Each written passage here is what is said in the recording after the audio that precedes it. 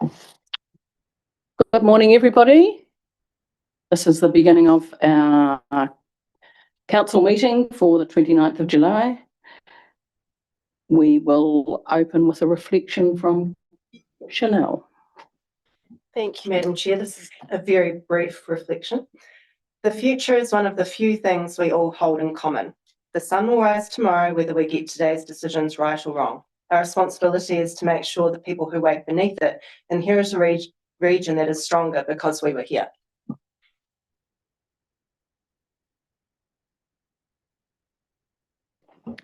Thank you, Chanel. I would like to acknowledge at this point the passing of Jim Hopkins.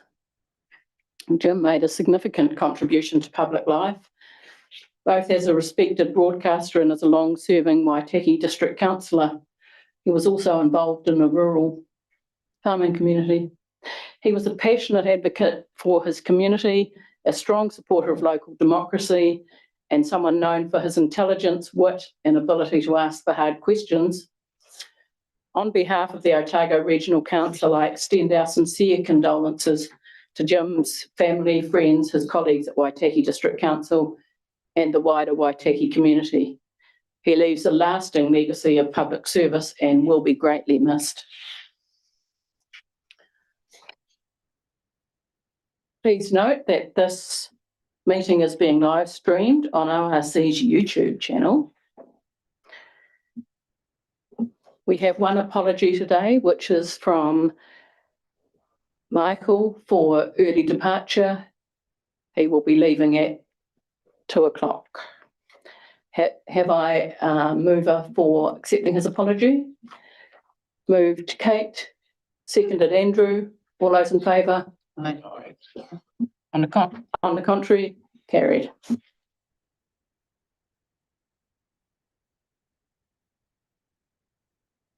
We move on now to public forum. We have 3 people on our public forum list today. Dr. Don Robertson, Pierre Marasti, and Simon Telfor. We start. Is Dr. Don here? The floor is yours, Don.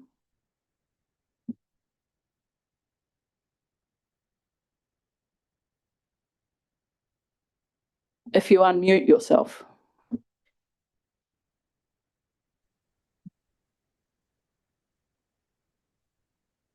Okay, I should be unmuted. Can you hear me? Yes. Great. Hi. Thanks for the opportunity to have a chat.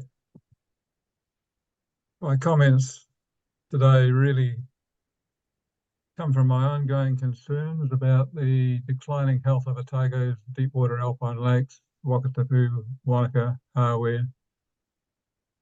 I'm a Wanaka kid. I love this place. My 4 grandparents came to the district around 100 years ago, so I've got quite a few local cousins. I spent 40 years in ocean science before retiring back to Wanaka 16 years ago. In my 40 years of ocean science, I've been involved with many research projects, many of them large, and for many of them also involved with their application and resource management actions and decisions. So what's the problem? I guess my concern is that for more than 150 years, the water quality, the ecosystem health, the impacts of expansion into the catchments of Otago's deepwater alpine lakes have been taken for granted with significant negative consequences. So for more than 150 years, the striking beauty, the ambience, the climate, the business opportunities based on the lakes and their catchments have continued to attract growing numbers of residents and visitors, and this continues today. Populations in the lakes catchments are growing rapidly. Investment in lakes catchments is substantial and expanding. We have hugely changed land use through ongoing increasing investment and recreational activities on the lakes and in their catchments.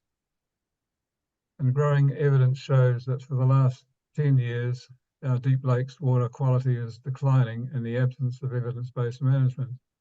That's not to say that the quality isn't high, but it's declining, and that should be a matter of concern. The economic impacts of allowing our ongoing mismanagement of our lakes and their catchments will likely be pretty severe.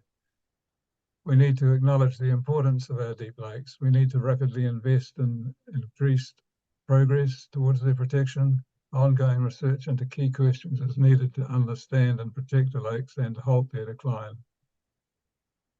Measurements of key lake attributes need to be progressed with urgency, not just for a few nearshore shallow samples. We need to assess what's happening with key functions and processes throughout the water column, in the lake-wide inflow, in the benthic sediments, and the physical attributes and biodiversity across a wide spatial temporal sampling regime. We need to understand much more about the likely impacts of large agri-stocking rates and large populations of feral mammals in the lake's catchments. It's very pleasing to see that ORC, with encouragement from the Parliamentary Commissioner from the Environment, has established the Otago Deep Lakes Management Working Group, which has approved the terms of reference and membership for Deep Lakes Technical Advisory Group. Great steps forward. These groups are making excellent progress, and I am very impressed with the papers that the TAG group has prepared. There's certainly excellent thought and understanding behind the TAG recommendations. However, I'm concerned that the scale of funding proposed may well be too conservative and may limit the scope and pace of research necessary to halt the Deep Lakes decline.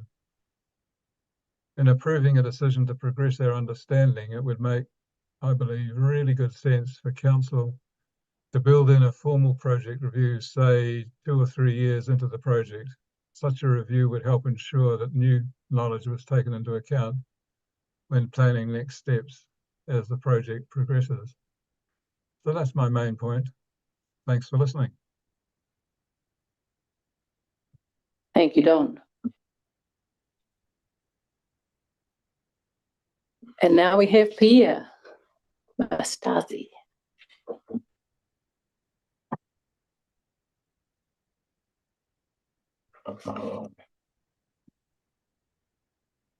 Kia ora koutou katoa.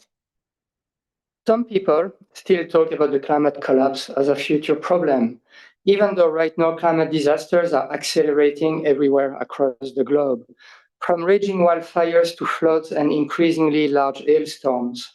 An example amongst many, here in New Zealand in the past 15 years, severe storm occurrence more than doubled. You might even have been directly affected by the latest flood in Otago earlier this month. But there is a phenomenon called shifting baselines that tends to make us blind to change as we simply get used to today's reality. So when it comes to the climate and ecological collapse, looking back at what we have already lost might be one of the most important things we can do. Today, we're going to look at what is the core responsibility of this council and what is at stake in this collapsing climate or environment. And don't forget, we are part of the environment.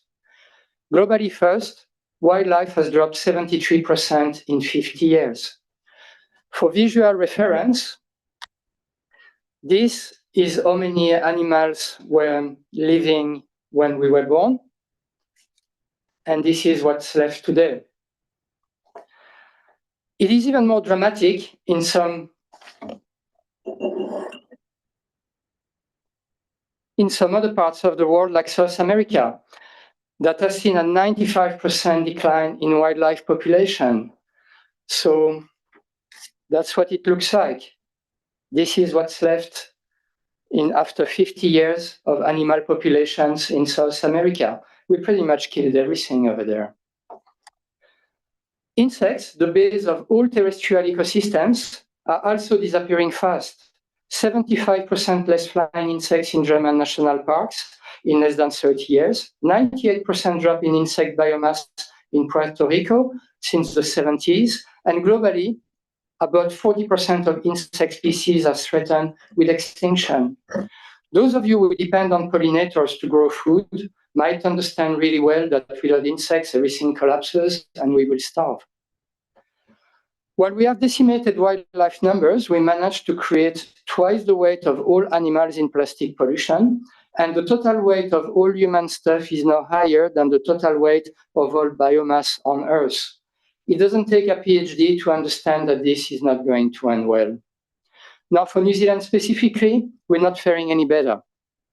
The 2025 Our Environment report from the Ministry for the Environment states, amongst others, that 78% of our native birds are threatened, 94% of our reptiles are threatened, 80% of our bats, 93% of our frogs, 48% of our plants, 76% of our freshwater fish species, and also 56% of our marine invertebrate species are threatened. And I could keep going on. We are causing the sixth mass extinction. And it is important to understand that it isn't just happening out of nowhere, like the meteor impact that wiped out the dinosaurs. No, it is the result of our cumulative actions and of our cumulative decisions, including the decisions taken in this very council. And nothing will improve if we do not start to put the environment and our near future survival at the center of every decision, from our energy choices or consumption choices or travel choices, etc. And the decisions taken in this council have an outsized impact as they will influence the actions of many. There isn't enough time in this meeting to cover everything you need to do, but here is an easy one to start that you will be discussing later today. An electric bus service between Hawaii and Wanaka would tangibly reduce our local transport emissions. I was disappointed, though, to not find anywhere in the report a mention of the bus being electric, which doesn't make much sense as they are available, and we know that running an electric vehicle beyond the emission reduction is far cheaper than running a vehicle on fossil fuels from the Strait of Hormuz. To go forward with this project and to make it electric would be a good first step for today. Thank you. Thank you, Pierre. Thank you.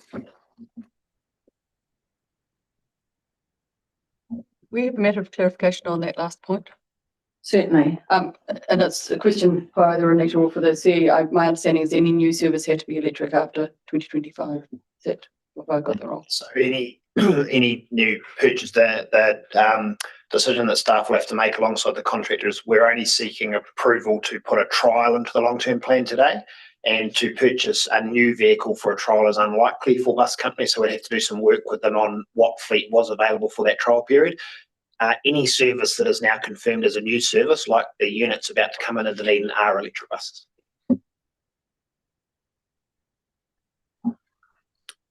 Simon Telfer. The floor is yours, Simon.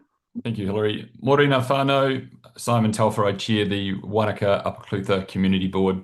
I'll speak briefly in support, as we've been talking about the Upper Clutha public transport business case. Firstly, I'd like to acknowledge ORC staff, that's Robin, Grace and Jack, for their collaboration with the Community Board when preparing this valuable piece of work. It was exceptional and appreciated. I recommend you endorse the public transport investment case, and I strongly encourage its inclusion into the long-term plan for community consultation. I don't have a firm view on the options in the paper because I want to leave that to you as public transport experts, but we need to ensure the trial is properly resourced and not undercooked. It needs frequency, it needs reliability, the trial needs to be substantive in nature. As you know, Wanaka and surrounds is expecting huge growth, and past experience shows that actual growth is far more than originally projected. We've seen what happens in the likes of Queenstown when we try and play catch up with our transport services and infrastructure. So we need to commit now, and we need to commit and act now for the future and move on from the approach of being an ambulance at the bottom of the cliff. This public transport service will make a huge difference, particularly to those who live in Hawea. It provides equity to those who are unable to or choose not to drive. It increases efficiency on our roading network and will ease congestion at key pinch points like the Albert Town Bridge. Cost of living pressures are acute, and these can be addressed by public transport.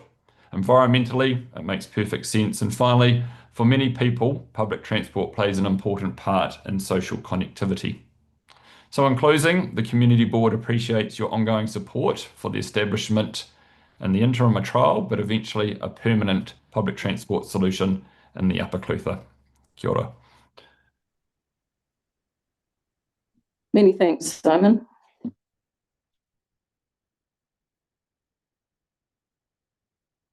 Right, moving on to confirmation of the agenda.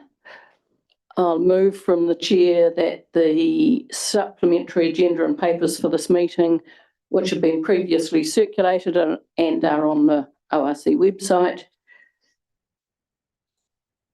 be received and added to the agenda under item 9.1 rates review. Seconder? Happy to second. Seconded. Kevin? All those in favour? Against? Carried. I remind all members of the need to stand aside from decision making when a conflict arises between your role as an elected representative and any private or other external interest you might have. It's helpful if you indicate that you are standing aside by moving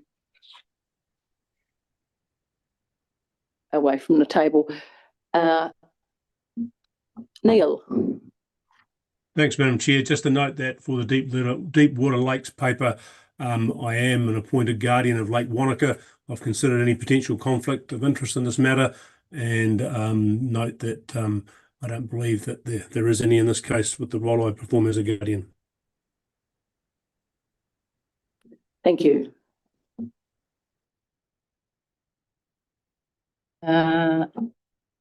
Confirmation of the minutes of the council meeting of the 24th of June is a true and accurate record. Have I a mover? Matt, seconder. Robbie? All those in favour? Against? Carried. Action register, and I'll hand this over to Richard. Thanks, Hilary. So yeah, look, two actions in there that are being progressed. We expect an update on the next steps in terms of the South Dunedin work to be circulated shortly. The team have been away working on what those resolutions passed by ORC and DCC recently mean in terms of the work program. So we should have an update there for you the next wee while. And the Large Scale Environment Fund, we have had our first meeting with the governance group, and we'll be on track to provide a report back to the August meeting.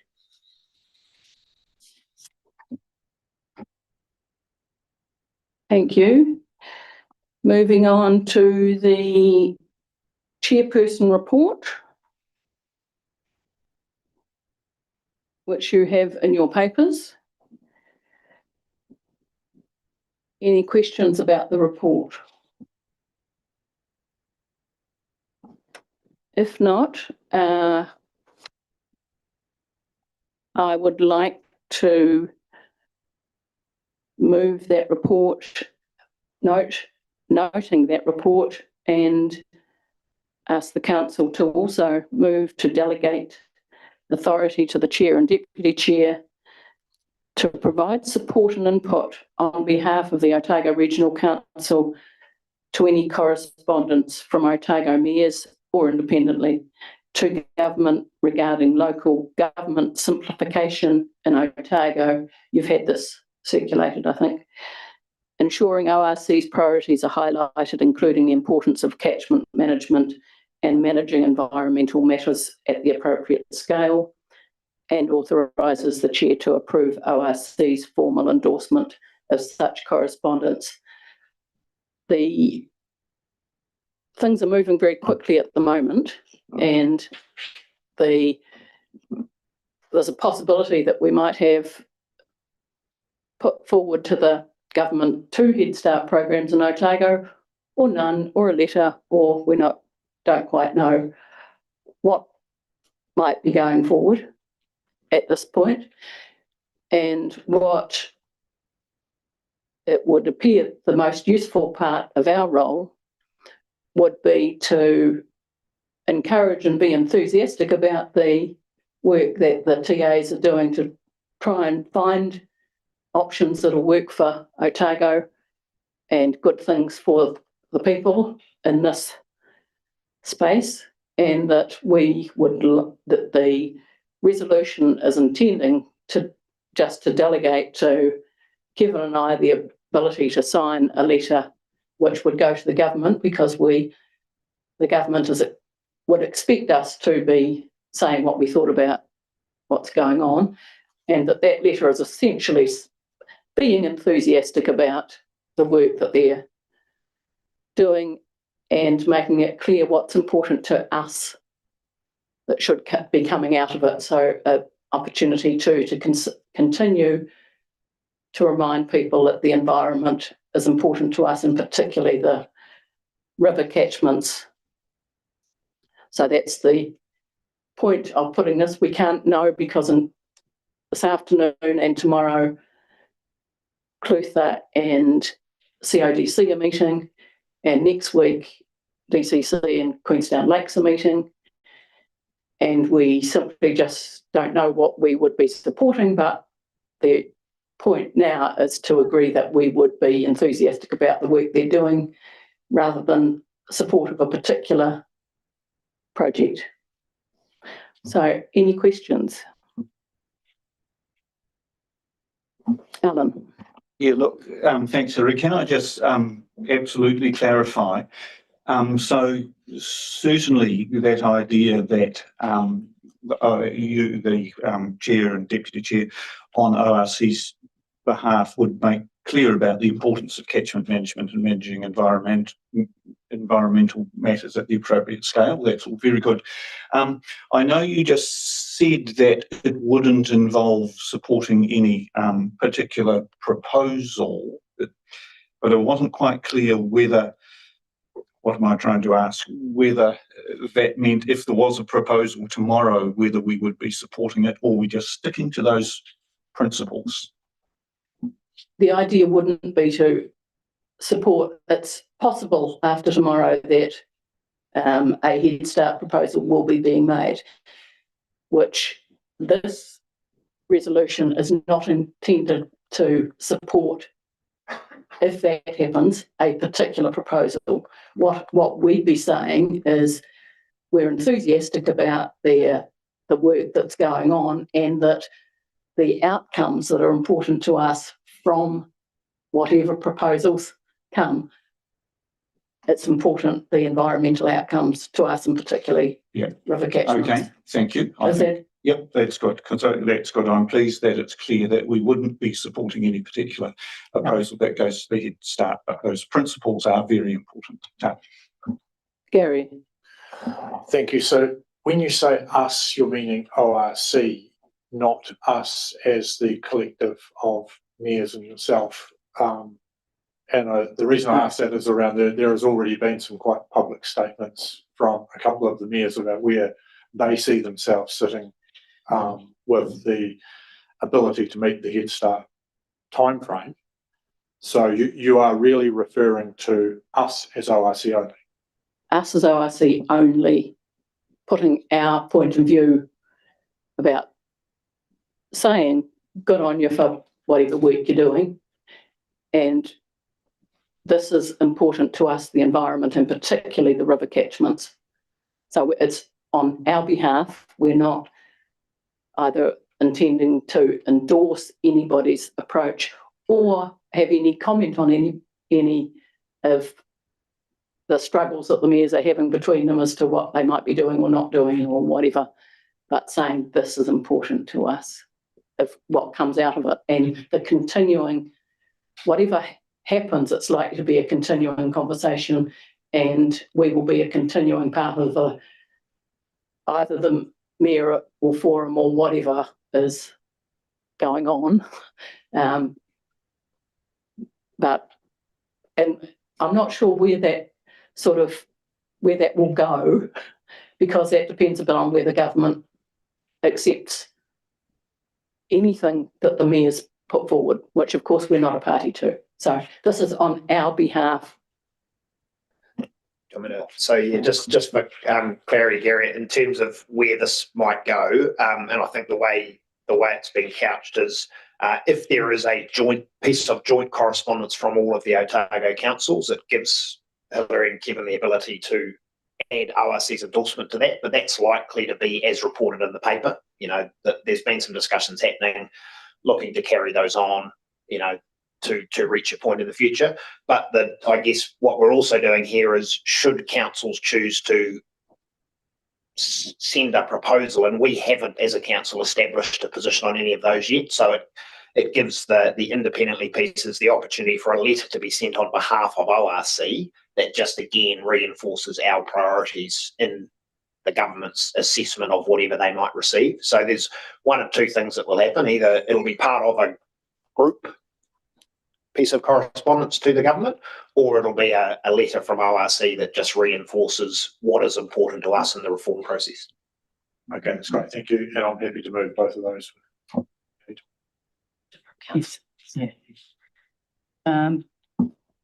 Michael, I'm a bit confused. That might be the flu. We're meant to endorse, the chief executive just said something that seems contradictory of this motion. So if, for example, the councils decide to endorse a Head Start proposal, then I heard the chief executive say we may endorse that. Could you clarify that, please? No, my understanding from this, Michael, is that what's been reported previously is that there would be a letter to the government. So that was what was, I can't remember the date of that article, but it has been reported. So that was the understanding and the delegation we're seeking. If that changes over the coming, probably 5 business days as the various council meetings occur, and there is a Head Start proposal submitted, my advice to the chair and deputy chair is we haven't taken a position on any of those yet. You could still choose to. It would have to be an extraordinary meeting, but you could still seek authorisation from the council to lodge a letter with the government outlining ORC's priorities. So just to clarify, we aren't endorsing anything that comes out of any of the council meetings. That would require a separate council meeting to set policy for the ORC. Yes, that's our advice. Yeah, I understand that. All right. Is that what? And then the second issue is, given the public statements of the various mayors, particularly of Waitaki, Clutha, and Queenstown, can I ask the chair, given that there seems to be a series of meetings, how confident she is that any Head Start proposal will come from the 5 mayors as a joint enterprise? we don't know. It's very difficult to read the tea leaves on this one, Michael. But what we do know is that they've been galvanised into trying to engage with the government in the last week or two, and what comes out of that, we're not sure, but which is why we want to limit our response to saying we're enthusiastic about them keeping on working to try and find solutions that will be for the good of Otago, and this is what we consider to be for the good of Otago, out the river catchments and the environment. So that means that we aren't saying that we want a proposal that, to read the motion, highlights the importance of catchment management and managing environmental matters at the appropriate scale. It's just that managing environmentals at the appropriate scale begs the question, does it not, of what is the appropriate scale?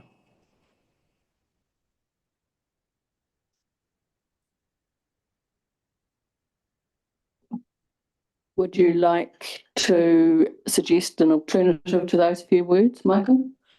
It's just a very complicated motion. And I understand what you're trying to do, which is to ensure that environmental objectives are not lost in any Head Start proposal or communications to do with local government reorganisation in Otago. I just think that that's the key point, isn't it? That we want environmental considerations to be foremost from our point of view in any resolution that's finally reached to do with local government reorganisation in our region. Is that not correct? Would you like to just leave off the words at the appropriate scale, which Yeah, is saying the importance of catchment management and managing environmental matters.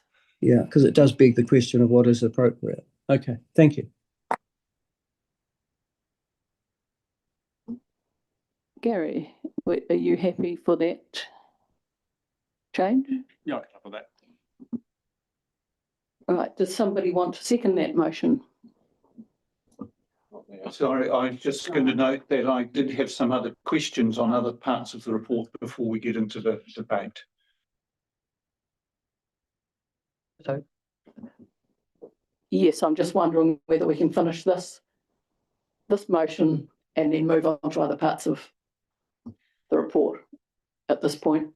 Just do the questions for the questions. report. Just get rid of all the questions and then have the finalise the motion and debate the motion. Okay. Alan, what questions have you? Right, thank you. Look, I'm referring to the attachment 8.1.1, the letter to the ORC from Otago Fish and Game, in which they conclude by saying, we urge, talking about the proposed CODC local bill, we urge you to oppose the development of a local bill and work with the whole community to find an enduring solution. My question is, will we be responding to this letter, and how will we go about deciding on that response? That's two questions. We may be asked by the Central Otago District Council our views or to take part in it, but at the moment it's not our issue, it's CODC's issue. So will we respond to Fish and Game to that effect? Would you like me to? I think their letter does certainly warrant a response.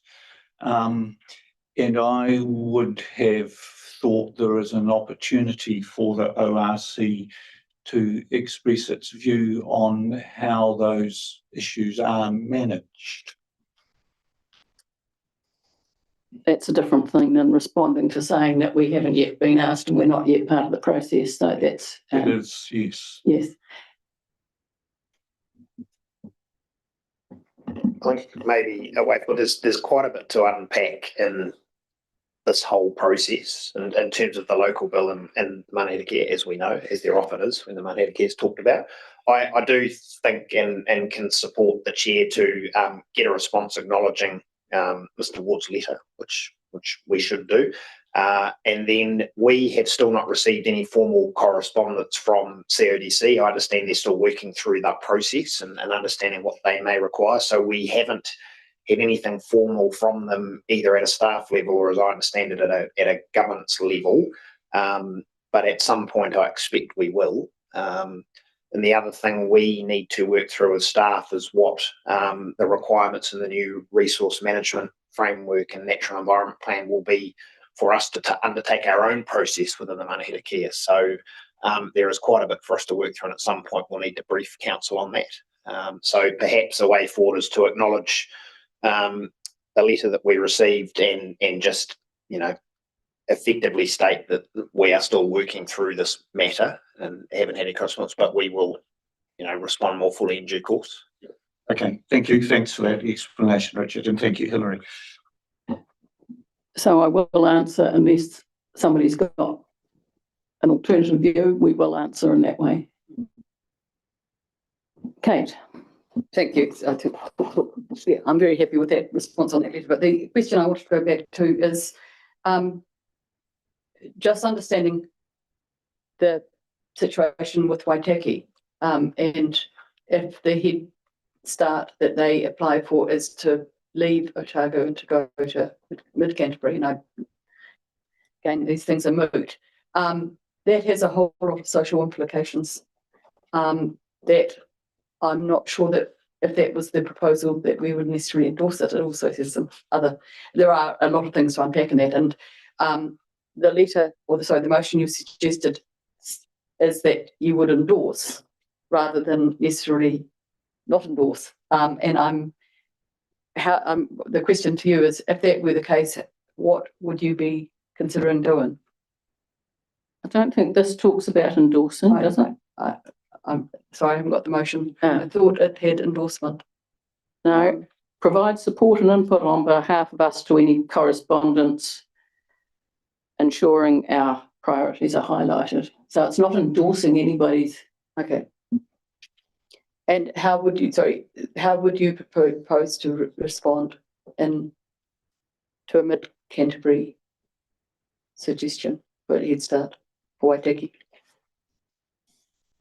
This doesn't encourage us to respond in any particular. To approve ORC's formal endorsement of such endorsement of the correspondence, sorry. Yeah, okay. Thank you.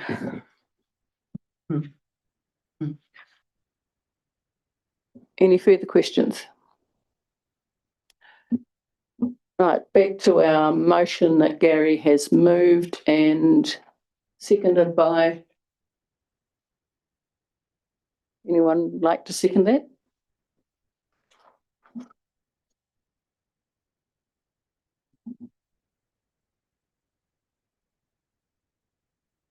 Sorry. People might be confused which one it is.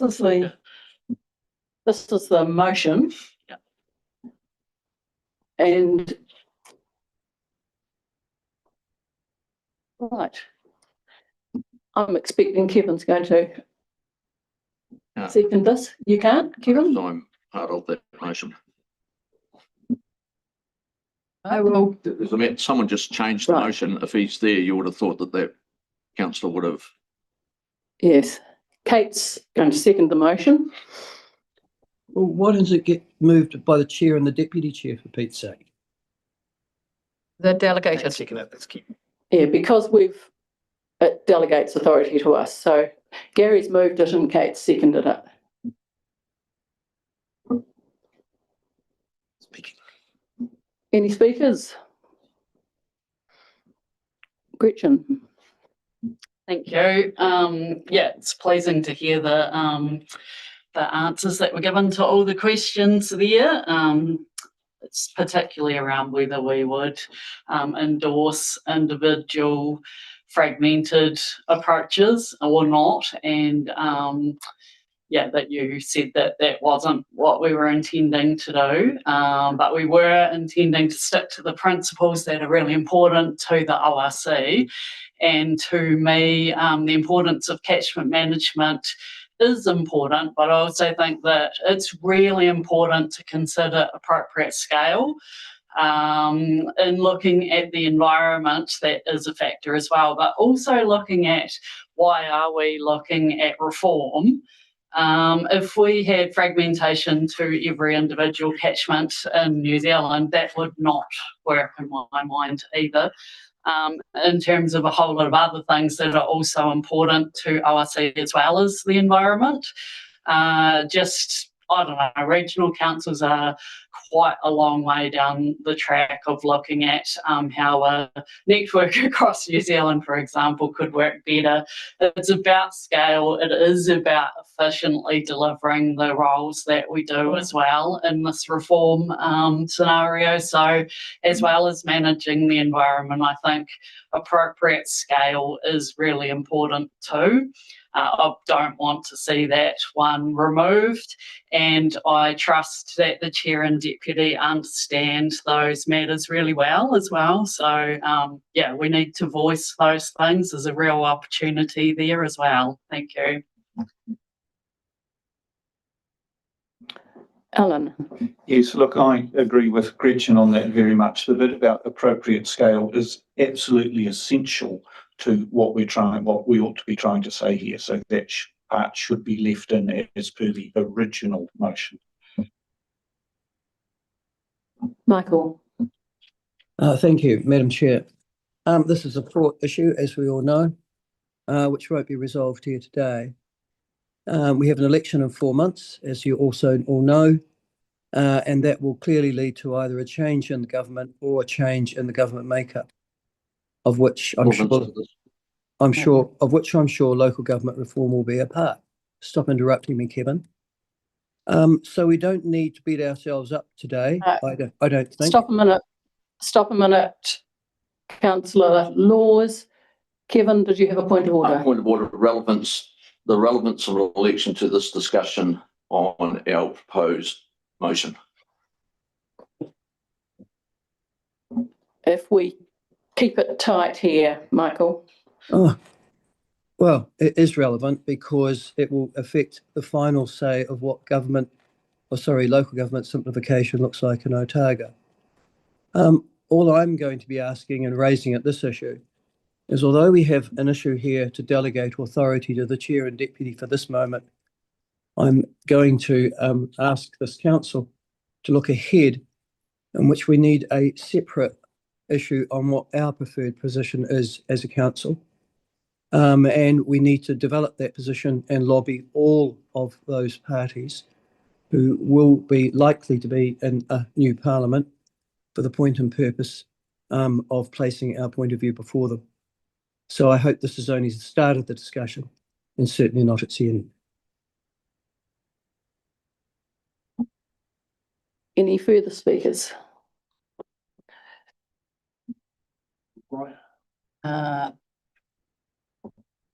Yes, I was just going to speak myself and then. Yes, no, you can speak. The point of this is that it's an ongoing moving feast, and we may know on the 9th of August or whatever it is, or we may not know quite who's done what, and then following that, the government will give some indication of what they're going to do. And then, as it were, the hard work happens, because then people start engaging in a different way with particular options, I think, and we will have a opportunity there to do other things. But this is an opportunity for us to say, when the government is looking at something after the 9th of August, at whatever they've got from Otago, that we want to say that the environmental stuff is really important. So this is an opportunity for us, I see, and we don't know what we're responding to quite yet, but we certainly want to keep going with that message. So that was what was behind my proposing this. Gary. Oh, sorry. Matt, do you want to speak before Gary's right to reply? Thank you. Look, I appreciate the sentiment of trying to make it a tighter and more specific point in this delegation. And I'm always keen to reduce words where appropriate. But I think that referencing scale is really important from a regional council. It's just makes it relevant to the councils that are paying attention to this, that they need to consider beyond their own boundaries what they're contributing to and what they're part of. So I think it is more suitable to keep the original text in.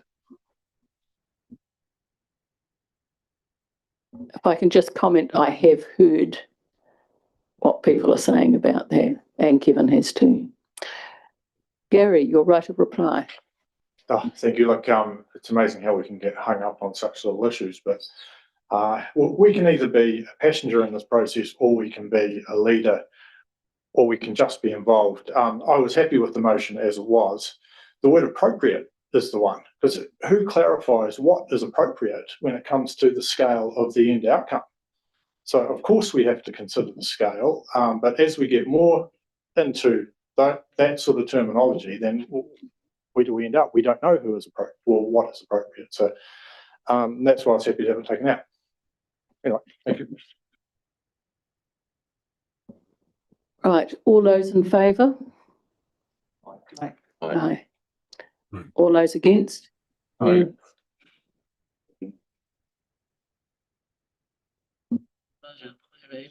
Sorry? Yeah. Division? All right. Councillor Byers. Aye. Councillor Gardner. Councillor Gillespie. Aye. Councillor Hollier. Aye. Councillor Callagher. Yes. Councillor Laws. Yes. Councillor Malcolm. No. Councillor Noon. No. Councillor Robertson. No. Councillor Somerville. No. Councillor Wilson. Yes. Councillor Calvert. Yes. Okay, 2, 4, 6 in favour and 6 against. We have a tie. Would you like to use your chair? Yes, I will use my casting vote to put the motion through.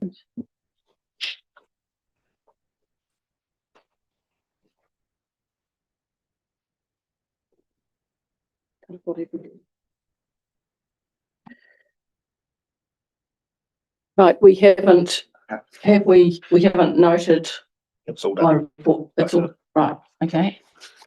Moving on to the Chief Executive's report.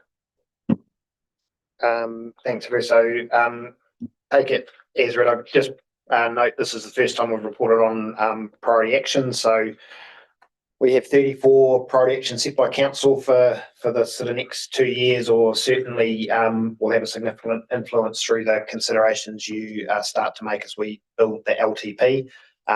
Next reporting phase will have a more detailed update of each of them, but effectively there is a mixture in there of work that is already underway. I guess you class it as business as usual. It was already in the work plans. There is some work that would need to be accelerated, and then there is some new work that we will have to bring to the table for your consideration, and there'll be discussions going on between general managers and portfolio leads over the next couple of months as we flesh those out. But just, I guess, just noting that we are aware of the weight that council has put on those, and there is significant amount of time being invested just to understand what's going to be required to deliver on those 34 actions. We've had a lot of consultation underway, and just acknowledge the hard work of the staff and thank those councillors that have been along to support that community engagement on various plans. That's been going well. Just noting in the customer experience report again, the benefit we're seeing of having more of a presence in terms of the numbers of visitors we're getting to our customer services desk, which has tracked up significantly, and looks like it wasn't just a sort of blip when we first moved in. It's we're maintaining high levels of visitation, and we're also able to use the building now and have held a number of community engagement events in the foyer as well, which has been excellent. Otherwise, there's various updates in there. We are continuing work on the efficiency review, and the most recent action we've tackled there is in the project management space, which was a priority for us, and developing a consistent framework for the organisation, which will help in terms of our decision making around projects and our tracking and reporting of projects, and ensuring that we are doing that in a consistent way right across the board. So it has been a case of building that into our overall business improvement framework and the various pieces of work we've got underway. But again, I guess it is just acknowledging that we know that our council is keen to see us continue to tick off those actions that are contained within that efficiency report, and we are doing that. So happy to take any other questions on the report. Gretchen, then Kate. Just looking at the priority actions reporting that you've got there, and thanks for doing that and clarifying where we're at.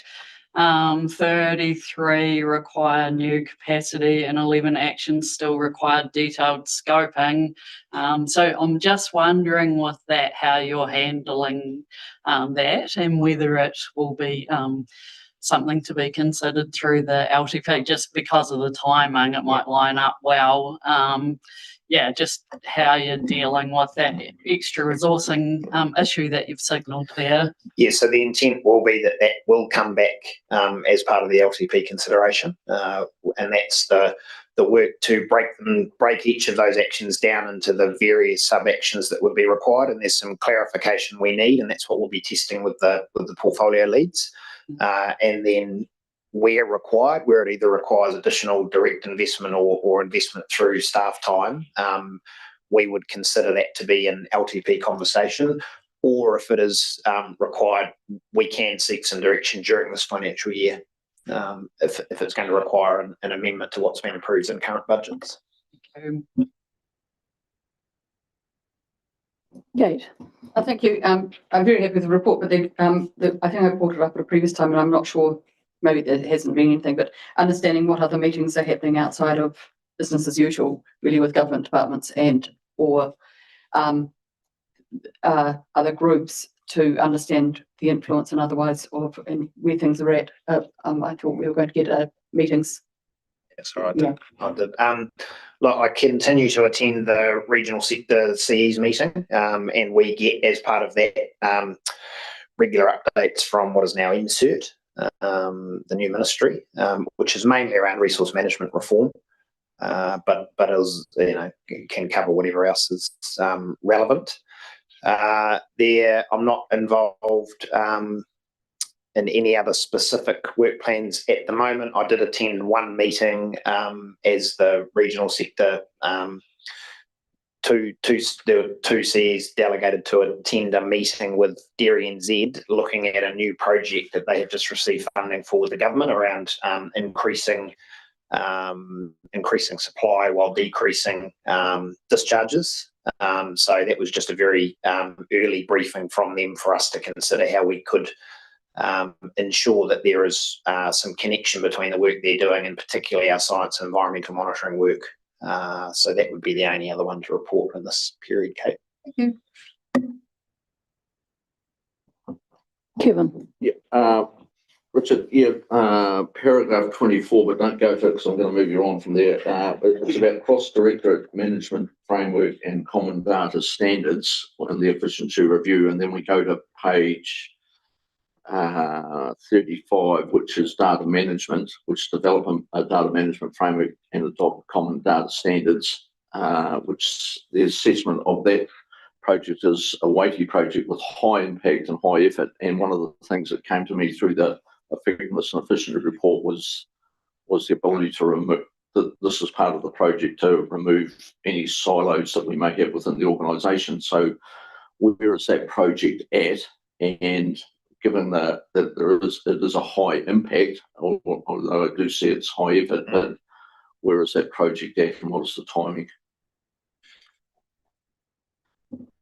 So it hasn't started as indicated there. It's just not one that has got to the point where we've kicked that off, acknowledging that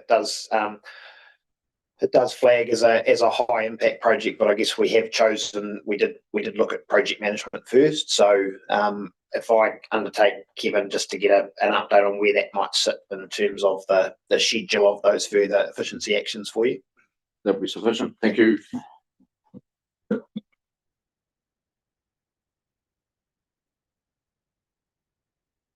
Gary. Just interested in the 500 more people through the door than last year in May. Have you any idea on why that is? Is it just popping in to check out the new building? Is it they could fear of lifts in the old one?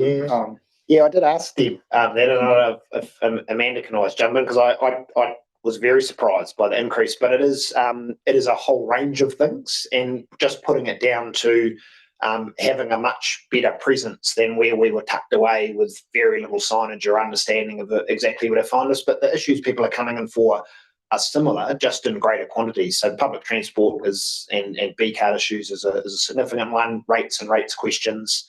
But we have just seen a significant increase generally across the board, and people who now know where we are and are happy to come and access the facility and speak to someone on the front desk. And is parking. Somewhere to pull up.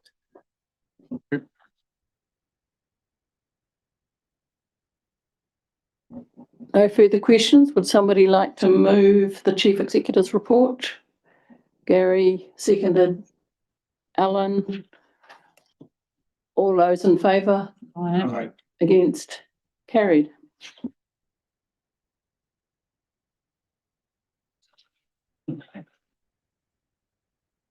Moving on to 9.1, matter 1.1 and a supplementary agenda paper.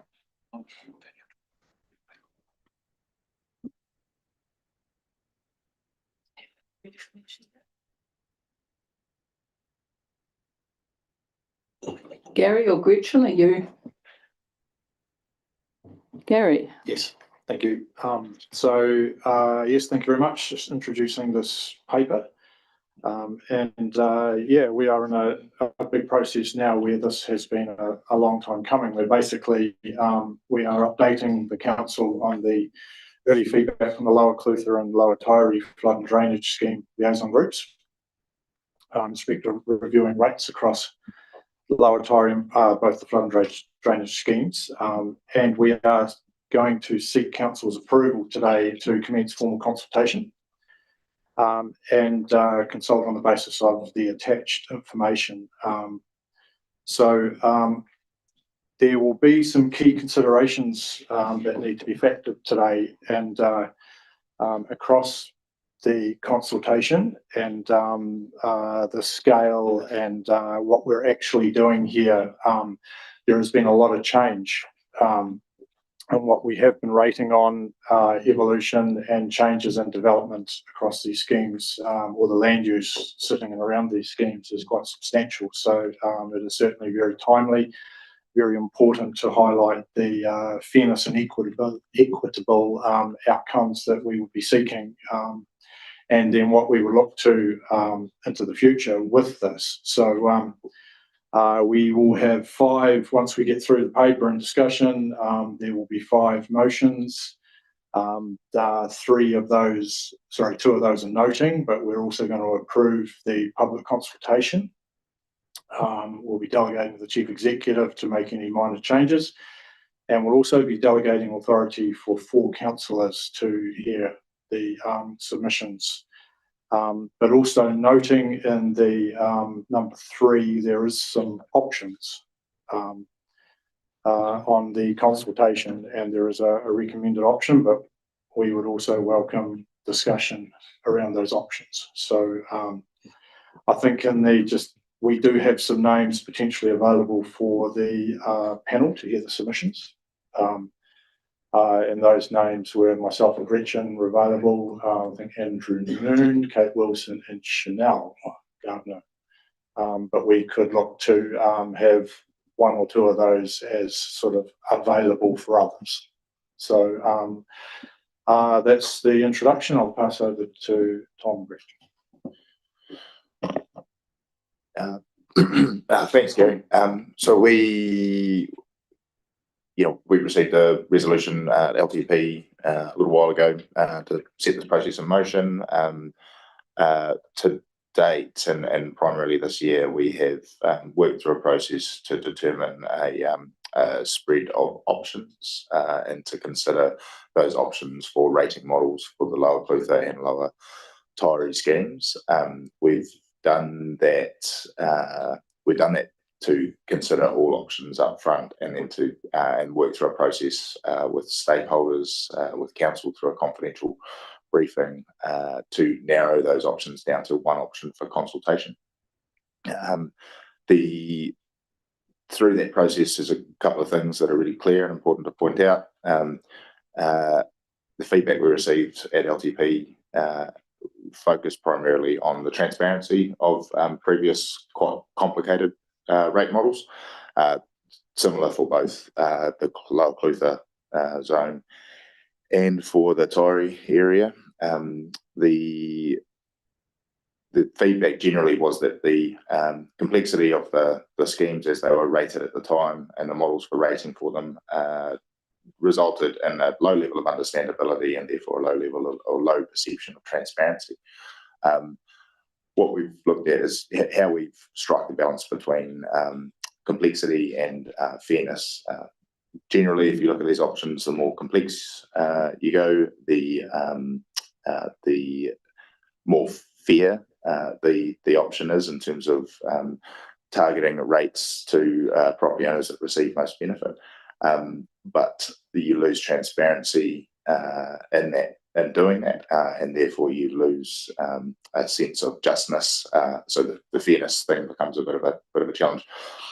Anyway, based on the feedback we've received from liaison groups and from yourselves, we have developed what we've termed option 4, but what is generally a level of service based model.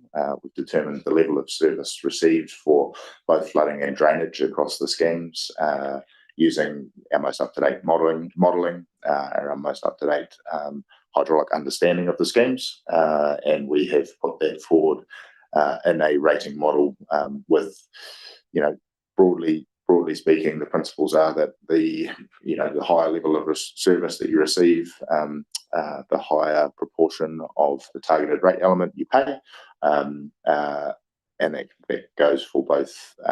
So that's primarily for the flood scheme part of the schemes, and for drainage. Essentially, the higher the density you're able to develop your property to. So, residential, commercial properties pay a bit more than rural properties, on the basis that they are able to develop those properties to a greater density with a greater runoff volume that would then be carried away by drains. As it bears out, key changes within the model that we'll be consulting on a shift in rates loading from, for instance, in the Taieri, from the West Taieri part of the scheme to the east in terms of our flood rates capture, and a broadening of the drainage scheme to cover Mosgiel. It doesn't cover all of Mosgiel at the moment. As with any rates model, we are seeking to collect an amount of money. If you reduce one party's rates, another party, for a given amount of money, another party needs to pay more. So there are always going to be winners and losers in any of these types of consultations. With all that in mind, we developed a great deal of consultation material. What's attached today is one of the more technical representations of that. Our material to help people to sense make with all of this includes a rates estimator, so you can look up your property. It'll show you where your property is on the map. It'll tell you what your rates were under the 25-26 year under the old model, and it will tell you what they would have been under the new model. We also have a range of interactive maps and other bits and pieces, so people can interrogate those flood layers and understand them more greatly. I think in terms of consultation, there's some key dates noted in the paper. We have a series of public meetings outlined, and we have done a lot of work to try and make sure that we have the resources available to respond to questions in a timely way and to develop material as we go. And certainly from we think we've got a good basis for consultation, but we also expect that consultation will provide meaningful feedback and give us the opportunity to refine the model through a hearings process. Happy to take questions. Questions? Alan. Thank you. Yeah, thank you for presenting all that.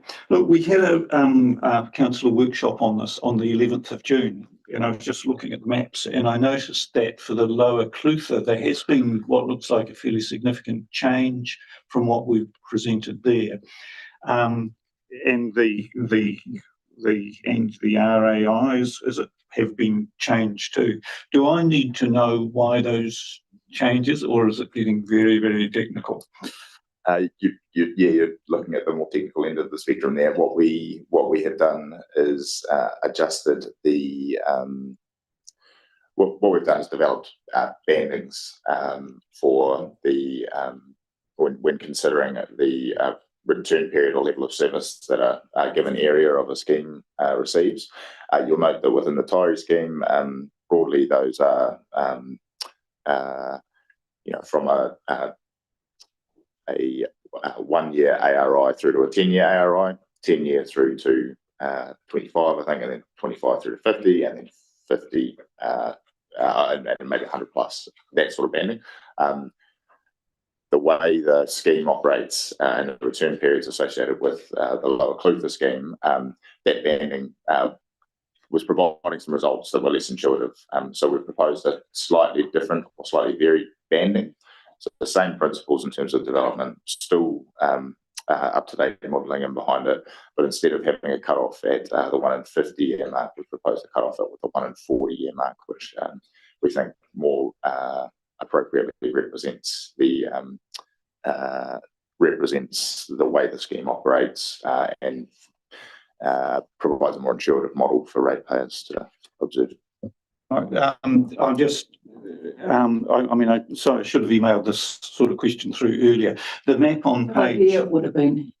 35 is showing for the Lower Clutha using those 50 to 100 and 100 plus, whereas the other ones were what appeared in the workshop. So just checking that these are the right ones that we're seeing here, where, and the significant difference is that area to the northeast of the Mato is now a separate rating area, page 35.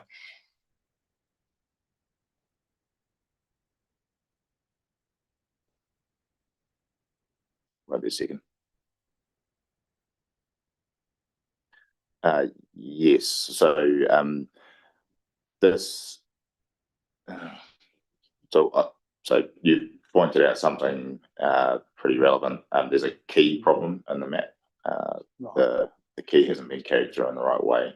So we have that 50 to 100 year banding. That's actually moved. So the teal area you note in the map on page, so everyone else can follow, 35 is it actually sits within that up into that 1 in 40 year bracket. Oh, right. Whereas the blue area it falls into that an area. It falls into a zone that is protected above that, closer to that 1 in 100 year area. So that the banding that we shifted there was to just appropriately adjust to capture areas in a way that makes sense.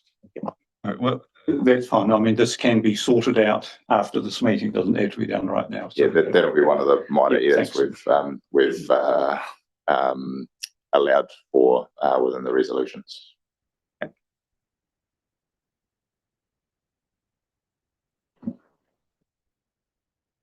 Right, I will move these from the chair with number 5. Yes. So just for clarity, through discussions this morning, and apologies, Gary, I hadn't caught up with you when you said 5 motions. We did add that extra motion around the alternate councillor, which had been flagged, and also just for absolute clarity, noting that panel would require a quorum of 3 to hear the submissions as part of the process.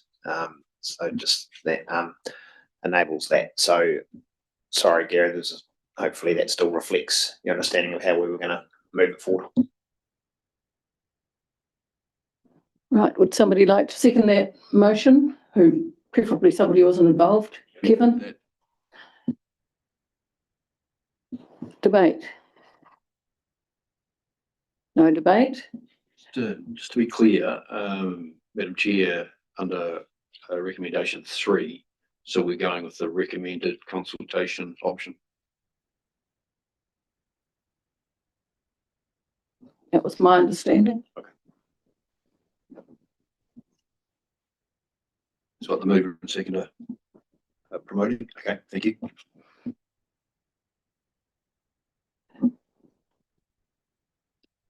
Gary?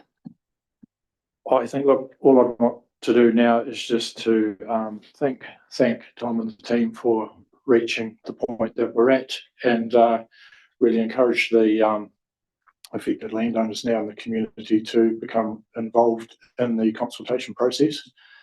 And we do really want to hear from them. Just because there's a recommended option up there, we would like to hear everybody's views. And this will be a quite substantial change, but a needed one. So we look forward to engagement with the community.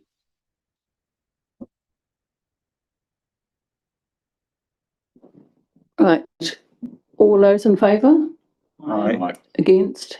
Carried. I'll abstain on that one. Oh, sorry? I'll abstain on that one. Oh, okay.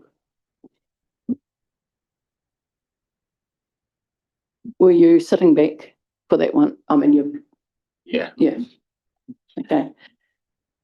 It's good if you can actually physically sit back, because then it reminds the rest of, no, just move back if you're doing that because that reminds the rest of us. Okay. As you noted. 9.2, I take a deep water lakes research and monitoring proposal. Gretchen.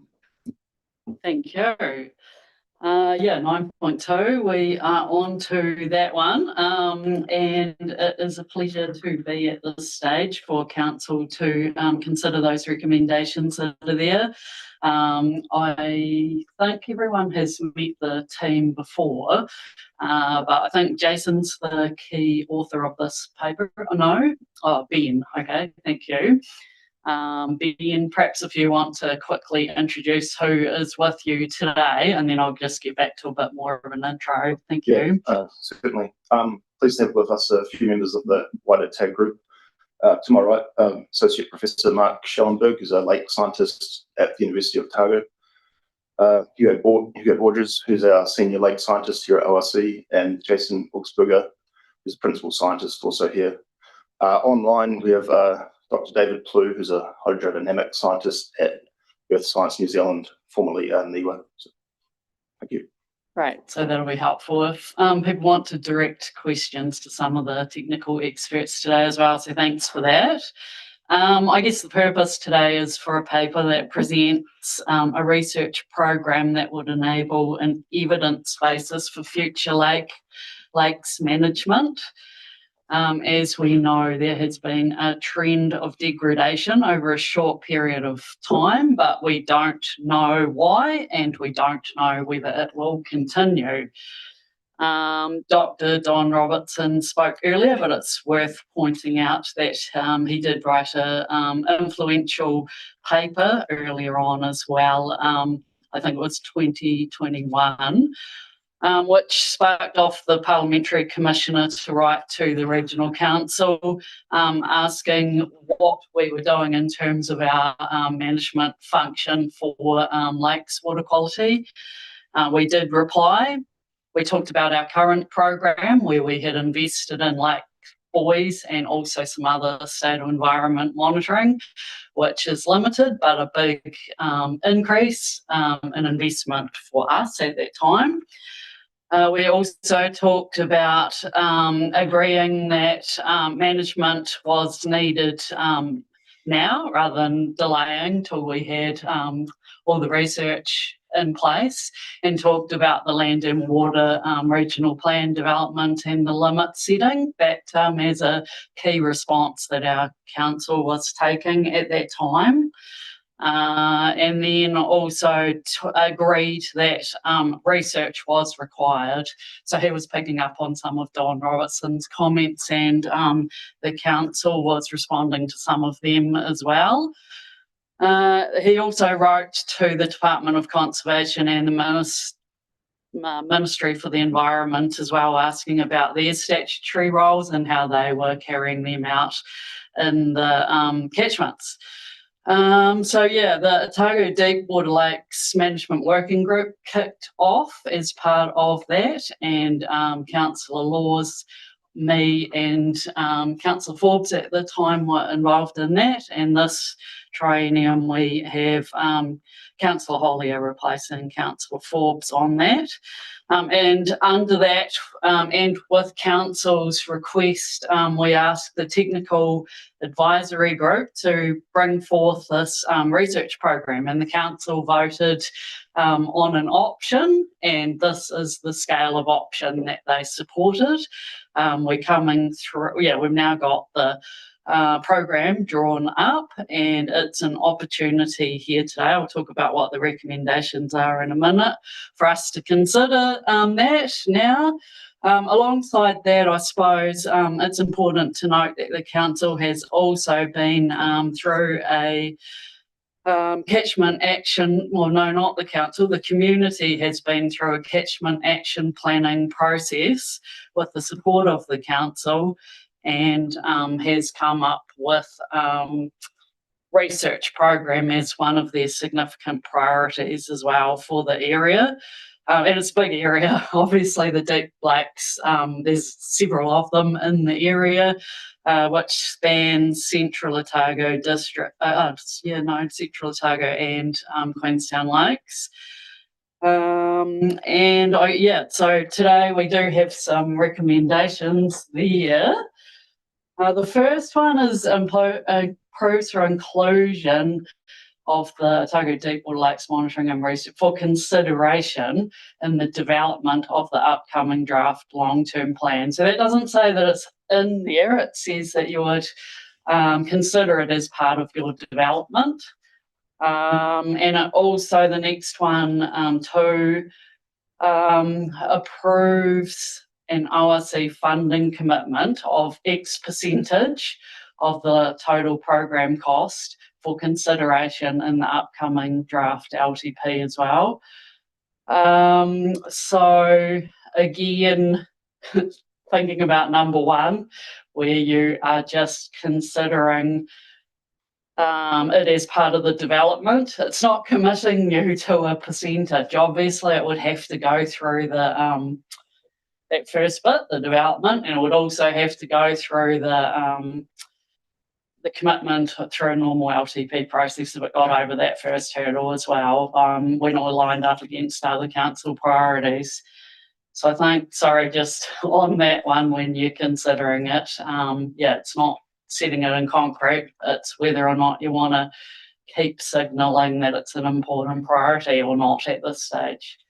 Direct staff to continue to explore potential funding contributions, and hopefully the intro just given has talked already that there are other people that have statutory responsibilities in these lakes as well.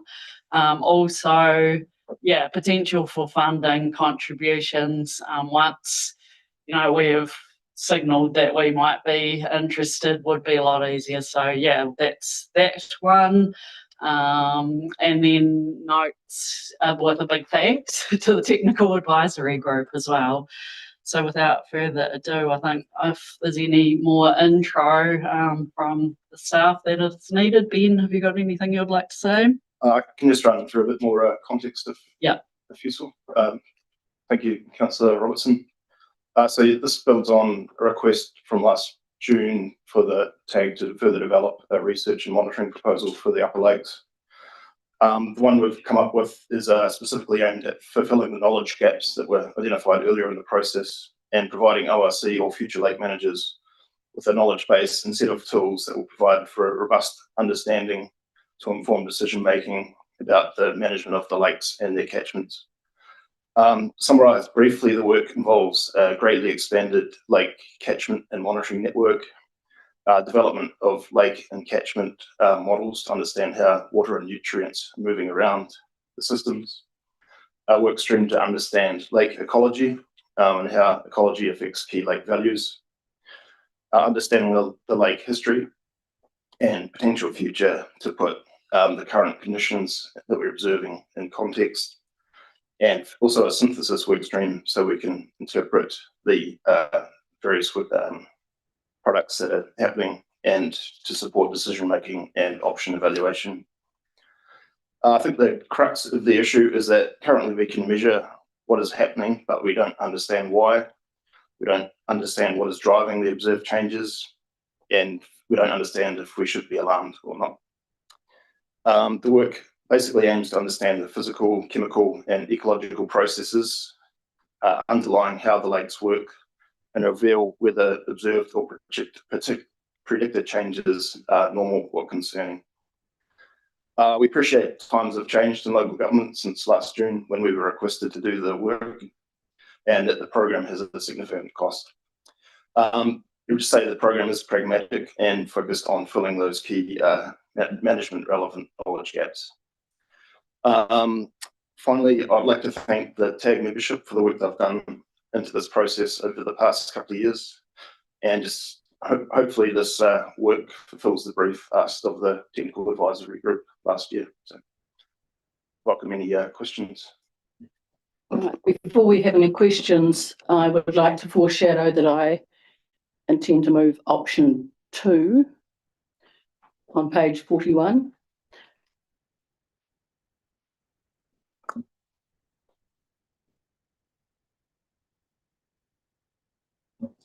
All right. Questions? Yes. Questions?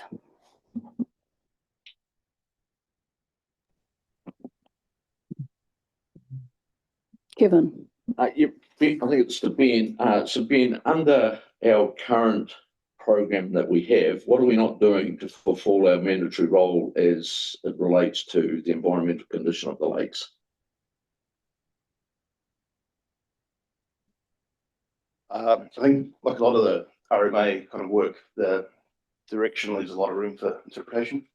What's required versus optional. So we're probably somewhere on that spectrum. We've got SOE monitoring program up there, so we can sort of monitor what's happening.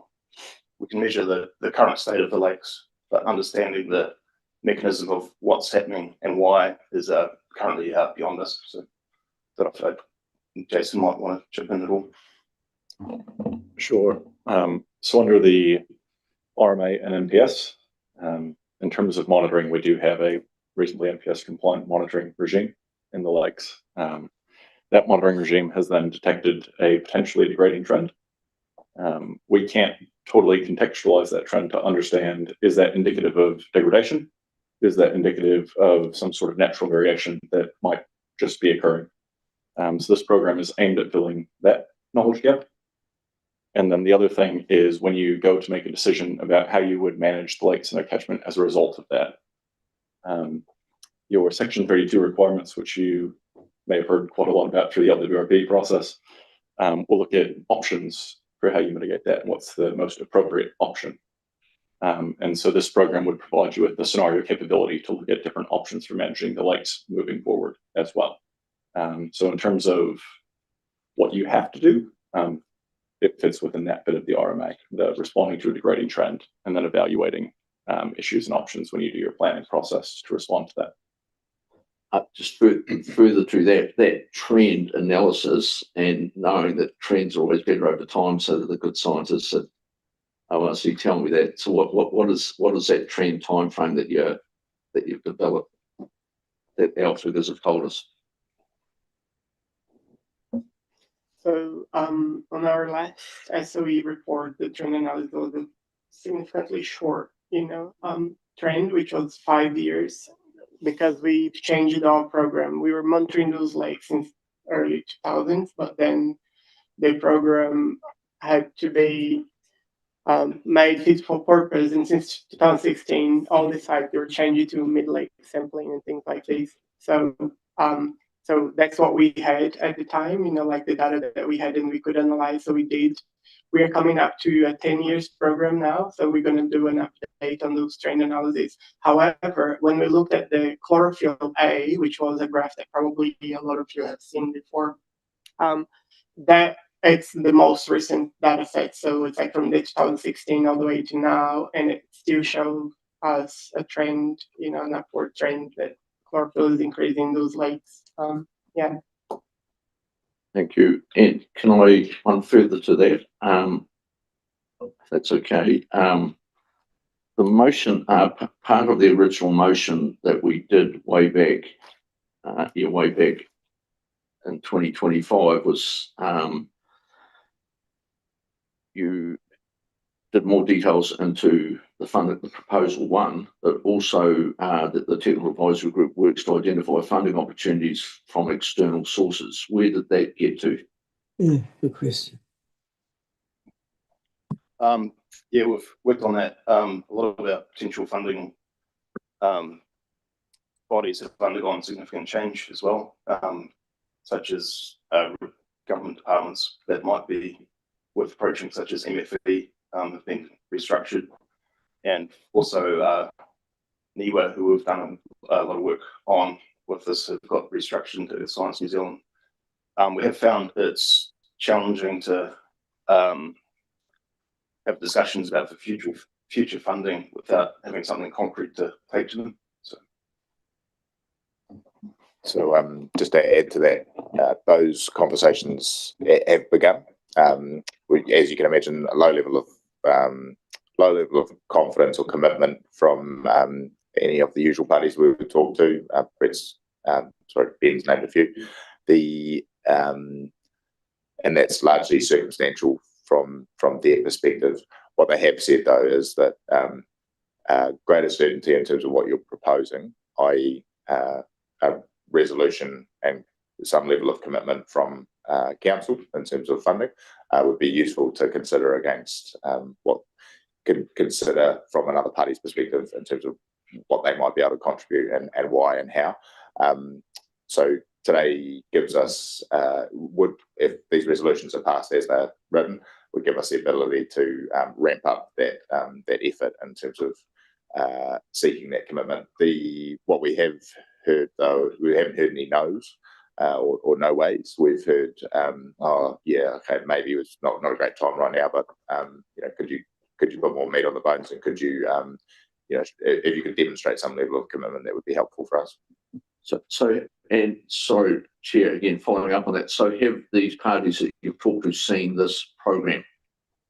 That's on the basis of seeing this updated program. They've been a part of the development largely. Yep. Thank you. Michael. Thank you, Madam Chair. So I've heard some interesting stuff today. We know what's happening, but we don't know why, is one of the things that's been said. And then we've been monitoring those lakes properly since 2016, because we weren't doing a very good job before then. And we've noticed decreasing trends in the lakes over that time. So can I ask what we did between 2016 and 2026? If we know what's happening, and apart from there are degrading trends, is that all we know for the last 10 years of research that we've done in the Deep Lakes? Can I just start with this one? To be clear, we started monitoring in 2016. We gathered that 5-year trend up into 2021. We analysed that trend in 2022 and have shared that data since. Since then, you would have seen dialogue back and forth with between the Parliamentary Commissioner for the Environment and this table. We've been tasked with going away and developing further programs and continuing to monitor as we have today. But that's the broad timeline. We haven't initiated any large-scale change projects or anything like that, largely because there's a few factors at play. One is the monitoring results that we've received are relatively recent, i.e. the last 3 years. The results have a level of uncertainty with them, and that there are some red flags, but the water quality in the lakes is still on a national scale, still it's sitting at a high grade or high level, but it's declining. So what we're saying is that we've got reasonably good water quality, but with some significant red flags and early in a data set. Subsequent to that, what we're saying is any actions required to make significant change or arrest this type of trend are likely to be actions of scale and consequence for communities. Those actions of scale and consequence for communities are always easier to implement with a reasonable, with a large amount of information and the types of data sets that this program would yield. Without them, it will be a very challenging conversation in terms of motivating community members to perhaps change land use practice or think about how they irrigate or how they fertilise, as an example. Equally, any planning conversations around where any future urban development goes and how that interacts with the lakes will also be significantly challenging without a high level or high quality information set to be able to use. So that's the kind of principle and premise for why we're here, and I guess a short summary of the history. So let me get this right. We know we can reasonably assume from the information that we've gathered over the last 10 years as to why the water quality is degrading in the Great Lakes. From, I wouldn't imagine just there, but also all the other scientific work that's done in New Zealand around a whole series of other lakes, yes? So, I mean, it's not something that you're developing in a vacuum, that there's a continuum of science knowledge and ecological knowledge that you could extrapolate as to what causes that degradation in the Great Lakes. Is that a fair assumption?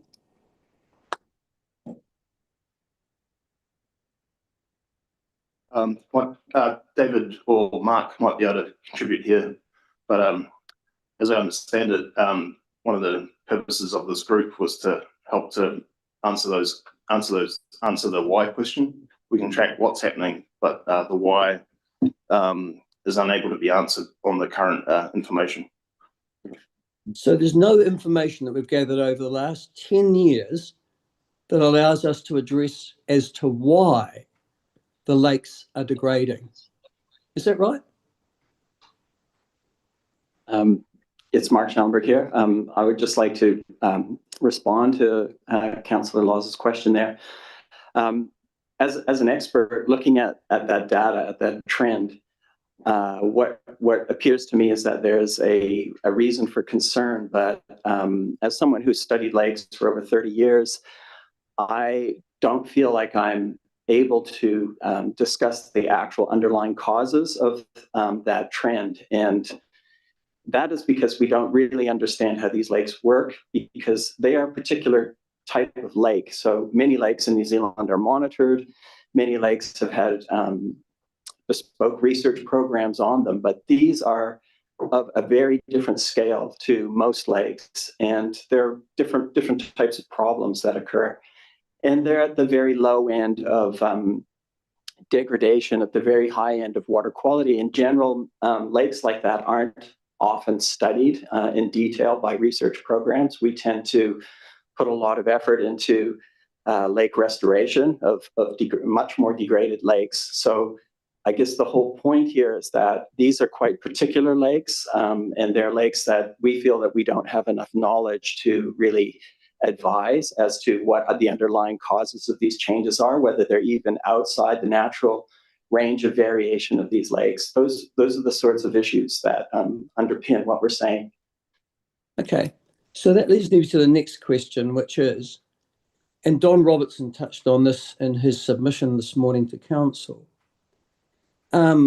This is a 10-year program that's being proposed for the point of monitoring and researching these lakes.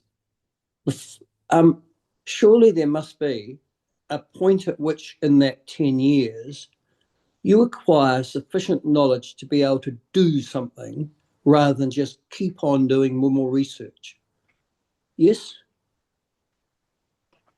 Come up with a management plan, an action plan that addresses the degradation of those water bodies. Yeah, a key part of the proposed work stream is a sort of a system of work to look at the data that's being collected and integrate that and advise on how it can be best used. So it will be quite a continual monitoring and adaptive program as data is collected and things evolve. So, are you saying? Yeah, Karen.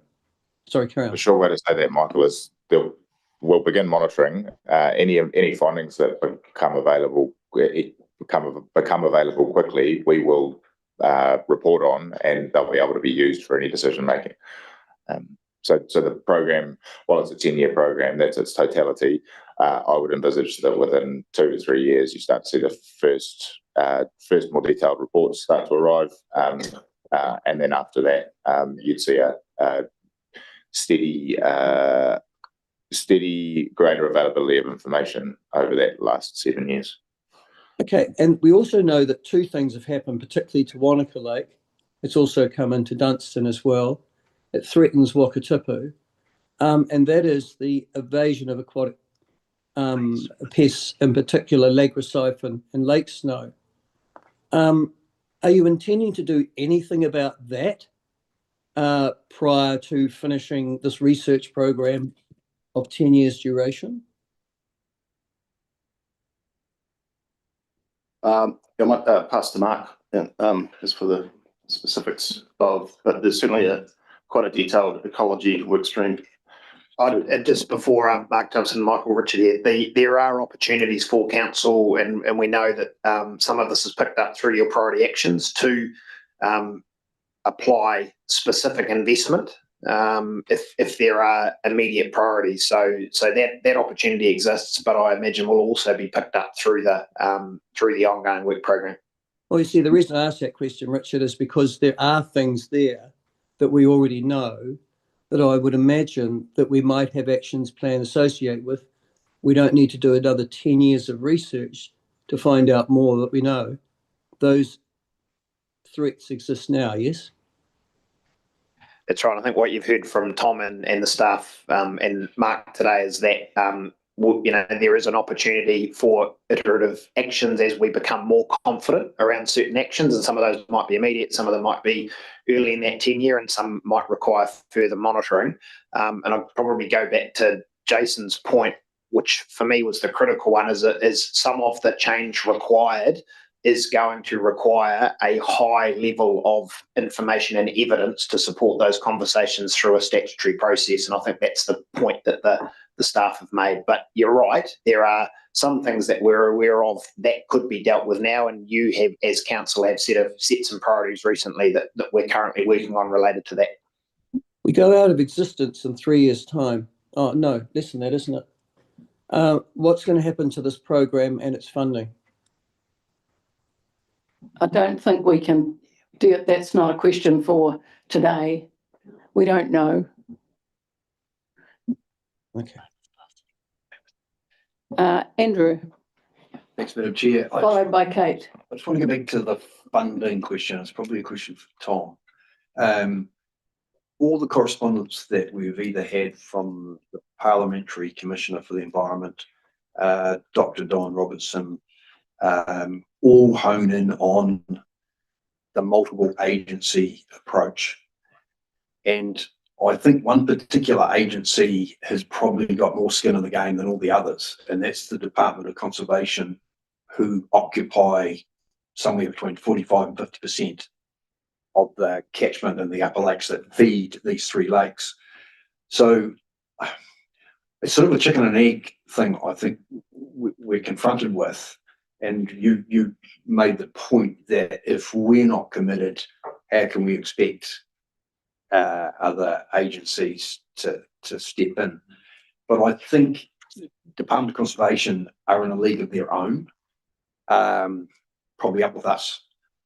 And yeah, I suppose this is more of a statement than a question, but I would be looking for more certainty from the Department of Conservation before the commitment is made, a full commitment is made from our perspective. And I'm just wondering how we could do a step process, because we've obviously got skin in the game and we've got to show leadership, all the rest of it. But I'm just nervous that we're going to be left high and dry, and I'd love to see the department in some way, shape or form give some sort of amber light at this point. I'd even prefer a green one, but yeah, you understand where I'm coming from? Yeah, no, I can absolutely understand the messaging you're providing there and understand the feeling behind it. This is absolutely a multi-agency issue. It's been highlighted by many parties over time. There are parties who are responsible for monitoring and understanding.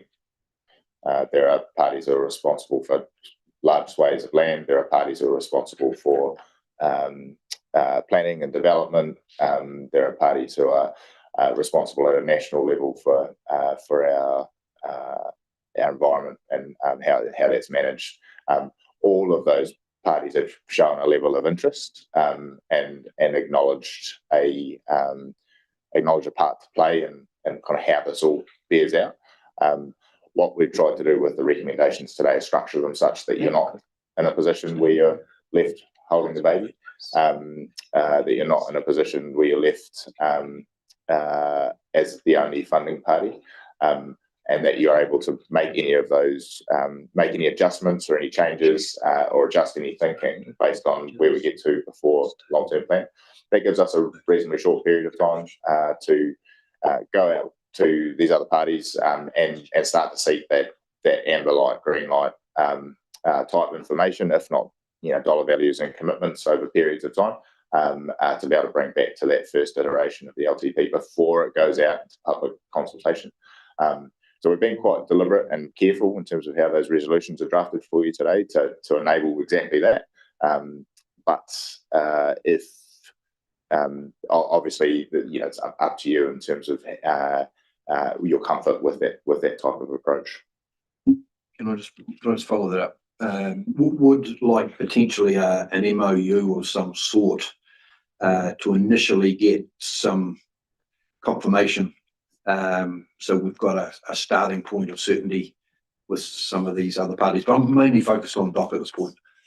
I think our intention was to develop something very similar prior to that funding decision at LTP. So this gives us something to go and work with at an idea of funding level that this organisation could bear responsibility for, or could see itself bearing responsibility for, if those other parties came to the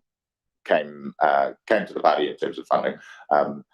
We'd expect, as we lead up into that LTP period, we are turning up with MOUs or letters of commitment or something that that helps you to make those decisions around whether or not we go ahead or not. Recommendation, great. Thank you. Kate and then Neil. Thank you. First question is, it's interesting you talked about potentially degrading and degrading. If I was going to, and I appreciate how significantly lakes are, but have we got in Otago degrading or degraded water bodies that have no funding at the moment to improvement? Yes, almost certainly. Yeah. And so, and that's the quandary here, is that we've got potentially degrading, highly significant, and then we've got other water bodies which we're not doing. So the question then is, if we were to go to the government or the visitor levy or whatever for funding, and we've got a potentially degrading, highly significant projects, or we've got projects, I mean, I know years ago we did a resolution for prioritisation of work. Did any of that ever get, no. Yeah, okay. So is the lakes project, I know this can be a science question or stuff, management level, are these lakes in the state of Taupo when it got significant interest from the government into funding or fixing Taupo? Where would we put these lakes in comparison? Yes, that's a very good question, and I would say that given the evidence that we have and given the state of the lakes, that's very analogous to the Lake Taupo situation. When the government interceded. Yes. And the last question I had is the 380 project, Lakes 380, and where's that at now? Has that been stopped, all of that work? That has had an extension to, I guess you could call it an extension. So it's got a new name, but that program is being refunded for another 5 years. But they didn't really work on these deep water lakes. They worked on other lakes, so they didn't really cover these lakes off. Although there's a little project that's being funded by the regional council here to do some coring in those lakes, and I understand that report will be forthcoming in August or something like that. And sorry, I did say that was my last question. There was one other. We already do work in there, like Lagrosiphon with Linz, I think. And I think there's other work that we do in the lakes. Maybe I misread it, didn't see it in there, but what is the quantum of the work that we already do over and above what's been suggested here? Does anyone?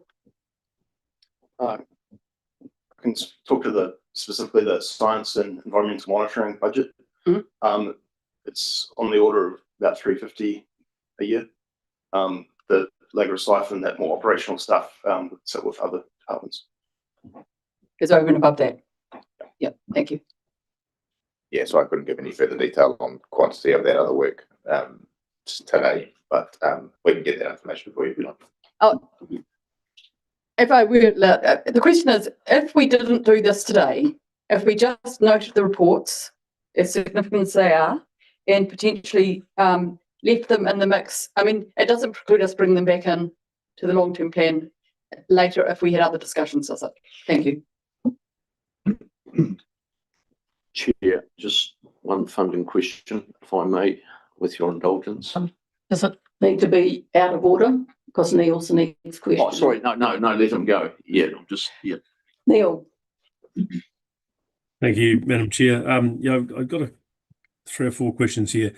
First, just to pick up on what Councillor Noon was saying about DOC, I would have thought the government agency here that we might be looking at closer relationships with would be LINZ as the party that are responsible for the bed of those lakes that we're talking about. Would that be a reasonable observation, or is there a DOC other than the Lake Wanaka Preservation Act? I don't know if there's any other DOC involvement, is there? I think the point that Councillor was making is that DOC's a significant, well, the most significant landowner within the catchment. Yes, okay. You're right. There's other parties. LINZ is, Ministry for the Environment or their current incarnation. So there's a range of different parties. We haven't been naming them all just because it would take a fair chunk of time. Cool. And I think this next question has been answered, but I was going to ask if similar programs have been developed elsewhere, and I think I heard Lake Taupo mentioned. So I guess the answer to that is yes. And I'm assuming in that process, like the DOCs and others were involved in that as well.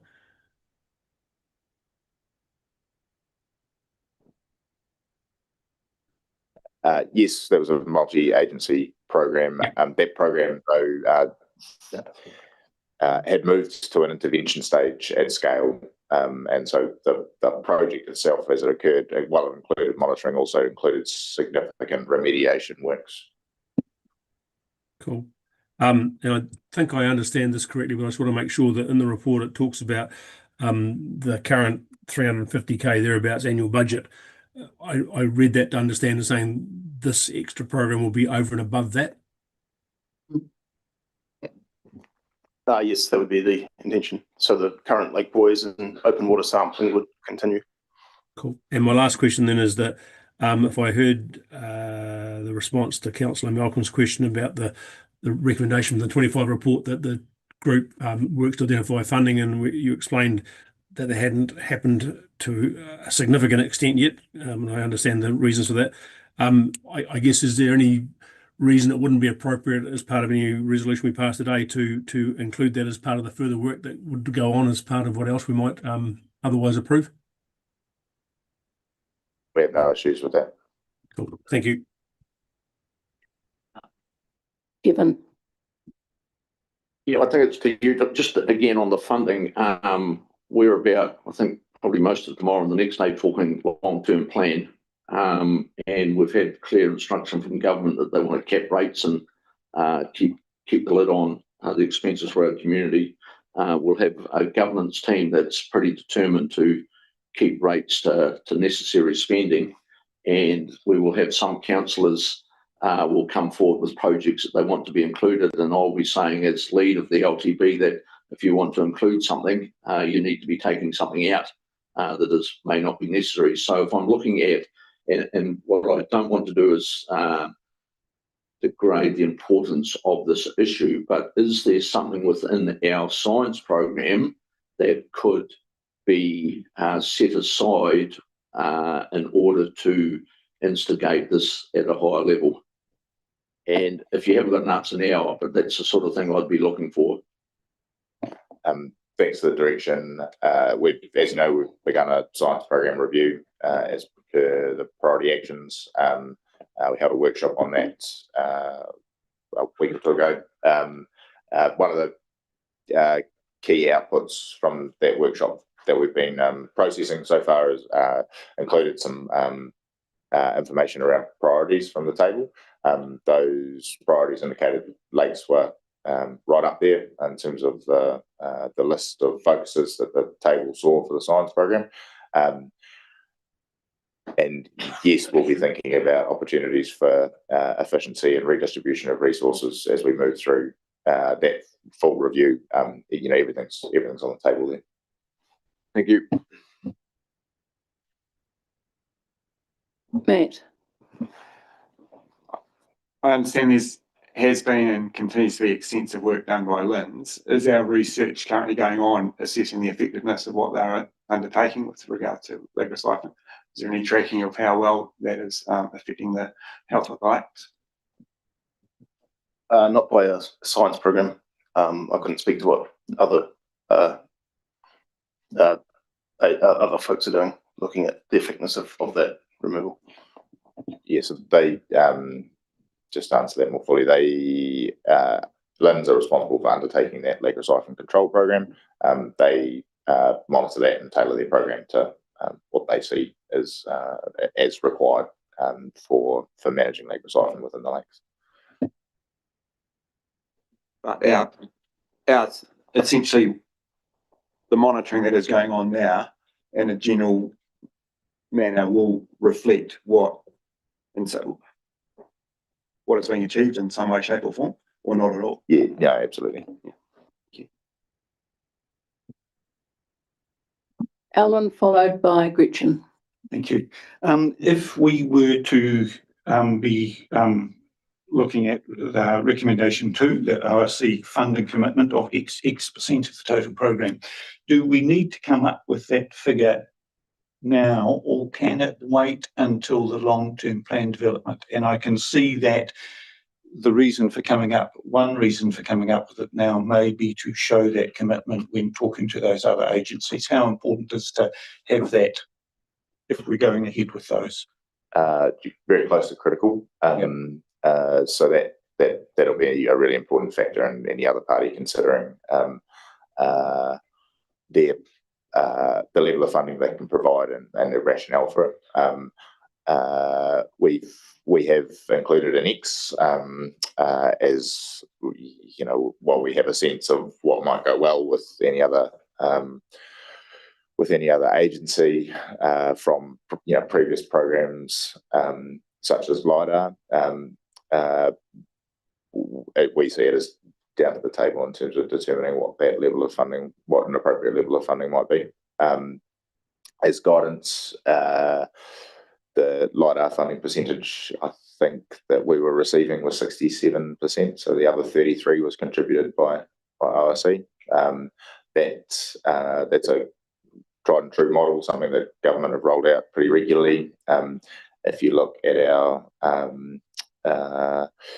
after the deluge funding, that's been a ratio of 60% funded by central government, 40% funded by us. So if you're in and around that 25 to 40%, you're in the ballpark. Thanks, Tom. Mine was the same question. I've got a follow-up question from that. Have we got any reason, now that we've talked to some government people, I think, about the proposal we've got now, any reason to think that other people would fund it at 40 or 50% or anything like that? Any confident reason to think that? We have a level, based on the discussions today, we have a level of confidence that we, from multiple parties, we may end up with that other 60% or 70%, depending on what you choose today. When you say may, I mean... Not just one party. Yeah, I mean, just the... So we can't give any more assurance than that there has been, some positive conversations, but they have the same sort of funding processes, or some of these funders, when you're talking about central government or other agencies, have the same sort of processes that you will be soon to go through as long-term plans, so they can't give us any more direction than that. And then we also know through the Upper Lakes catchment group and Waiwanaka in particular, that there is the opportunity to explore philanthropic funding for portions of it as well. And so there are other conversations that can occur, but there's no certainty that can be given, Hillary, as far as that question goes. Further questions, Alan? And overseas research institutions and also possible funder for some of this work. So looking more broadly than just within New Zealand.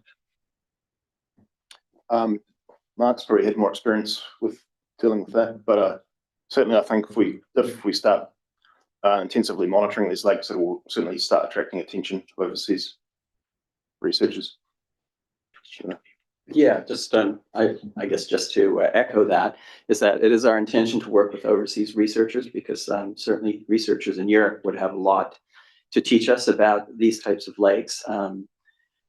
So I think that kind of funding would probably hopefully support their collaboration in our program rather than actually help us fund the program.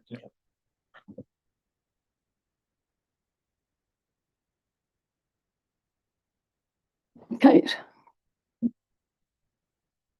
I scarily just looked at Lake Taupo because it made me see how expensive that was, and that was a multi-million. This makes this project look small, and so I just want to clarify that while this is a research, that any funding that actually the doing stuff would be well and truly on top of this. Is that? Look, broadly speaking, I think the national experience and the international experience is the longer you leave it, and the greater level of degradation, the greater level of funding required. In some cases, into the greater level of funding required for remediation. In some cases, that it goes into the billions of dollars. Taupo was a good example of a local example, but you're talking hundreds of millions. And there, I think the government only did 35%. So I was just wondering about the surety you're getting substantially more. I think the answer to that question, this is dealing with the evidence base. You're absolutely right. The intervention piece is an entirely separate conversation and would need to at some point be picked up with government agencies and others because they're different sums and depending on what those interventions are, different parties responsible for them as well. Thank you. Andrew. Yeah, this is probably for the TAG team. The Upper Lakes, and actually Matt may be able to help you too, but the Upper Lakes catchment group have adopted a catchment action plan that was ticked off by council last term. Are there any synergies with that catchment action plan with the research that we're looking for to better understand these three lakes in any way, shape or form? Is there any overlap of any sort? I think the answer to that would be yes. So anything coming out of this would help inform the catchment action plans and the reviews of those catchment action plans and the further actions that you might do on behalf of that. There's also some community group funding to bring community group monitoring into this research proposal to help build that knowledge base as well and to address those specific questions that could sit in the catchment action plan or within the other active community groups up there. As it evolves and as the information comes online more and more, the two processes would become more and more linked, where the research program directly links into the catchment management plan or catchment action plan as the case is. Thank you. A question probably for Tom. With your science team and knowing that we have to prioritise things and we've already given a priority action plan, is this proposal that's ahead of us today by far the most pressing thing you have in science that you want to? Is it the only thing that our science people would like to put forward in a long-term plan? How do you see it as a major priority? If you had $2 million a year, if you had, which we don't have from ratepayers at this point, but if we had $2 million a year, would this be how you would spend it? I might jump in there because that's not a reasonable question to put to Tom. This is a priority and a resolution passed by council, appreciating it was the previous council, and we have delivered specifically on that in terms of the priority that was put on Deep Lakes, responding to community and responding to the council conversations. And this is the plan. There is a conversation that you will be having with Ben and Tom and the balance of the council around priorities. But we haven't been asked to go away and do that yet. We've been asked to specifically bring something back on the Deep Lakes. So that's what this paper addresses. So we won't answer that in terms of the book because we haven't had that conversation and we haven't been directed to it at this stage.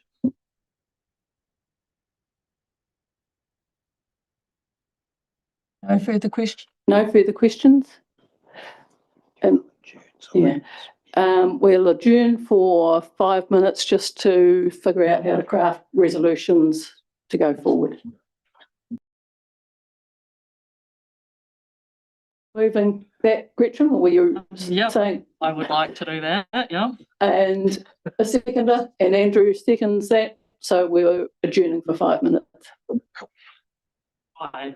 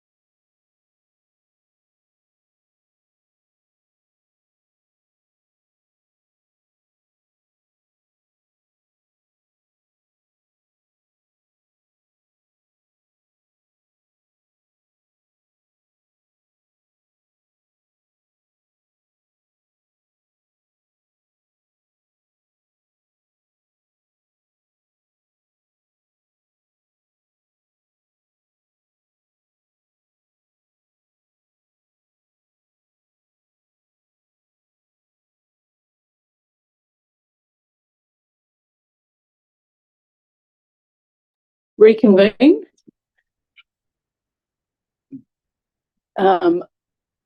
We put up, Share my screen now. Kylie's going to share my proposed resolutions.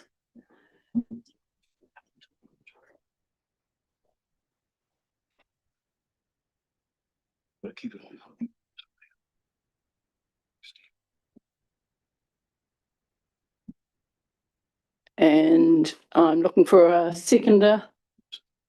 Yes, I'll second that. Gary.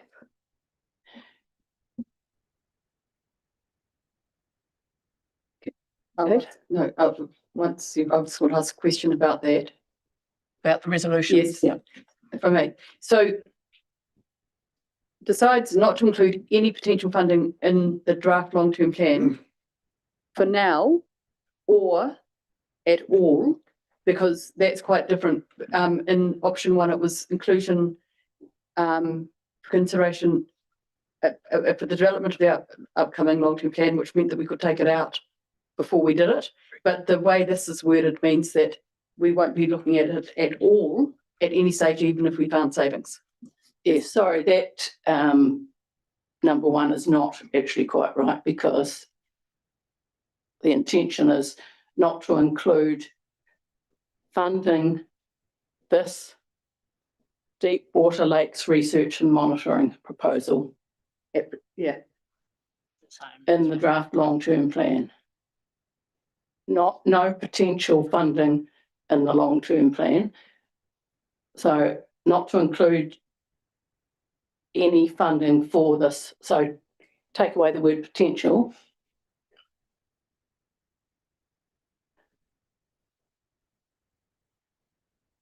And take away the word any. Funding for this deep lake monitoring research, no, deep lake water, at present, deep water lakes research and monitoring proposal.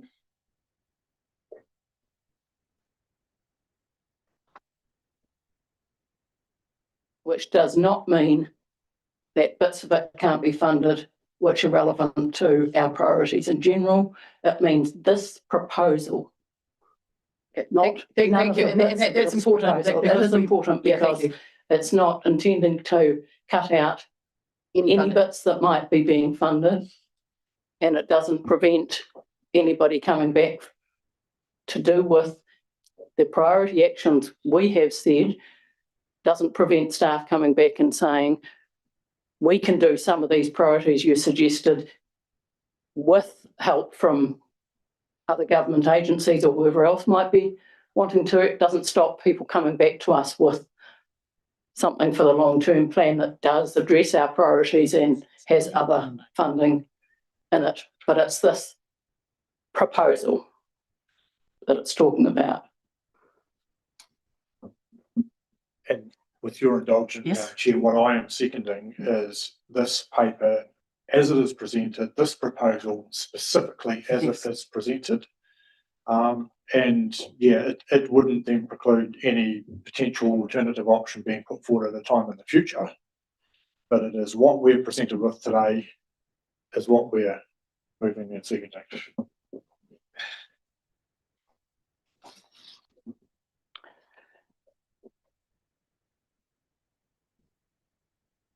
Madam Chair, just a suggestion which would help me, and I think it's along the lines of what Gary has just said, but if the words were decides at this time, because I think hearing Tom making the comment about financial contribution from others, we're getting to a critical stage, and what I'm debating it now, but I might as well finish. But what I would not like to see is that we send too much of a negative signal at this time. Yeah. But I think if we can find the resolution to this discussion here today, that do not exclude it from the LTP process.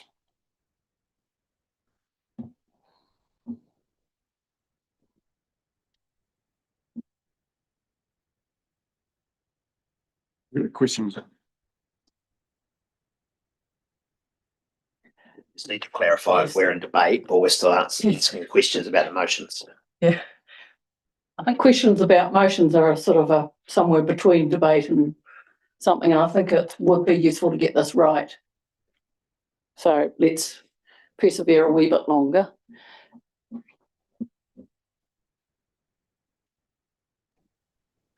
Madam Chair, would you consider adding the words "at this time" after the decides in resolution 1?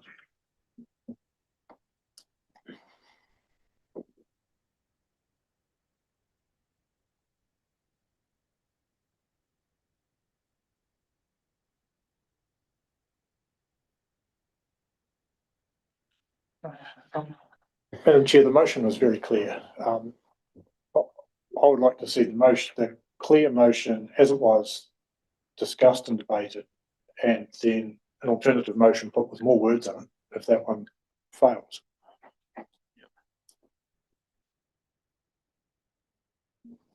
I don't think how it was precludes bits from coming back, or this coming back with a different way, Andrew. So it doesn't stop it returning either in bits or with co-funding or in a different way. I don't think. Do you think it does? Or? Well, I think if it looks like it's in potential funding in bits going forward, I can't see us being successful with those external funders. That would be my point. But anyway, I'll just decide which way I need to vote. Madam Chair, Michael. can I add a third motion that I think might meet the view of the table that we're not doing anything?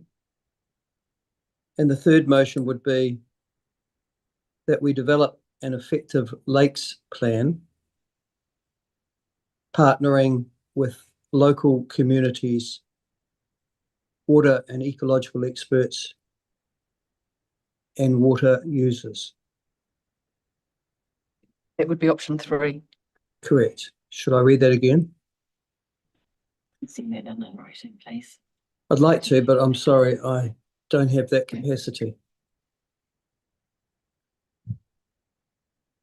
It's to do with my iPad. Okay. Can you? Option 3 then. So option 3 would be asking for that. Michael, is that the original option 3 says resolve to seek a revised program from TAG depending on the level of change sought? No, this one is. It's not quite, is it really? No, this one is more related to trying to develop an action program now based upon the science that we have. I wouldn't like to see the science that we're utilising lost, and we have got 10 years of research we've discovered this morning. So it's just it's clearly something that we intend to continue to work on, and gives us a functional way in which to do so. Water. I don't think that's what this paper is on. It's on a technical program. It's not on a strategy. We've had no background on that. So what? Yeah. The question I think we're grappling with is how to say that we don't want to close this whole door of any future work in this area, while still not approving this proposal as it stands. Kate? It would appear to me there's 2 options to do that. One is to lay it on the table, which is a really blunt instrument and probably not where you want to go. The other one is that we just accept the second part of that motion, which is to thank TAG, and I genuinely thank them for the work that they've done and all of the staff. But to actually say that we've got 2 days of workshops on long-term plan, and that is actually where the next stage should probably be at, without us defining a position at the moment. we've got 2 days to develop our long-term plan together. And surely that is where we should be taking the knowledge that we've got from this report, and rather than having to make a motion at all. And that's would be my invitation to you. It's just to thank everyone and note it. If we pass this one that has not got at this time, that doesn't prevent us from later putting it in the long-term plan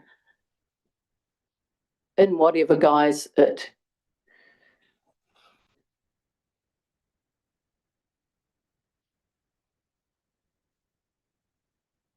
might reappear, doesn't it? So we've been asked to go away and do this work. We've done this work. Appreciate there is difference of opinion around the table. It sounds to me like we're trying to satisfy everybody when it is a decision about, do you want to, are you instructing us to include some funding in the draft long-term plan, noting that subject to a range of further conversations and decisions, or not at this time, which is an entirely appropriate consideration for the council table to make.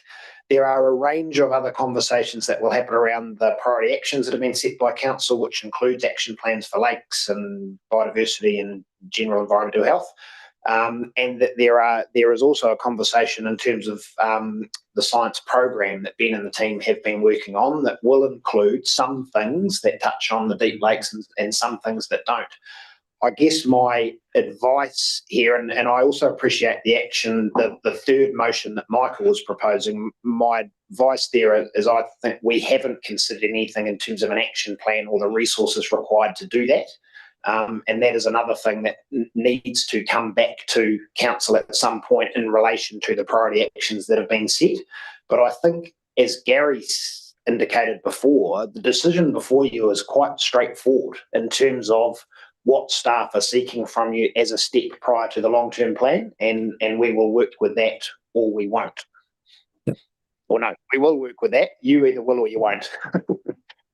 Can I just respond, Madam Chair, and just say I accept the Chief Executive's view, and that I'm happy for that motion to go and be explored further during the long-term plan process. Thank you, Michael. The only possible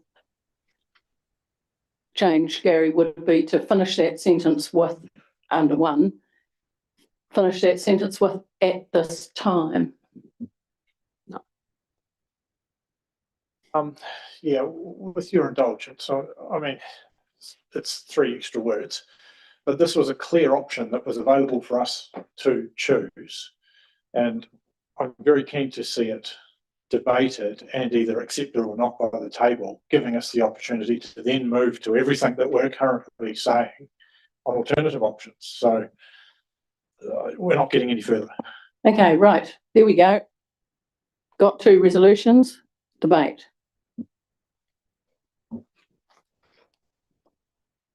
Gary's first. Gary, then Kevin. Yeah, look, thank you. I suppose I've seconded this motion because I think the chair was brave to bring it. And it's for a couple of reasons. I don't want to diminish the good work that the TAG has done. This was a clear directive of this table, but a previous table under previous circumstances where we've now evolved to a different situation.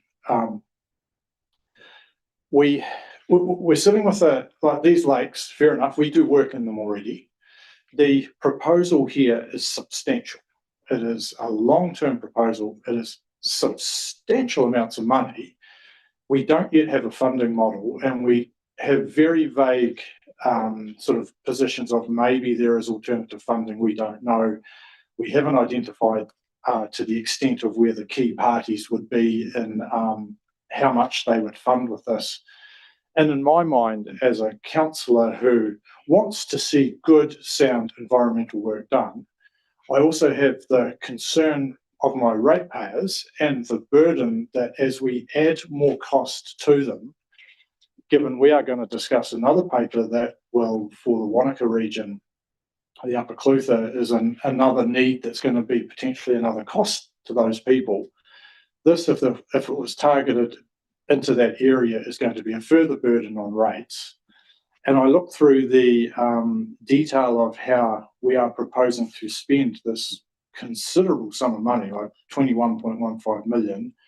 It does seem to be focusing on land use for the surrounding the farms surrounding the area. There's a substantial amount of money going into potentially telling those farmers they're going to run less stock.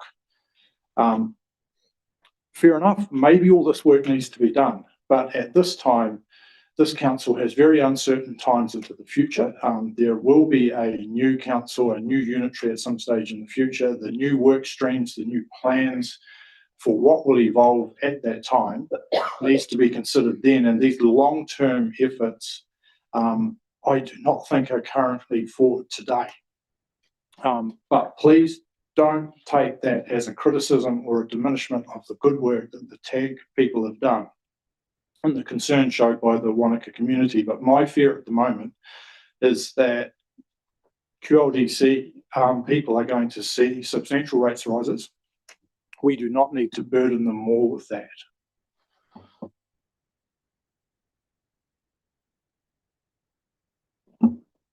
Matt. I can't accept the proposed changes. I think the original proposal that this should be put through to our community for their consideration through the long-term plan has to stand. There is any number of ways that people will be able to see the full picture of the implications of the options and presented through the plan, and we'll hear loud and clearly from people whether the proposal should be included or not included through the hearings and the submissions in the first half of next year. To exclude it at this stage is, as noted in one of the risks, is going to let down the communities of this area, and to treat it solely look at rates as a burden on people without looking at the opportunity that it creates for their long-term futures and their understanding. For example, the commitment around farming and the grazing potentials and the implications that come for the rural sector as well as the urban people, that decisions affect their lifestyle and their environment in the future based on science that is not robust and suitable to build a correct and clear picture because we back away from it too early, is going to let them down. And so I don't see this as a burden at all, and it's for the consideration of the community so that they can understand what the opportunities are that come from it. Thank you. Neil. Thank you. Yeah, look, I'm surprised that we're contemplating going down this path, considering that nothing I've heard today provides any sound foundation to do that. What I have heard is international experts like Dr. Mark Schellenberg tell us that we don't know. And surely we have the right thing to do for our community and for our lakes is to proceed with what we started to do. We've got today the report that we asked for, and it has said that there's more information required, and then it also says here goes the program by which you can do that, and then more importantly it says and do that as part of your long-term plan consideration process, and that just seems to me that is the best way to take it forward. Ultimately, you will then decide whether you are going to fund it or not, and whether you do think the costs are worthwhile or there are other priorities or whatever. But if we toss it out today, I think severely weaken our need to carry it forward, and it'll be very easy just to dismiss it out of hand going forward. So I just think that this is a huge backward step, and I don't care that it was a different council. That makes no odds to me whatsoever. The issue hasn't gone away, and the sentiments I have heard today are unchanged about how important we think these lakes are. So to put this sort of halt in the process just makes absolutely no sense to me whatsoever. Thank you. Richard. Thank you. I think Neil spoke really well there. But we just need to come back to the fact that these lakes are a treasure there's something that we need to take responsibility for. We do have a responsibility as Regional Council, reflecting on Chanel's reflection this morning on what do we leave to the future people of Otago to make them stronger. We absolutely must consider that today. What would leave them stronger? They must retain this treasure. They must have the knowledge to be able to manage these lakes, and not just the lakes themselves, it's also the land use in a way that isn't overly restrictive as well. And that's the approach that we will need to take without the knowledge. That restricts opportunity as well as ensuring that, you know, we just don't know with the environment either. So it's a very haphazard approach to take. We need to give ourselves the opportunity here. We need to give New Zealand the opportunity here. This is a really big responsibility we have. These are very rare internationally. This is something really, really special that we've got. We need to value these lakes. We need to value our own priorities. So we have recently had a strategy session that identified lakes as a really high priority. Second of all, though, we've been through a really long process to come out with a catchment action plan that specifically says that this research program is one of the highest priorities for the area, which is, like I said earlier, a very big area, including Queenstown, Dunstan, all the way through to Hawea and Wanaka as well. So yeah, everyone said, good, let's get on with this. We have had one of the best processes I've ever seen with this council of working with a multi-agency approach through the working group. We've been doing that for multiple years, and some people have given up a lot of time. Some of these are the top lake technical experts in the country for free. Also, MFE, us, local organisations like Wanaka have all been involved. Iwi.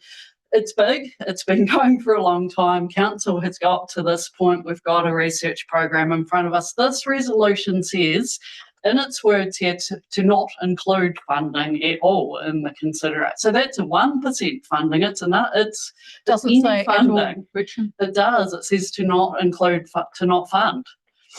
So that's what we're saying today. It's a yes or no.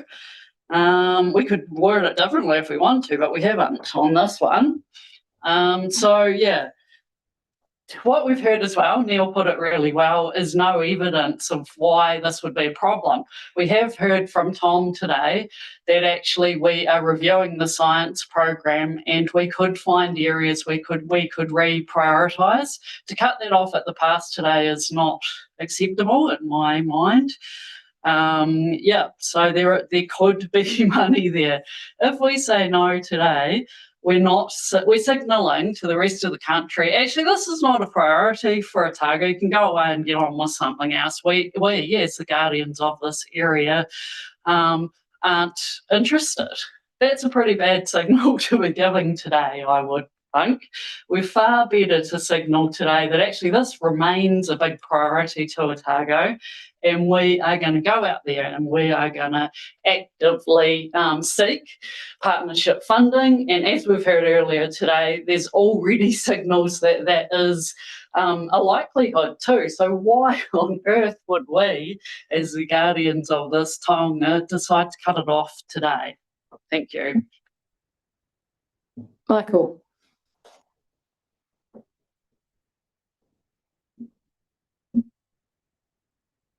Sorry, my apologies. I was just trying to unmute myself. Listen, I'm enormously conflicted over this. I share the sentiments of Councillor Robertson in terms of the critical importance of the Alpine Lakes to not just the environment, but to the economy of the area that I serve, but to Otago and the region in general. And I don't think any of us sitting around this table have any different view on that issue. We know the critical importance of the Alpine Lakes and that any degradation of these jewels in the crown, not just of our environment, but of our tourism industries, must be resisted. And anything that we can do to prevent that is a good thing by definition. I'm disappointed with this item because it's incomplete. It gives us a proposal that essentially says, well, if we go and research this for the next 10 years and we contract this out to a group of people, but we're going to spend an extra $20 million or $2 million a year over the next 10 years, we might get to the point where we know something. And also, Gretchen will know that I raised my objection at the TAG group saying, this is ridiculous. You've got enough science already, for God's sake, to be able to make some impact already in an action plan that can arrest some of the decline that's there. You don't need to reinvent the wheel. And there have been plenty of other lakes saved in this country, including Taupo, the 12 Rotorua lakes, Ellesmere, and Lake Horowhenua, where the government and regional councils and district councils have combined to come up with an action plan. And they didn't take 10 years of research to try and work that out. They knew they had a problem and they acted appropriately and swiftly. And my argument is that's exactly what's required in this particular case. So I'm bemused, and I have to say that's the only word that I can use, by the fact that we've been monitoring these lakes for 10 years and still don't seem to know anything or know enough. I'm stunned. What the hell have we been doing? And what have we been doing with all the ratepayers' money that we've been putting into the science program for the last 10 years? Well, we apparently, after all that, still don't know enough. So we're going to do it for another 10 years. And frankly, local government writ large, as far as I'm concerned, this is one of those failures again. So this is why I'm conflicted. I want to do something and I want to do it now. We know the degradation is there and we've got a reasonable assumption as to what causes it. So I'd like to see an action plan. But I'd also like to know, what's our science team doing? What have they been doing for the last 10 years? What's about all that money that's been apparently spent on monitoring these lakes? And we now have this gap. Calm that down a bit, Michael. Sorry? It's not time for questions or to. No. It's a rhetorical question. It's a rhetorical question. So we failed on this. What are we going to do today? Kick this down the road, give it to somebody else. I'd like to see this discussed much more. I'd like to see an action plan go into the long-term plan. I think the immediacy is obvious. And I do know that nothing that is in this paper today will do anything towards saving the lakes tomorrow or next month or next year or for the next 3 years. And that is the singular failure of this paper.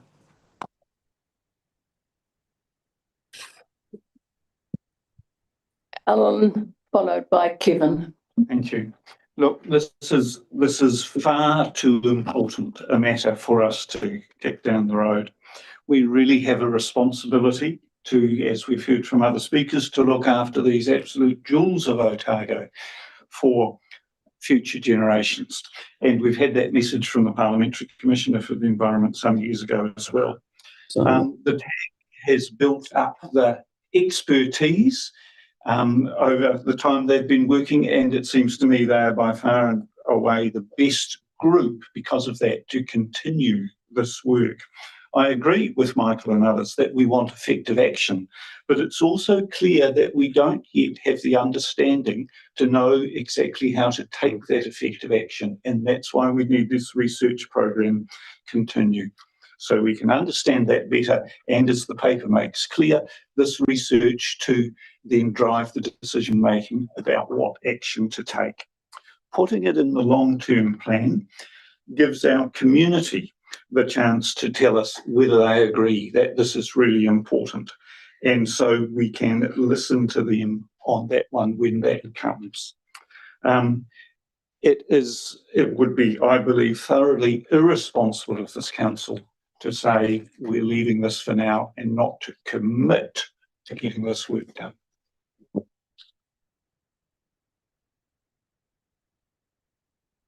Kevin. That's all right. in our strategic directions, we say play a lead role in environmental management across the region, undertake activities that protect the Otago's environment, and another part is predicting and addressing emerging environmental issues before they arise. So that's sort of what we say we're going to do. So somewhere along the lines, we need to be heading down that track. I have concerns around this paper, and in that there is pretty obvious to me duplication within the $20 million to be spent, duplication of stuff we're already doing, but the intent of the direction to me is good. I would like to foreshadow that should this motion fail, I will be moving recommendation 1 with a slight changing of wording that would be receives the Otago Deepwater Monitoring and Research Program for consideration. I will delete recommendation 2 and keep in recommendation 3 and 4. So that's committing to no funding at this stage, but I think the discussion needs to be both, and I would rather not be just directing staff, but I think staff and senior governance should be exploring the options to get some funding for these exceptionally special parts of Otago.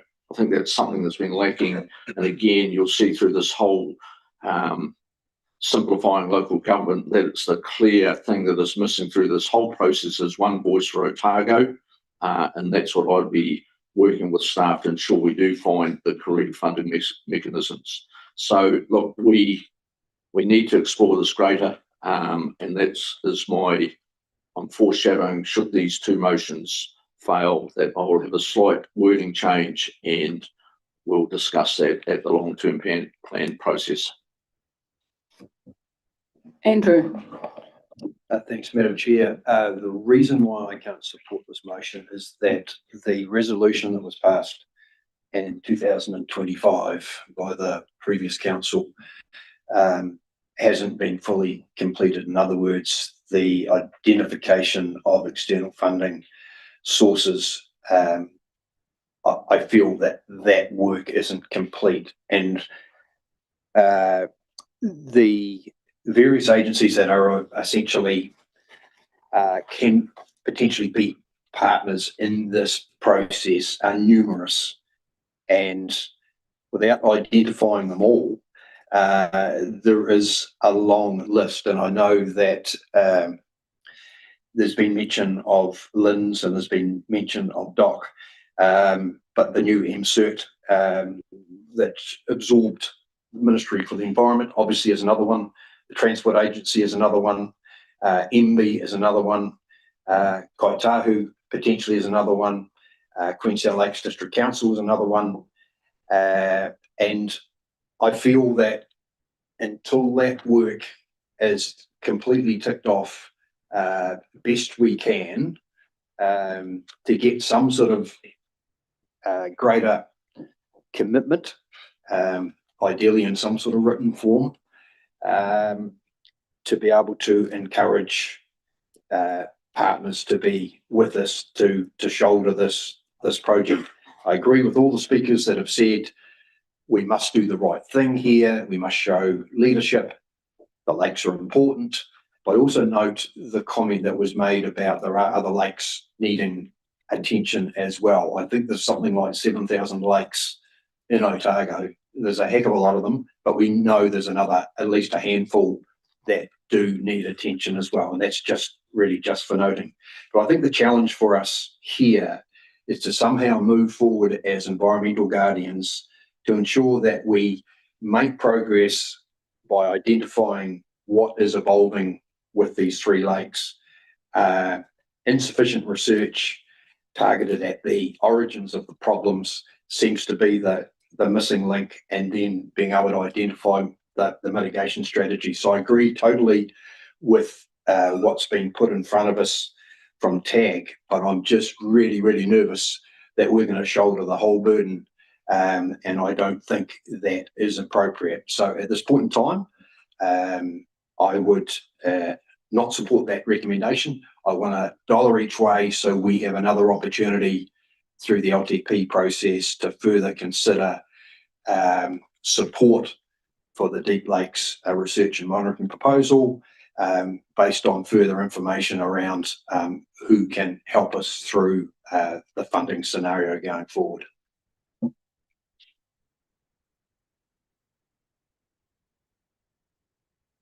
Kate? I think we're all in a similar place, that we want to see some work happening, and we're getting frustrated and divided over simple words that is unnecessary. If we're not ready for the right resolution, I think the leadership is that we don't make a decision we may regret later, because the messaging that will come out of this, and we've done it already today, we had a division when we didn't really need to have a split vote. We could be just saying, how do we get a better resolution to get us to a point where we can say that if we've got potential investors coming on board, what would it look like us putting something in the long-term plan? I don't want to put any money in the long-term plan now, just highlighting this project, because I know that we've got a Clyde stream not far away from here that it desperately needs some love. I know there are other degraded water bodies in Otago that equally need some love, and we can put all of our energy and commit all of our time into the lakes. Yes, they are utterly important and they're wonderful and we all love them, but we haven't quite got that balance right.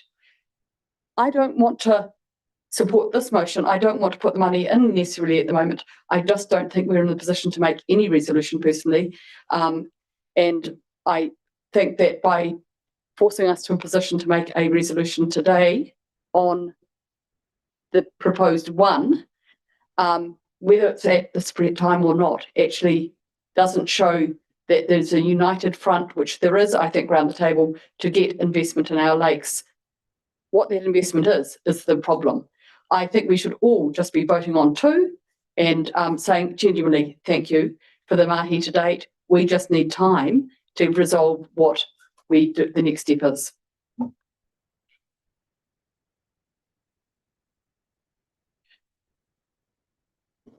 My right of reply. The reason I'm not happy about the proposal that was put to us is not that I don't care, as others do, deeply for the Deep Lakes. It's, as Kate says, that there's a lot of other, even lakes, as others have said, there's other lakes, but there's all sorts of other priorities. And I find it a little unfortunate that this has come to us as if this is something that we should prioritise ahead of all others. And I appreciate that it's very hard to have things all coming to us at once, but we did a group of priority actions, and we're now faced with the idea that this would become a priority against other things we've been thinking about. The environment is a priority for all of us, and we can spend any amount of money on it. And $2 million here, $2 million there, and then you put in half a dozen, more than that, could be groups of $2 million that come from all sorts of people who are passionate about looking after all sorts of our environment. And then we come back and say, what are we going to put to the people? And we end up with a 20% rates increase or something. And this is not the environment we had a year ago when people said, go and look into this. And also, could you go and look into what co-funding might be available? Now we're in a position where not only are rates increasingly a concern for people out there, and that's been highlighted with discussions about simplifying local government, because it's high on people's list of things that are concerned that part of the reason why people want to get rid of us as an organisation is because they think their rates are too high. So to some extent, 2/3 of the population or something wanted was in support of people like regional councils disappearing that other layer. And that was because they saw their rates being spent. We know that what we're doing is in some respects more important than what the TAs are doing, because the environment is most important to everybody. But choosing one thing and putting that forward into the long-term plan ahead of other things is, to me, not an appropriate thing at this stage, especially when we're going to disappear out of existence. So it's for someone else to think of long-term things. And this is a 10-year, 21.5, whatever it is, million proposal. I have sympathy with the people who say leave it on the table, or leave it and see what we do when we talk about all the long-term plan proposals that might be happening.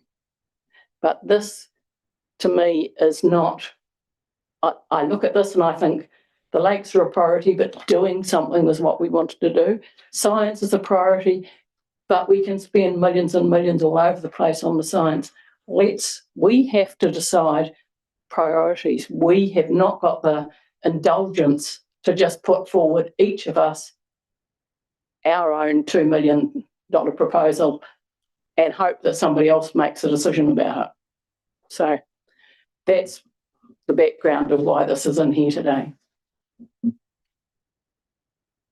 I think this should be done by division, and I think just for a change. Yeah, sorry, motion 1 on its own, and we'll start at this end and go around, because we can do that fairly easily just for a change.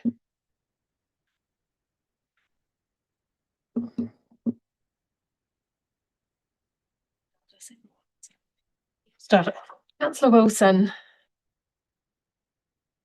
It's not for debate. I know it's not for debate, but abstaining or no, it's no.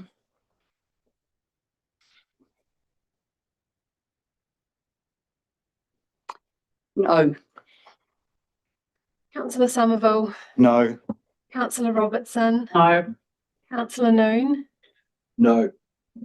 Councillor Malcolm. No. Councillor Laws. Yes. Councillor Kelleher. Yes. Councillor Hollier. No. Councillor Gillespie. No. Councillor Gardner.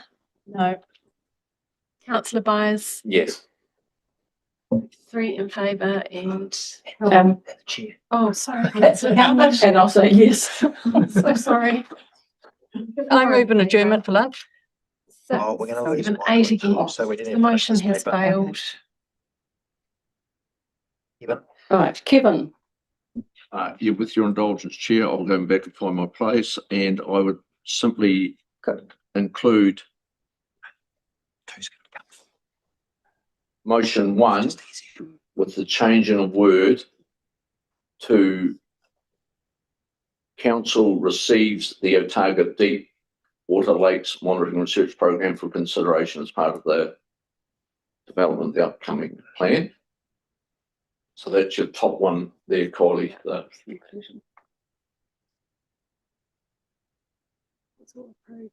Sorry. Receives, right.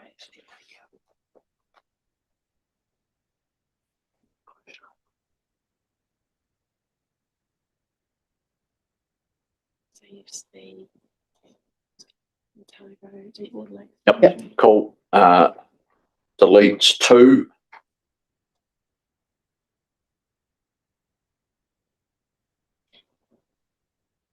And if, as long as 3 of this 3 and 4 are the same, sorry, I'll just go back to the correct page. 4 are the same. I haven't got 4 on. Oh, and I've got the original motion from years back, sorry. And direct staff to explore potential. Yep. And notes the work. Yep.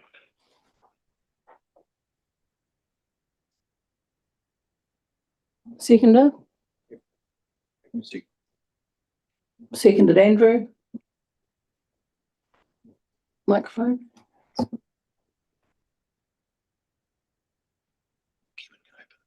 Yeah. Kevin? Yes, Chair. Look, I'm fully aware of the financial pressures Otago is under, but I'm also very aware of the environmental pressures that the province is under. So to that extent, we're not the only people that value the Otago Deepwater Lakes. The rest of New Zealand does. So many other organisations do. And I think under 2, where we direct staff to continue to explore potential funding, I certainly will be talking to staff to assist them in that process. And I think that's the key to it. We could continue to rate Otago people only, but it is the entire country that gets the benefit out of these Otago Deepwater Lakes. We need to look at this program. It is that the current state is $21 million. As I've said, I believe there's some duplication that we can remove. We've already signalled to staff to look at their science program, and they are dutifully doing that now to ensure that we're not duplicating any other stuff within science that could be part of this program. So let's make that this is not a financial commitment. It is a commitment to ensure we put the process of their Otago Deepwater Lakes into a position where they belong as a priority to ensure that we retain them in a very good condition. Thank you. Madam Chair. Andrew, followed by Gretchen. I just want to just a shout out really to the technical advisory group. The expertise and knowledge that they've brought to the table through this process is invaluable. So thank you very, very much. Also, as portfolio lead for environmental delivery, just really want to acknowledge Waiwanaka, the Upper Lakes catchment group, the guardians and friends of Lake Hayes, Lake Wanaka. These are people who live and breathe their community on a daily basis, and a lot of them volunteer in all sorts of ways to help promote and encourage environmental investment. So yeah, just a big shout out to all those.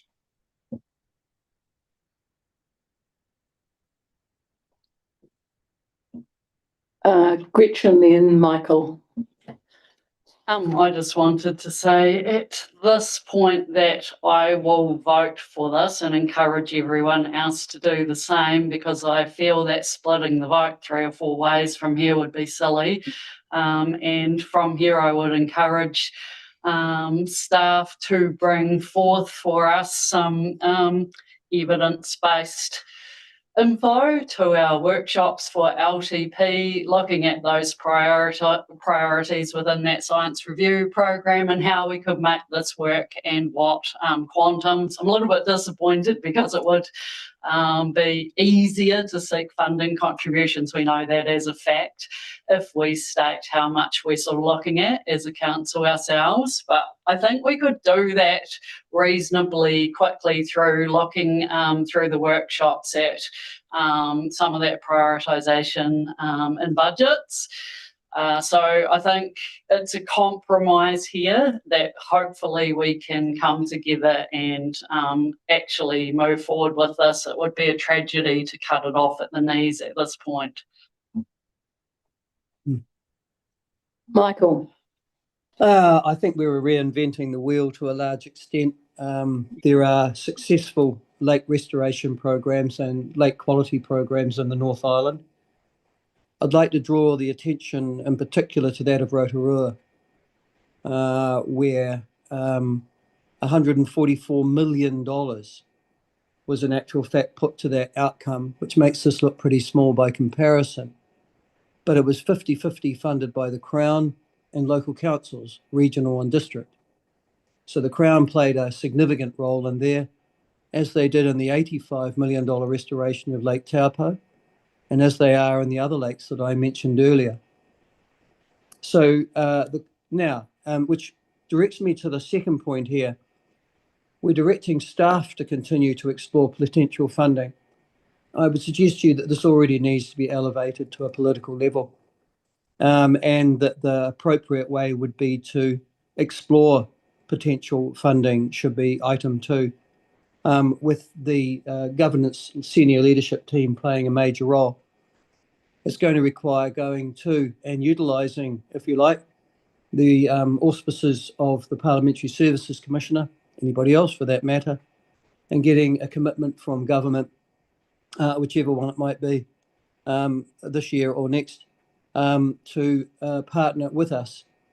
It is, for New Zealand, as some of you have already pointed out, a significant asset and an economic magnet, particularly for tourism. These alpine lakes, their health and their continued quality. So I think it's a bit of a no-brainer that we would seek to involve central government in any work that we do in this area, and that I would like to see our leadership team start those conversations as soon as possible. In fact, it may well inform our long-term plan if those conversations take place earlier rather than later. So all I would seek, if Kevin would be happy, is to, instead of directing staff, just say explore. So the word that particular motion starts at explore potential funding contributions, and that then gives a role for governance to play as well. Thank you.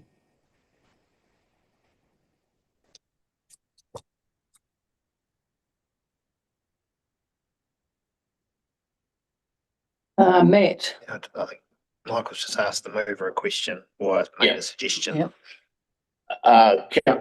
Councillor Laws, just on reflecting on what and agreeing with your comments, I just wonder if we had it as governance and staff continue to investigate potential funding contributions. Whichever way you would like to do it, Kevin, it's just that I think we governance have a significant role to play here. Yeah. Yep. Could you do that? Oh, you don't have to direct us, we'll just do it. They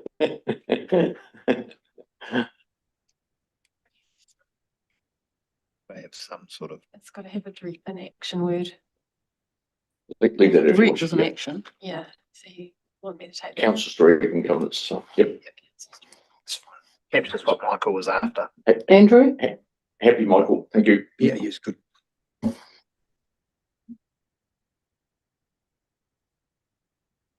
Matt? I'm happy where this has landed. And also agree with the point from earlier, Michael spoke to with regards to action. That doesn't preclude that being part of further conversations through the CAP.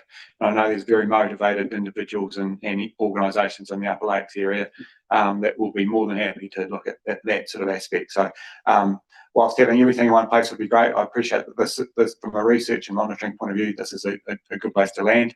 And from an action point of view, that's where the CAP has the potential to really come through and back up what the research and monitoring does. That does not mean that it takes 10 years before the action happens. So I think the opportunities that this kind of thing can create is actually just positive and can get both sides of the equation sorted. So thank you for the amendments to get us to this point.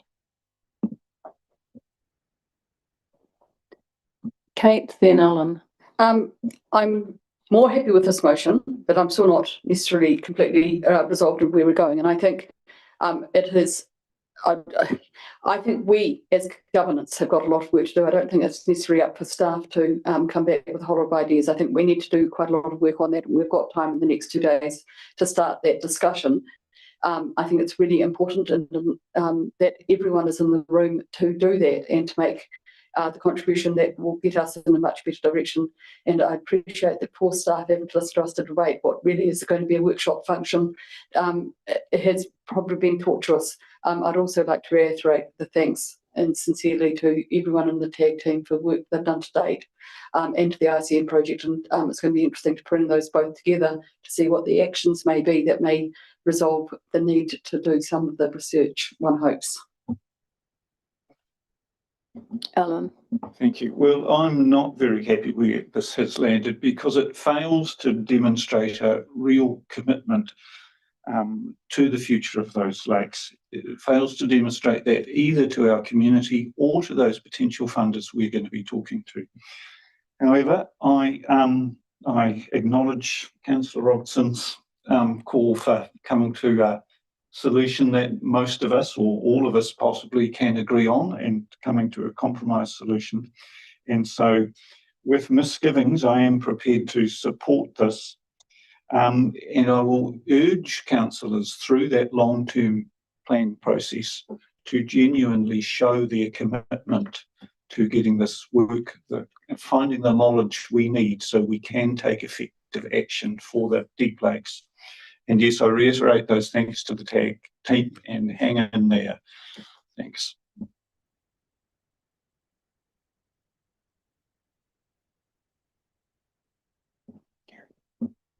Gary?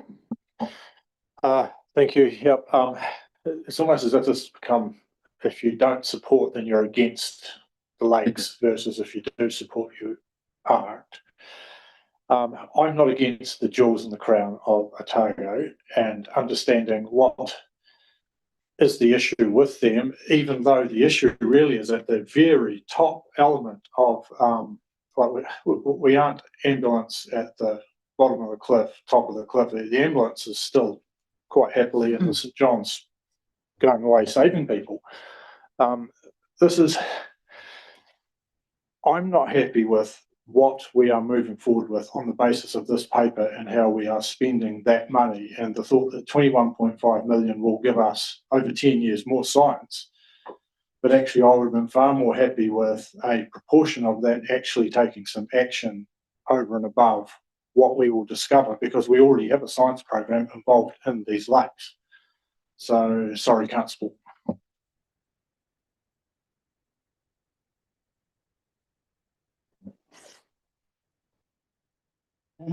Right of reply from Kevin. Yeah, thank you, Chair. Look, I just want to add, firstly, to the TAG team, thanks for the work. Really do appreciate the effort that's gone in and the thought behind. Look, I just want to reflect on what probably what Councillor Laws has said and said several times today is, where is the actions coming out of this work? And I might not have quoted them exactly, but the inference that I got is, we do all this work, of where are the actions? And often that's a delicate balance between very good science and getting things done, and when do you actually, where is the trigger for those things to happen? And I'm going to steal something, a bit of a paraphrase from Waiwanaka, was that, and something I think that we have really got to get into our whole system, is ensuring that monitoring frameworks link to actions and measurable change to achieve our outcomes. So that's linked, and if you look on Waiwanaka, that's not exactly what they say, but that's what I'm getting at. Is that if we're doing this work, we need to ensure that it all links to the outcome that we're trying to achieve. And I would always want that at pace, but sometimes you can't do it at pace, but we need to make sure that it is being linked. So it's the money we're spending on this investigation is actually going to help us achieve the outcomes we desire. Thank you. I'll take the first two of these by division, starting with Kate. Aye. Oh, thanks. That's good. Councillor Wilson's a yes. Councillor Somerville. Aye. Is it aye? Yes. It's an aye. Okay, thank you. Councillor Robertson. Yes. Councillor Noon. Aye. Councillor Malcolm. Aye. Councillor Laws. Aye, I don't see any point in opposing it. Aye. Councillor Kelleher. No. Councillor Hollier. Aye. Councillor Gillespie. Aye. Councillor Gardner. Aye. Councillor Byers. No. And Chair Calvert. Yeah. Motion is carried. 10 in favour, 2 against. And 3, all those in favour? Aye. Aye. Against? Carried. Happy to adjourn for lunch. Move. Right. I'm seconding the adjournment. All in favour? Aye. No, you're not the Okay, chair. so who moved to second? Robertson. Robertson. Okay, and all those in favour for an adjournment till 2:15? Division. Aye. Don't withdraw that.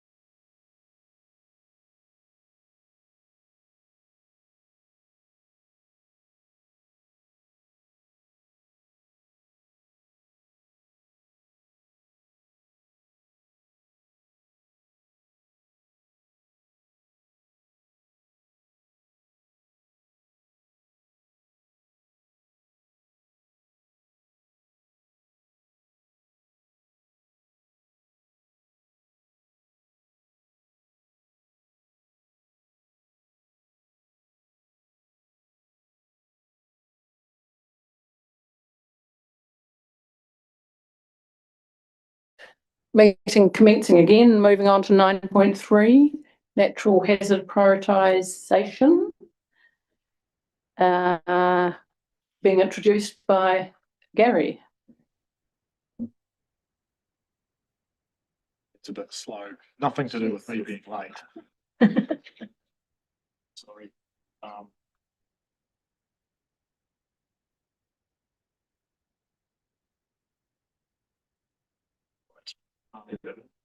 Okay, thank you. Just introducing paper. Basically, we have presenting our next update on the Natural Hazards Prioritisation Work Programme. It's including detailing the, see now I'm all flustered, included detailing the methods guideline for undertaking the prioritisation assessments, the summary of prioritisation outputs identifying specific locations as high priority and outlining the recommended natural hazards response for locations in each priority class. Now, we will have 5 recommendations attached to the paper, basically 3 noting various steps, but there is a couple of endorsements too. So on that basis, I will hand over to the team. Well, good afternoon, councillors. So a brief introduction to the paper. So as Gary noted, the ORC Natural Hazards team have been working for several years now on a regional scale natural hazards review and assessment work program. This is the latest update to that project, which builds on the natural hazards exposure assessment that was presented last year. This current project has developed a natural hazards prioritisation approach for the region, and then we've used that approach to identify a series of priority areas for new ORC natural hazards work through the region. So we've identified a set of locations as a higher priority, and that's where we think local scale natural hazards management or adaptation work programs should be considered. And really that output is a bit of an interim step, with the end goal really to feed that information into the development of the proposed natural hazards work program in the LTP. But it's important to note that that work for those higher priority areas will be only one part of the natural hazards work program. And also that we expect that work program to fall within the current or the existing funding envelope. In terms of the next steps on this project, firstly, we'd like to more formally document the natural hazards prioritisation findings as a technical report, and also think about how we communicate those findings publicly. And in parallel, we're continuing development of the natural hazards work program for the next LTP, and that will include engagement with our key stakeholders, including both the TAs, Civil Defence and Mana Whenua. Thank you. Questions? Apart from Gary, could you turn off your microphone? Andrew. Hey, thanks for this, Tim. I just wondered fundamentally, was this step driven mainly because of the LTP that's just in front of us? And also, was it driven because of the move towards spatial planning across the region? Just wanted to understand a little bit more of the background, how this has landed at this time. Yeah, it was more driven by the need to have a kind of internal assessment tool to decide where we put our focus as a natural hazards team. And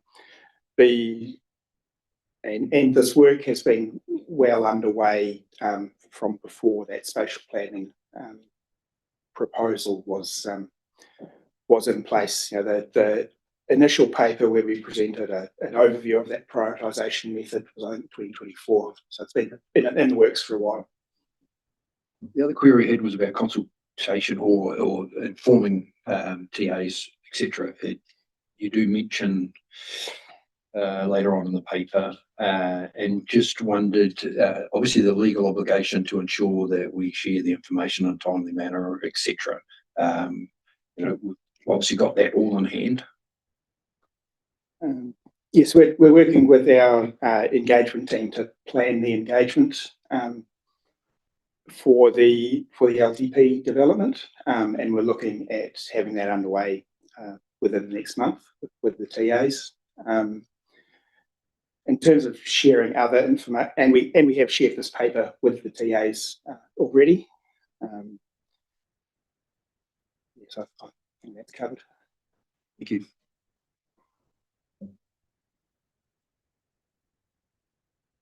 All right. Too much in my head. Chanel. Sorry. So, and what proportion of the region would you say has low information, or with this prioritisation framework, are we at risk of accidentally excluding a data poor area? I don't think so, because one component of the work was to review and give each of those areas a classification for the level of detail for how much information we had currently available. So I don't think there's a risk of excluding any areas. And I guess what it's also shown is that for a lot of areas we have done a lot of work previously. When you look at the number of different projects that have been completed or are in progress. Just a follow-up question. Just thinking about vulnerable communities, as we're still in the process of the South Dunedin Futures work, how sensitive is it that we're identifying hazard areas and perhaps not having had the discussions with Ngāi Tahu? I note that a few of the H1 areas are in areas of significance to iwi. What is our exposure there, and how can we ensure that we're mitigating that in our communications plan with iwi and communities in general? I think really the work so far, it is probably analysis heavy. It's quite data driven, and it's that compilation and bringing together a lot of the existing information. But I think that really sets up the next step of that engagement to say, hey, we've identified these locations, and we're intending to do some work on them. Let's have a chat about what that might look like and how we can involve those other stakeholders in that work. Thank you.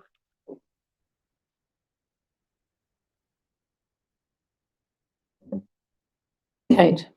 I think I've got two questions. One is, these are all based around habitable areas, generally. What about those areas that may have an effect on habitable area, like landslips and into lakes and things like that? Where does that work, which could be quite substantial, happen? So two answers there. One is that we've used those urban areas or those settlements as the basis for kind of as a starting point for describing locations, but we're not going to look solely at that well-defined urban area. We'll look at a more catchment-wide type approach. So we will consider the full surrounding area for each of those. And secondly, we've got regional scale assessment programs as well. For instance, to look at review of our current region-wide natural hazard data sets or filling gaps in those, which will also cover that full region-wide area. Okay. And I think I missed something. I understand the roles of TAs and regional councils are separate, and I've raised a number of times where we complement or get into the mix and make it difficult for people to understand who's leading the project. In what cases have we chosen to lead and why compared to a TA? Because I thought our job was mainly to identify and to share that with the TA, and then the communities can adapt. In a regulatory statutory role, yeah. The answer is not particularly clear in that it's always based on feedback and conversation. So, for instance, we have stepped into that adaptation space quite readily based on feedback from TAs that they weren't ready to do that, and that they were happy for us to play that role. We've also, and that is a natural follow-on largely from hazards identification and options analysis as well. But there are other situations where DCC, for instance, has focused on, historically focused on a few landslide areas within the city that that they have picked up and continue to work with and monitor. They are also, we regularly come out to LTP time, that sort of thing, reflect on who is best placed to undertake that work going forward, if at all, as well. So the answer is not necessarily straightforward in terms of who is delivering the analysis, options work, and then but when it comes to the planning space, that's when it becomes a bit more defined, and that we provide a range of information and provide that through higher order planning documents, and then it's broken up through spatial planning and district planning. Yeah, I mean, the antithesis of the last paper is where we wanted to be doing more rather than planning. In this instance, doing sometimes is something that individuals need to, once they understand the risk, it is their job to undertake that mitigation potentially. And it's a squeaky wheel can certainly keep on ringing councils to do things because they don't want to, they've invested in land. But I'm just wondering at what point we just say, actually, this is the answer and it's your problem to fix. I mean, it's a hard place to be in. Yeah, that's a consideration for each project, I think, and often driven by who's responsible for the infrastructure that supports or provides protection against the given hazard. Thank you. Matt. I just thanks for the report. I was just touching on the, I think it's the final near the what page is it? Whatever. Your definition of reputational risk. Just note that there's an insignificant, minor risk that decisions from this report could adversely affect that council's reputation. We've seen some of the fallout from the reports and the communication that's gone through into South Dunedin from the recent engagement side of things, and I just wonder if we're being a bit low key with pointing out there's a minor risk for our reputation in terms of how this is communicated or having this in the risk assessment. I'd stand by the assessment.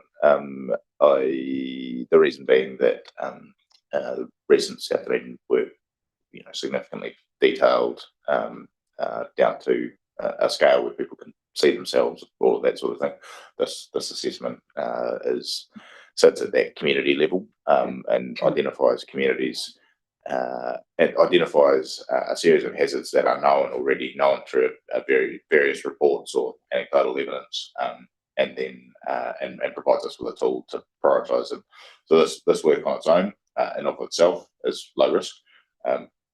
Future work that is future bespoke specific work related to a place or space maybe higher risk and would need to be considered differently and handled differently. But at this stage, we're still at that high level. Okay, thank you.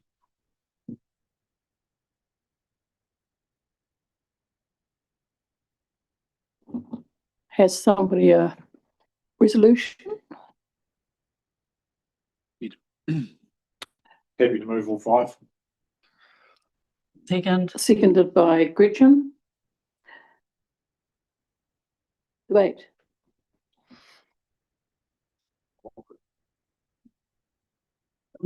Gretchen. Gary might want to, but No. No, I was just wanting to say that we have clearly outlined this program, which culminates with this particular report for a while.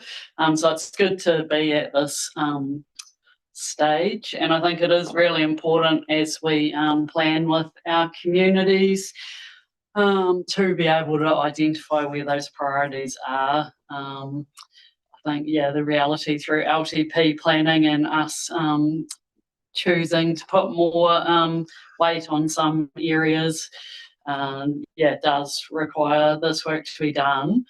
In saying that, though, we have a responsibility right across Otago as well. So whilst some areas might be prioritised, it doesn't diminish from the other areas as well, which we're also responsible for. And also, I suppose, recognising that as we get more knowledge and as hazards can develop, the environment changes, rivers shift, landslides come down, we understand more, and the nature of the environment changes, that it is a dynamic thing as well. So having the tool is really important though. So just a massive thanks to the team and for the work that's gone on as well, which often our technical staff are quite humble about, when they do actually work with community and with other councils before they deliver it to us here at the table as well. And again, that has been happening. So thank you. Now that there's something to reply to, would you like a right of reply? No, she did a good job. Right, we'll put the motions 1 to 5. All those in favour? Aye. Against? Sorry? That's just Neil saying aye. Aye. Okay. Carried. Risk appetite framework. Kevin Chanel. Under your leadership. I know, but It isn't apparently, because it's an audit and risk.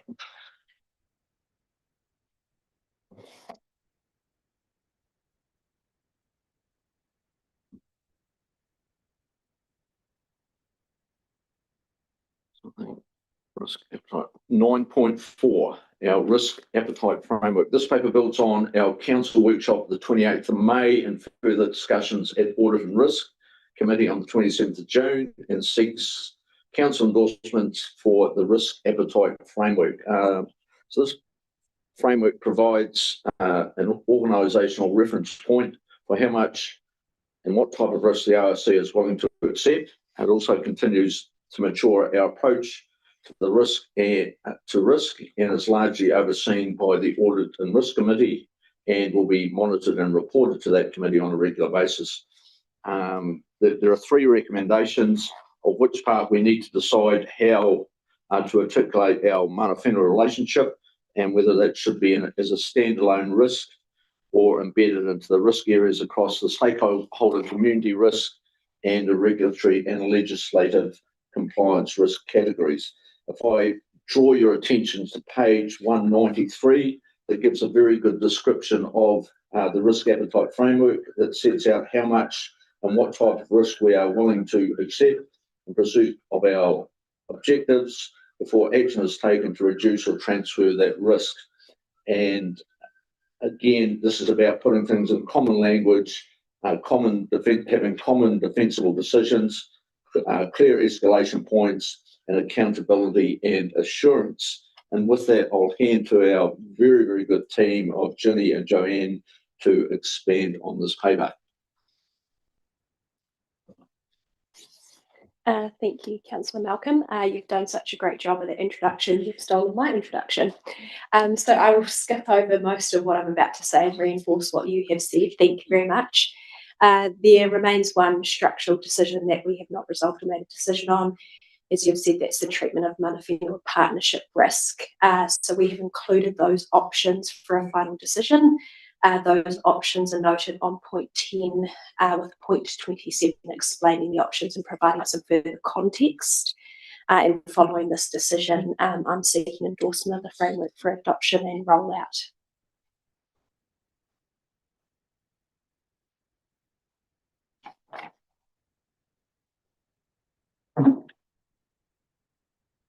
Questions? Kevin? Anthony, on page 187, where we have about the Mana Whenua Partnership, when preparing option 2, it says it would seek to confirm wording with our RRC Maori advisor. So do we do that, and is that how those That's my mistake. I should have removed that from our last discussion of audit and risk. And the wording, we were comfortable with that in terms of our obligation with the treaty and the statements. So nothing has changed and that should have been removed. Thank you. Thank you.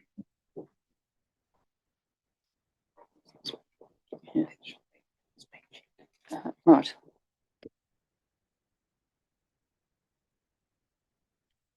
Further questions? Somebody like to move something?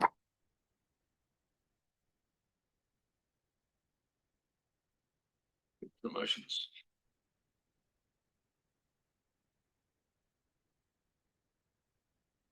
Matt? I'm happy to move it into debate. Or... So we're moving to debate. We'll just accept the motions. Not until we've got a motion, we're not. Okay, I'll move the those 3 motions. No, because one of them's an alternative. Option 1 or option 2? Oh, with option 1. And a seconder? Alan? Right, debate.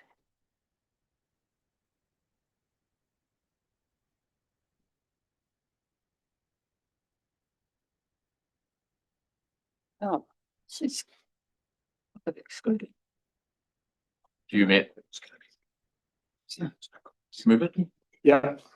Well, I got right a reply, or just start? Just the start. Okay. Kevin? Matt. Matt? I believe it's important that we include the option 1 as listed there to reflect the importance of that partnership risk within our framework of considerations.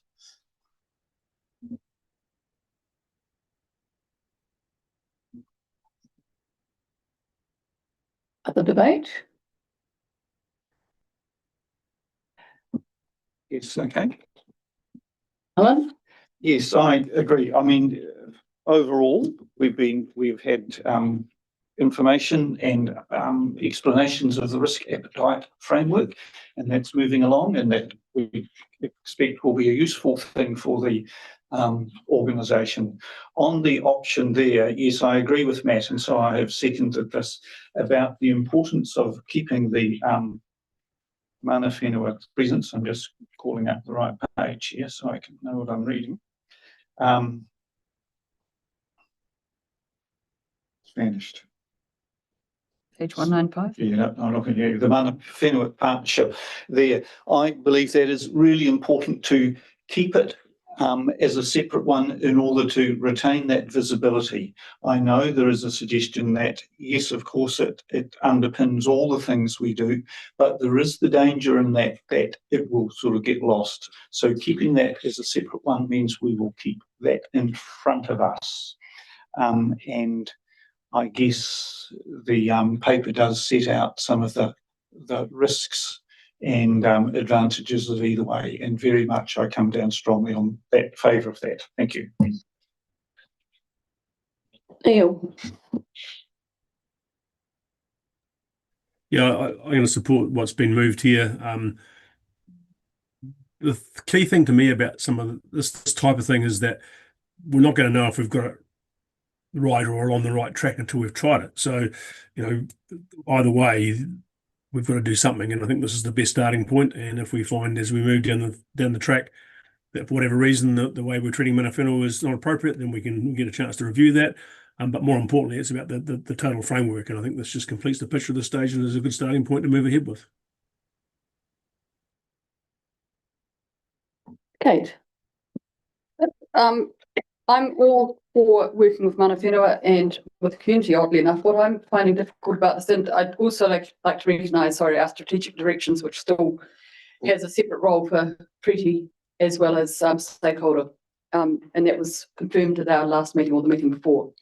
But what I'm more concerned about is having a risk averse for one and balanced for the other, because that is where there's an inequity that I think that we owe it to be the same balanced risk for both mana whenua and for our stakeholder and communities who are very much directly funded by us. And so it is that issue that I wanted to explore more than this point of whether they're put together or not. I'm very, very comfortable either way. It's moot to me whether they're separate or aligned, but I think they should be the same risk value.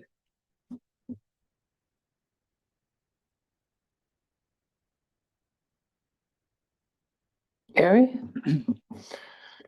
Here, I'm not a fan of option 1. I was a preference for option 2, and I liked the ability of absorbing as opposed to retaining a separate category. So, yeah, I'll vote against.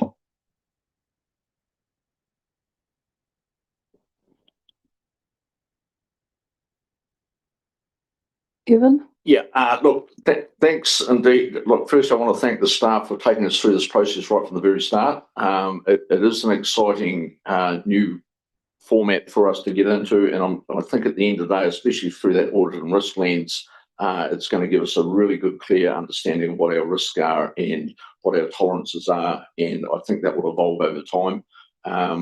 So yeah, it's very important to me that that's the way it's been structured.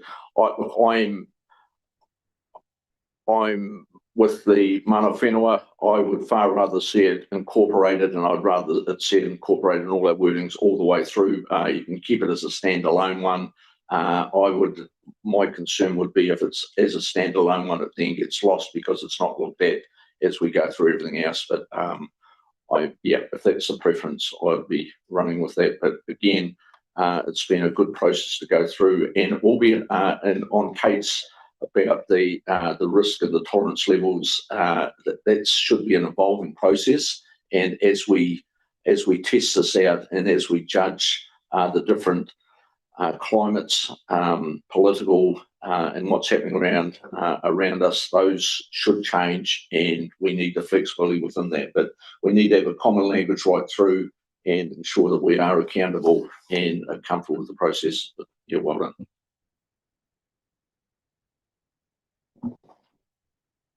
I don't mind desperately if it's in as a general or it's in individually. I do have some concerns about the developing asymmetric nature of the relationship that we are trying to talk about risk-wise. The suggestion that we hear from time to time is that somehow what we do needs to please the relationship. And I think if it wants to be a grown-up relationship, it needs both parts of the relationship to be coming and committing to their side of it. The assumption that appears to be being made is that we have to wander around making sure that our actions don't trouble the relationship, and there's no real suggestion that the other side of our relationship has a part to play in that. So I am concerned that there's an asymmetry being expected of us. Having said that, I'm not particularly troubled about it being in 1 or 2. The reason I raise that in general or specifically, the reason I raise that is partly in response to Kate's comment and whether it should be a level 1 category. If it's a major risk, then what are we doing to make sure that the other side of the relationship in some ways is coming to the party and contributing and making our relationship as good as it could be? Do we care? Is it just about us? So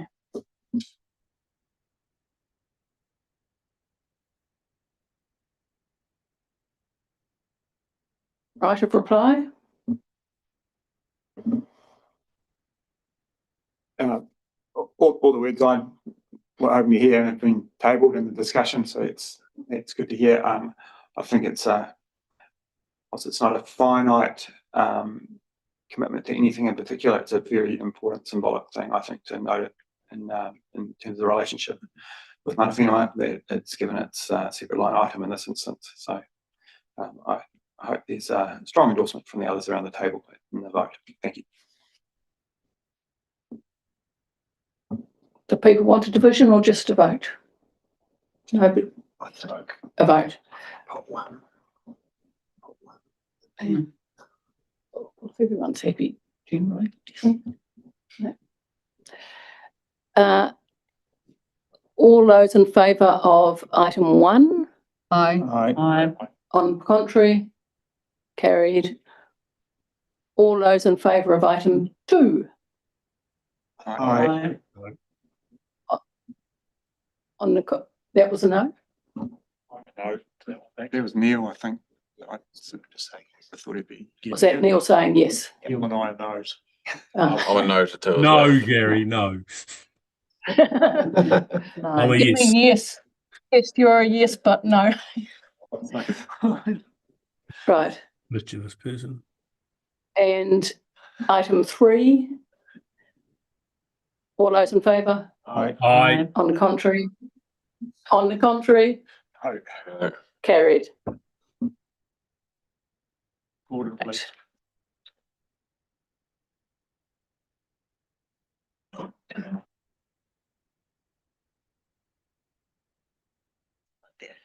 Item 9.5. I think presented by Councillor Somerville. It's just noted. Thank you very much. Yes, so 9.5 is the Wanaka Upper Clutha Public Transport Investigations business case. And I'll say a few short words and then we'll hand over to Anita Dorr and Robin Hyde, who have done the work on this, amongst others, no doubt. So this comes out of commitments, I guess, in our long-term plan and the 25-26 annual plan to undertake a business case for further public transport in this area. And I'll note that I'm just looking at the recommendations. So recommendation 4 there is that our preferred option, or the one we choose here, the preferred option or whatever decision we make for the public transport service trial will be included in the ORC's public transport service improvement plan for inclusion in the coming regional land transport plan and the national land transport bid. So I guess as well, I'm getting a bit mixed up, sorry, and recommendation 3 and into the long-term plan as well. That was what I meant to say. A recommendation for the trial to be included in the long-term plan. So at this stage, there is a further step to be taken, whatever decision we make, and that will be through the long-term planning process. I'll note also that in August, we expect to receive a paper on proposals for regional connectivity in the Alex Cromwell Queenstown area, and that is sort of related, but is a separate thing. And just a reminder that we did hear in public forum from Simon Telfer, chair of the Wanaka Upper Clutha Community Board, speaking very strongly in favour of proceeding with a trial. So look, I'll hand over to Anita and Robin, and then can be questions for them. Thank you, Councillor Somerville. And look, we won't speak at length to this, except to reinforce that point that endorsement today means that we then go away and shape up what an LTP proposal might look like, including the rateable area, what that might look like per property, all those sorts of things. So that would be what the implication of approving or endorsing this business case. I checked in when this was being developed about what endorsement means. So it's basically signing on the business case. It's not committing anything beyond that. And other than that, I take no credit for this work. It was all done by the team, but we're happy to answer any questions that you may have. I'm a bit confused by 3 and 4.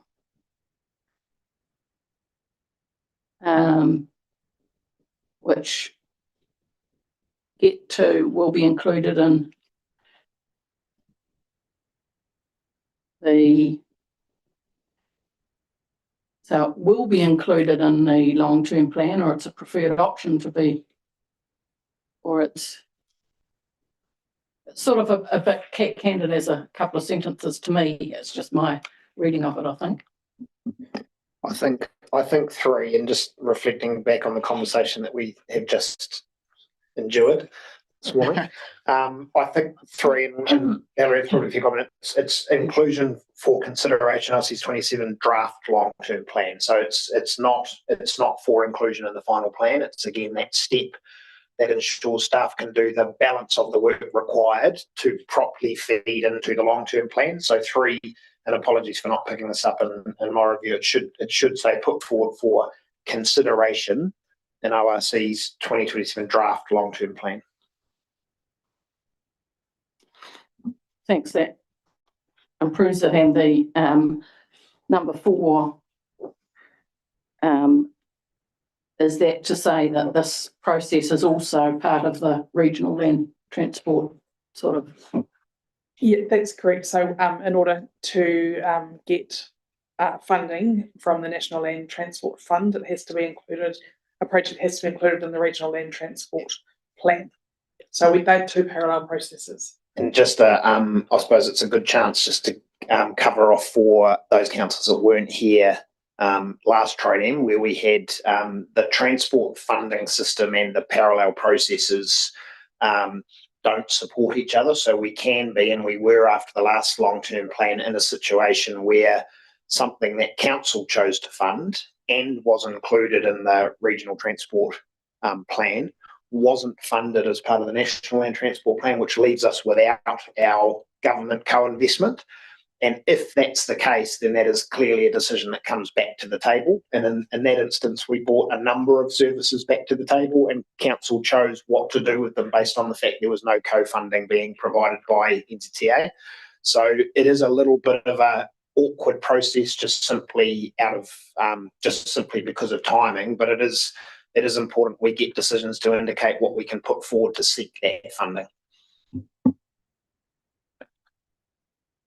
So further to that, by the time we therefore go to the community in the long-term plan consultation, will we have any indication at all from NZTA? No. No. Yeah.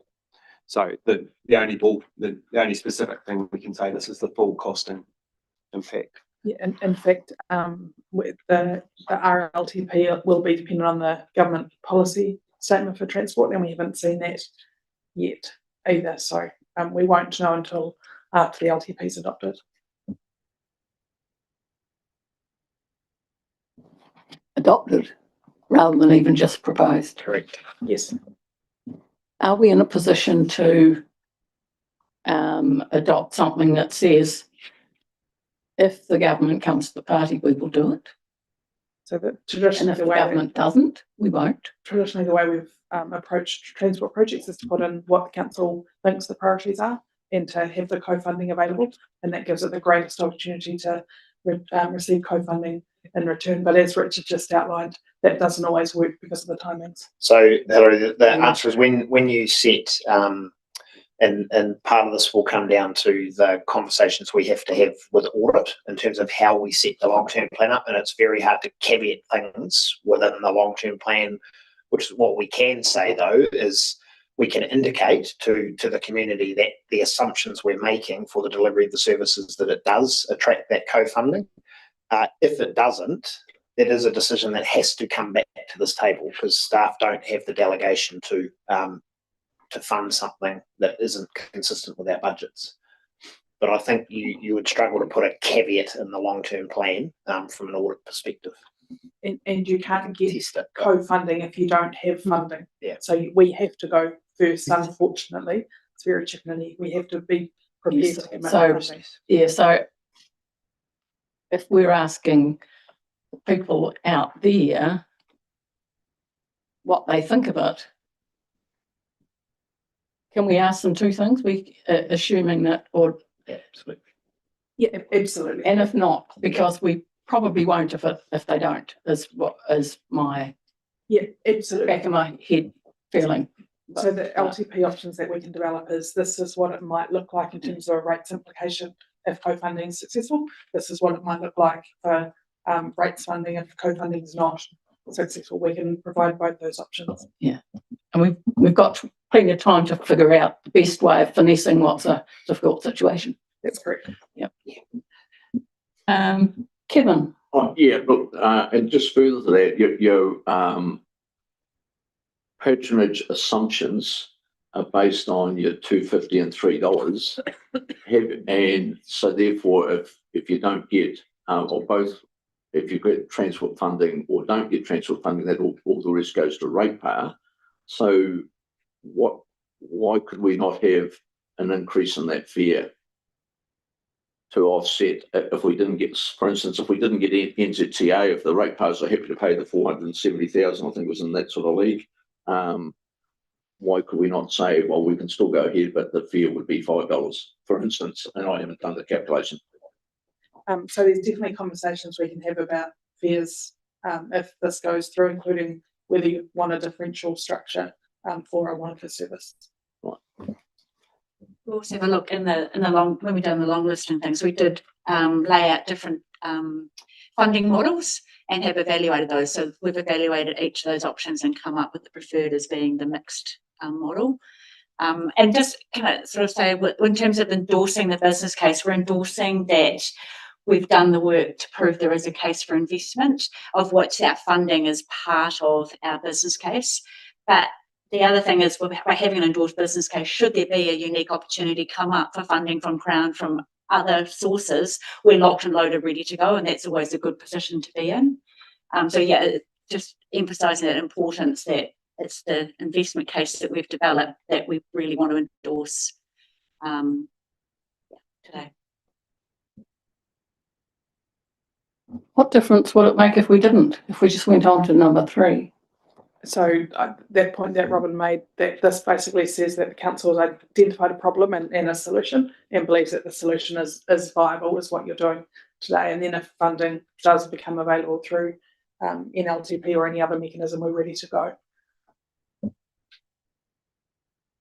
So there's an opportunity in this process for us to help contribute to what consultation we would want from people and what assumptions might be being made, like fears and things. Yeah, so the long-term plan consultation document has to be signed off by council, and that will include what questions you want to ask about this and anything else you decide to consult on. I'm happy to move unless whose paper is it? I'll move Matt, Well, we all move. Matt would like to move and I'll move the bus along the way. And Kevin would like to Second. I'll second. Second. Right. Debate. I'll just introduce the debate. I guess the opportunity, if the community really want this to they'll be funding it through their rates, and so presenting that information to them clearly as to what the opportunity is will be an important part of this process, obviously. So thank you for putting together that information in a thorough way. I'm sure that the people in the Upper Clutha have had more than one eye on what's happened in the Wakatipu and the ability to function around that community from a traffic point of view, and also the may or may not be aware of the growth and the use of PT. So I think the opportunity to get this rolling, do a really thorough, good trial is a way to help the community plan for how they'll move around. Thank you. Gary? Thank you. Yeah, I'm happy to support too. I think there's been sort of some ongoing messages, certainly from a growing number in the community, that as the community grows and the development grows, then the need for further services and to service those areas is also growing. So as we have public transport in the Queenstown area, then I do concur that we're reaching a point where we need some services, and it will be very interesting to see the support of the community, just in how they are prepared to support some potential funding model through the LTP. And if we can get to the next stage, then we'll see the support we have then. So no, that'll be good. Alan. Thanks. I'm very pleased to see that this has come to council. We've been talking for a long time about extending our public transport offerings. We've recently seen, of course, the Route 1 trial from 1st of October, heading up to Oamaru, and here's further expansion we are planning for the public transport network. There is, as we've heard, there's still uncertainty around the funding, but by proceeding with this now, we will be ready to make the most of any opportunities that do come along. I also noted, on initial reading, to see that the preferred option that we are voting on now is for this sort of skeleton service. A fairly limited service, but really importantly, it's noted in there that this can be scaled up without too much difficulty, should that demand require the need for that. And that scaling up possibility, I think, is really important. So thank you for everyone's work on this.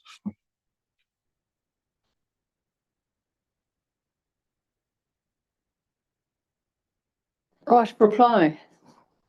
Oh, Sorry. Andrew. Too slow for Mark. I think the report highlights the expectation and anticipation of a bus service at some point, simply because of the rolling infrastructure improvements that have come along with the various mainly residential developments. Clearly, there has been a thought for the future to be able to absorb some sort of passenger transport service. And I think the other thing, I tend to go out there in the last 5 or 6 years, has been a considerable difference between the volume of traffic at those pinch points, whether it's the Albert Town one-way bridge, any of the intersections, roundabout intersections. There's just an very obvious increase in traffic. I think the other important thing also is that the RPTP made some assumptions around the connectivity importance and the importance of connectivity across the region, but in particular targeted the Wanaka or Upper Clutha district as a sort of the next cab off the rank, for want of a better term, in terms of its internal PT system, and linking Wanaka, Three Parks, Albert Town, and Hawea seems to be, and the business case has proved that, seems to be a pretty solid investment at this point in time. But a 2-year trial will give us greater confidence to continue on with the service.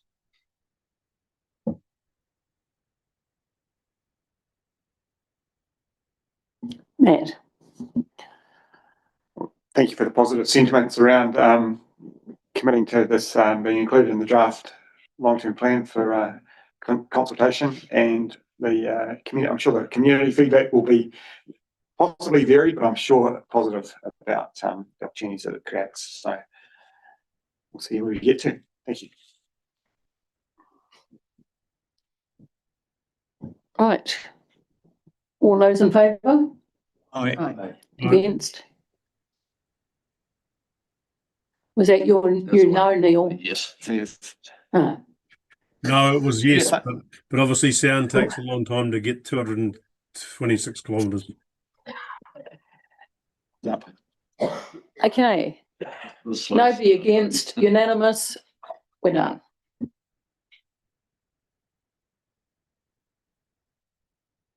(9.6) bus stop audit infrastructure update. And I think this is also Alan. I'm very happy to introduce this one as well. And it looks as though we have Anita Dorr, Julian Phillips and Kayla Dobson come to answer any questions about this.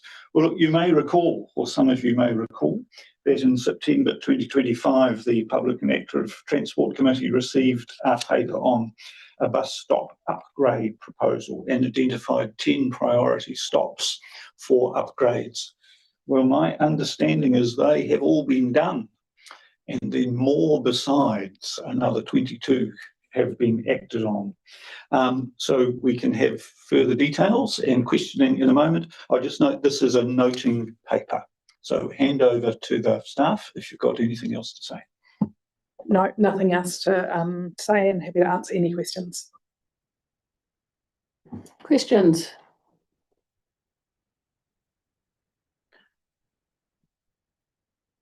Kevin? Yeah, so the 10 priorities were arranged, but then you've gone and done 22. So does that mean in this year's budget we'll be needing less? But we only had budget in last year, but we've carried it forward, and it's actually going to stretch further than we had anticipated through the very good procurement of the team. Yeah, so what I'm probably seeking there, you don't need our guidance on those priorities. That's your priorities as operational, and you're just saying you've done a far better job. I'm sorry, not that you're doing a bad job, but you know what I'm saying, you've managed to get 22 done for what you thought, and so that's just your budget's been maximised. Yeah, that's right. One of the challenges is that the scale of the improvements are quite variable. So sometimes it's yellow lines on the ground. Sometimes it's completely new infrastructure, a shelter or expanded things like that. So it's really variable on until we get in one by one. But it does mean that the money will stretch to a lot more improvements than we had anticipated. We thought it would be more than 10 we would get done, and it will be considerably more.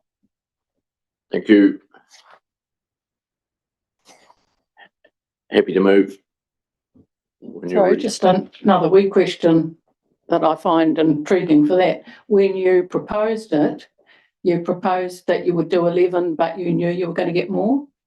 So sorry, we prioritised. There was all of the bus stops across Dunedin were audited and assessed against some objectives. The council asked us to prioritise some based on health and safety, but the intention always was, and at that time as well, that there would be considerably more than 10. We just didn't know how far the budget would stretch. So it was an unlimited number of bus stops until the money runs out. So that's still the approach.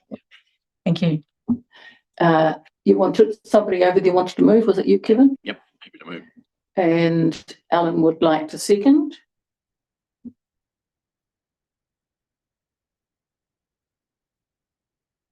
Right, you. We're in debate. It's my right to reply.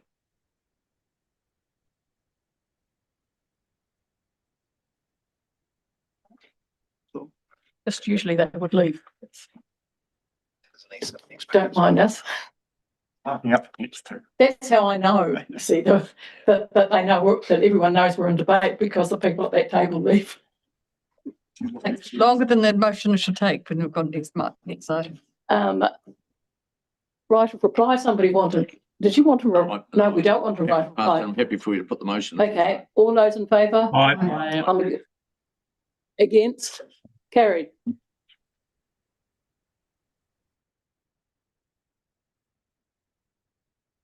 (9.7) Customer satisfaction survey, Dunedin and Queenstown. And when it says satisfaction survey, it's about public transport annual customer satisfaction survey. I think it's Matt introducing I'll this. introduce this one. Yeah, thank you for making this survey happen. I gather it's required with the arrangements with NZTA that we undertake these surveys annually. So that's good that it does happen as well. From my point of view, the number one survey response is the patronage on the bus and the people that keep on turning up to use them, and especially in Queenstown area, we're seeing a lot of growth in that area. So that is the first signal of satisfaction that people retain their use of the service. But otherwise, the results have been tabled here, and Anita or team can introduce any specific details they'd like to highlight. Thank you. Thanks, Councillor Hollier. No particular additional details. We're happy to answer questions.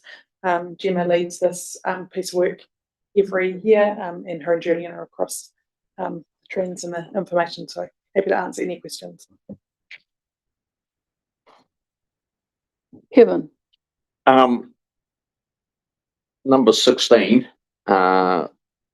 which is on page 339, key exceptions for areas below 80% were on-time performance 69%.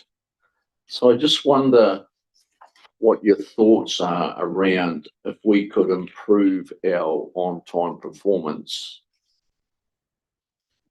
how much more patronage you would actually get. Have you put any thought into that? And I know you're working hard on it, but I'm just, what are your thoughts around that?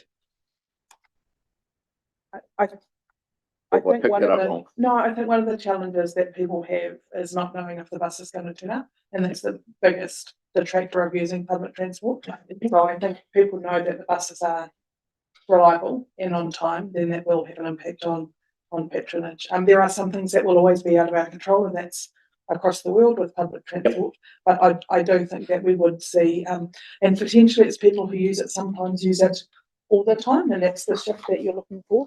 That would make a difference. Yeah. So what would be the key things would have to change, let's say, in Dunedin to make that happen, or to make it more reliable? Yeah, so some of the work that this team does is they're always looking at network optimization. So, for example, if we have a run that goes, I can't look up, goes up to Ōpahu, that the timetable doesn't work for the length of the run. So we haven't timed that correctly. We'll be fixing that in October. That will make a difference. It will make the passengers understand when the bus is going to come, and the bus should arrive on those at that time. So we're always looking at doing work around network optimization.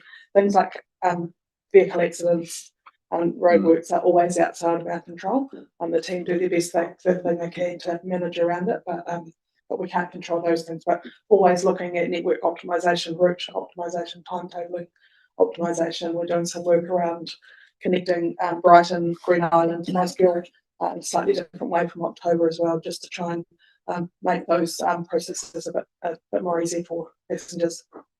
Yeah, and can I have a follow up to that, Chair? And I think it's the other one on 26 is information about services and delays, and that's more in the Queenstown one, I think it was. So that's a similar frustration, or what are your work ons there? Yes, so at the moment, the way that we advise customers of delays or cancellations is inconsistent. We're just in the process of upgrading the way that we do that. So we're just upgrading our software. So it'll be one process to update all of the platforms rather than it's a manual process, relies on the operator and or a phone call to our on-call team. So we're just doing some testing at the moment, and would like to think that would be rolled in when we do the new changes in October. Excellent, thank you. Andrew. Yeah, just going back to Kevin's question about on-time performance or reliability. Is there a variation of the time of the year when it's more vulnerable? In other words, the on-time performance is more vulnerable. And I give the example of TAs and NZTA generally do, and I'm probably referring to Dunedin here, but generally do all their contracted roading works sometime between February and the middle of winter, approximately. And I just wondered, for the other sort of, 7 or 8 months of the year, does the reliability thing, particularly in relation to roadworks, improve or not, or was it consistently over a 12-month period that the influence of reliability is impacted X amount by, because there's always going to be roadworks? Yeah, the roadworks do have an effect. I'll comment on in a second that the key thing is actually peak travel during term time, because they've got commuters and school kids at the same time, so all year round. So off peak in the daytime, if we were just to measure reliability, between 9 and 3, and weekends, it would be a very high number. But it's the peak times, and the challenge with services becoming more popular is that the buses are stopping more, taking longer to load people, and therefore you're constantly doing network refreshes to reflect the fact that the services are busier. the roadworks do have an effect. There's an effect on, sort of ad hoc things here in Dunedin, but in Queenstown, it's a big effect. The Alliance Works got a huge roundabout. There's not many ways in and out of Queenstown. An accident on a single lane highway can cause a big problem over time when those roadworks. The Alliance Works are finished, it will have a beneficial effect on the bus network, but at the moment it's quite challenging there. Yeah. Two questions. One of them, I'm not sure whether this paper is the place, but do we talk to the DCC about what road works and things they have? I mean, what you might find if you talk to them at the moment is that until the hospital build's finished, which is what, 5 years? I don't know how long, those road works will continue. So they're not a temporary wee blip. So do we talk to them about what's happening on the basis that clearly if it's more than just a little blip, the timetable needs to change? Yeah, we do. DCC, NZTA and QLDC. So the hospital is a good example. There's some bus stops being made larger, there's effectively being improved, not at our cost, and some removed or shifted, and there's some turnings and things that will affect road traffic. So that will impact, it could impact how services run, could make them more efficient in the long run. But in the short term, we can only reflect what traffic conditions are doing today, and then when the build's finished, if we see a clearing of traffic and things will be easier, then we have opportunity a couple of times a year to refresh the timetables to make them reflect improved roading conditions. Ditto Queenstown, where especially with the Alliance Works, that are very, very extensive. So there's a lot of discussion. The Alliance are rebuilding the Frankton bus interchange, which obviously affects us a lot. We normally have quite a lead time in preparation to make sure our passengers know what's going on, to do what we can to manage expectations on reliability and so on if it's going to be difficult. The other question is, we were having a group set up, a bus users group. I don't know something about. Does that feed into any of this? Because that was intended to partially be. We're anticipating bringing you a paper on that in September, including a draft terms of reference and a recommended membership of the group. Thank you. Kate. I appreciate that these are statutory questions. I think that they've fixed the analysis but it doesn't necessarily give the context. And so we can talk about buses being held up in traffic, but I presume the cars also get held up in the same traffic. The one thing that has changed in the last wee while is the bus giving way to buses, which this council promoted to the Minister of Transport, and we're delighted to see. Are we taking any, have we done any promotion of making sure that that's understood and the import of that on the network? And I'm just wondering about what we do to, it's interesting, the people that are on the buses and not on the buses, given what we're hearing about cost of living and fuel prices. It's always surprising that people aren't seeing it as as good value. And I'm just wondering if we do any comparative time or costings and promote them.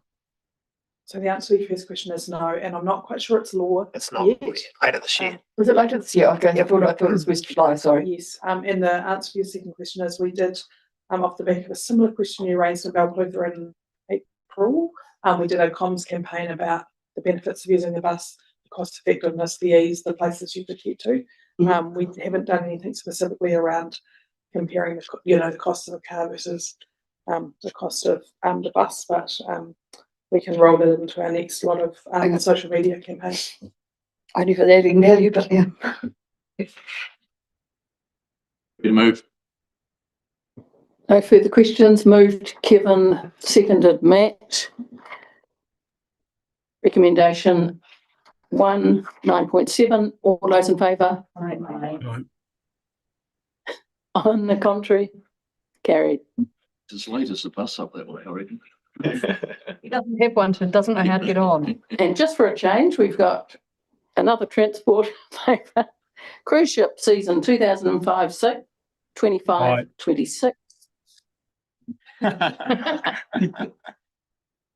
Before Anita introduces, can I just flag this will be the last time you receive this report, unless there's a significant change in circumstances. So it's obviously come a couple of times now because of future challenges, but off the back of Anita talking through the report from last year, we think this will be the last specific report on this issue.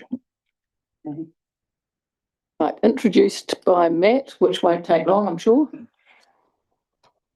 No, and I guess I'm touching on what Richard's just said. It's great to see that the information in this report shows that the local usage wasn't disrupted by the cruise ship. So I imagine that was why the report had been tabled previously. But yes, thank you very much for it. Nothing to add. Happy to answer any questions you might have. Right, does somebody want to move, since there is no questions? Moved by Matt. Oh, I did have a question. So just in light of your comments, Richard, obviously what's happening there and the feedback I'm getting is we're doing a pretty good job between the port and ourselves, and things are happening really, really good. So we're not getting a further report because we think we've got a good method under control, and we don't, I'm comfortable that that's the rationale. Good, thank you. Happy to move. Was that a question? Yes, it was. Yeah, Matt? Sorry, Neil. and I got a nod. I've got to say, I understand why we're not going to get this report back, but anyway, it's more of it is a question. Why only $6 return? That just seems ridiculously cheap. It's the cash fare equivalent. So if someone wants to come and pay cash, so it's the same price as if someone walked off the boat, paid cash. But by having a ticket seller at the port itself, preventing queues at the bus stop and that sort of thing, by issuing a paper ticket that way, just makes it more efficient and lets us run things a bit smoother. Yeah. So effectively, Neil, it's a public transport service. It's an additional service, and we can only charge that fare. Yep, right, thank you.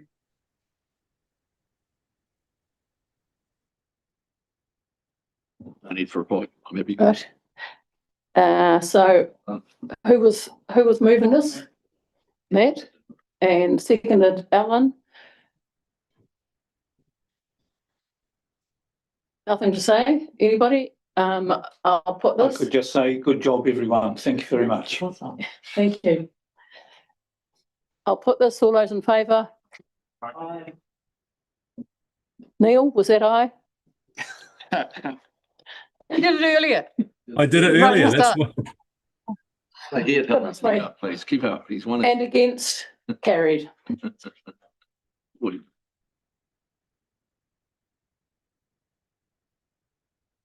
Right, 9.9 LTP development, non-financial forecasting assumptions. Councillor Malcolm.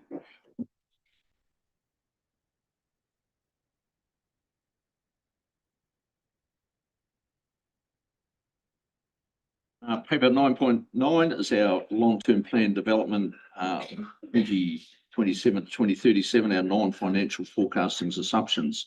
This builds on our May workshop, and this paper will seek to endorse endorsement of these assumptions, and noting that they're based on our current data available. And it's a mandatory process under the Local Government Act of 2002. So an example of that would be an assumption we make is on population growth based on the figures we work that growth out to 2038, but and we need to show those assumptions. But so, for instance, if population grew faster than we assumed, that would create infrastructure pressure, and if it's created slower, we would probably have costs that would go on to less rating units than we had made that assumption to. So we have to do this process, and there'll be two recommendations that you'll be asked to vote on very soon, and I'll hand that over to Jasmine and Hilary and the rest of the team at the table. Kia ora, thank you. As Councillor Malcolm has said, this is another part of the context setting piece for LTP development for 27-37. assumptions are a key part of any LTP. They're specified in the LGA for inclusion in the LTP document. They're also in the financial strategy and infrastructure strategy. And the auditors are always very interested in the assumptions that councils make, and they look at them with quite a lot of detail. So it's important that these are robust and based on the best data that we have available. So today we are asking council to confirm the draft non-financial assumptions, as this will support staff to be consistent with their planning. And the financial part of our significant forecasting assumptions will come to council later once we have more up-to-date information and the sector contracts specific financial advice for local government sector around CPI, inflation, etc. So that will come later, and I will hand over to Hilary and the strategy team to tell you more about the data in the process. So yeah, the process was relatively straightforward. So staff drew on a range of evidence and expertise, identified factors that could significantly affect ORC's financial estimates, developed some assumptions about how those factors might change over the next 10 years, and considered the level of uncertainty and potential implications on our financial estimates if we were wrong in those assumptions. And I just wanted to note that, you know, what you have in front of you today are draft financial assumptions to underpin this current phase of the LTP work, but they're not intended to be static. And as more information becomes available and as our operating environment changes, they're going to have to evolve over the next couple of months, with the final assumptions being brought to council in December. And I should just note as well that the population growth estimates that are in the paper today are based on medium growth projections from Stats NZ, and we realise that some of the TAs use, especially QLDC, use high growth estimates or higher. But we will be aligning further with the TAs over the next coming months, and when it really matters is when we set those rating units, and which we always align with the TAs when we come to that point.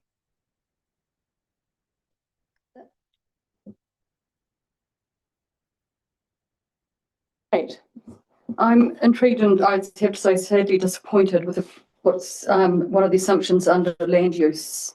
It's on page 358. It's the last one in bullet points. And you've assumed the national level trends in land use change will also occur in Otago. These include increased economic risks for land-based industries as degradation of the environment impacts the natural services that they rely on. I think the biggest threat to land use space is biosecurity issues, not degradation of the environment generally throughout Otago, from what I'm seeing.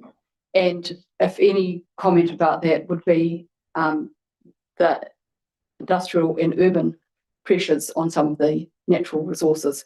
I'm just wondering how, and I presume that is something that's come from a document. I'm just wondering where that is, because the biosecurity risks we're hearing about through MPI, whether it be foot and mouth or even avian flu, they don't seem to be been in there. We've talked about increased pressure on biodiversity, which would be a subject to biosecurity issues from like climate change, land use change, and pest species. But Emma can speak further to where that came from, the MFE Our Land report. Yeah, so these assumptions come from MFE's 2024 Our Land report, which makes assumptions about what we expect to see changing across New Zealand in our land. And we've looked through those assumptions and pulled through the ones that we believe are most relevant to Otago. So these are directly from that report, and these are the ones that we see as being relevant to Otago. Did it have anything about spatial and urban encroachment into natural landscape areas? It did. So this one is a decrease in the availability of highly productive land due to urban expansion. That's the assumption they had made around development, and that's one that we chose to include here.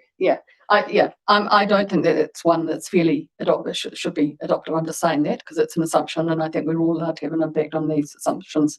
I think Otago has been very, very lucky to be relatively well preserved. It would be the urban expansion around certain areas of central Otago that I'd be most worried about, having a degradation of the environmental impacts that make it less, the natural environment is what they rely on. That's the incongruous nature of that statement. But yeah, anyway, that's, I'm just saying it's not one that I agree with. And I think this is the only time I get to do that. Further questions? Somebody like to move? Move. Seconded. Gretchen?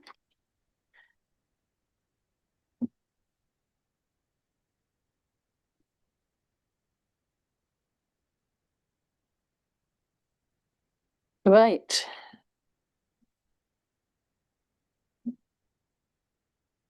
No debate? I'll put the motion. Yes. Oh. Sorry, I looked at you and you just, well, I was brain was deep in- turning. deep in thought and calculating my, jolly good. We welcome your contribution, Gary. I'll be brief. I mean, I'll support the overall motions, but it is disappointing to see the continual commentary against with degradation of land use and an assumption that activities happening on land, because the inference here is around agricultural, that it continues to appear as being a degradation, that intensification will immediately mean degradation. The industries that are moving forward innovation in how we manage land and what we do on agricultural and horticultural forestry properties is improving day by day. And I'd like to see the situation where we actually can see almost a neutral or improving situation as opposed to just assuming degradation continually. Thank you.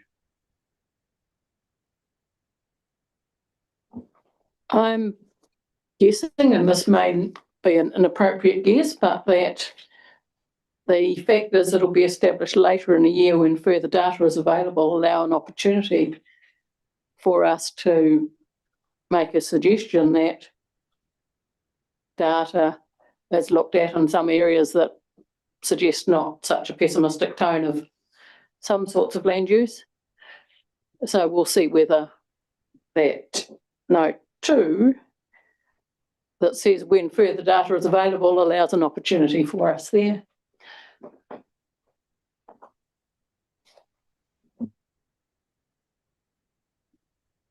Kevin. Right, reply? Yes. Cool, we're at that stage, right. Critical part of our long-term plan, and probably many of us are wondering why we're actually doing a long-term plan, being that we're only here for a short term. But the reality is we've said as a group that we intend to hand over the Otago Regional Council in the very best position possible, and part of that will be giving the very best assumptions for the next 10 years, especially on our infrastructure and on our mandatory processes that as Otago Regional Council we undertake. I do agree with the comments of Councillor Kelleher that I think at some stage we need, certainly as a governance team, start to recognising the very good work that our agricultural sector is doing in remedying effects that their activities may be having on the environment. And I just reflect on a conversation last night at our coast plan at Pukekohe Marae, where the lead of the East Otago Catchment Group was there, Stephanie Scott, and all her enthusiasm and the work that we see that they're doing within their environment to ensure that anything that looks remotely out of kilter with good balance is being jumped upon and worked very hard on within that community. So, and I take note that we have that opportunity later to correct some of those or alter some of those assumptions. but we need to have this done to a degree that we are going to hand the Otago Regional Council over with a long-term plan that reflects where we're at and reflects that we are very good stewards of this organisation. So thanks for the work, staff, on these assumptions, and let's get into this reasonably exciting, well, very exciting process of long-term plan as tomorrow morning. Thank you. Right, I'll put the motion. All those in favour? And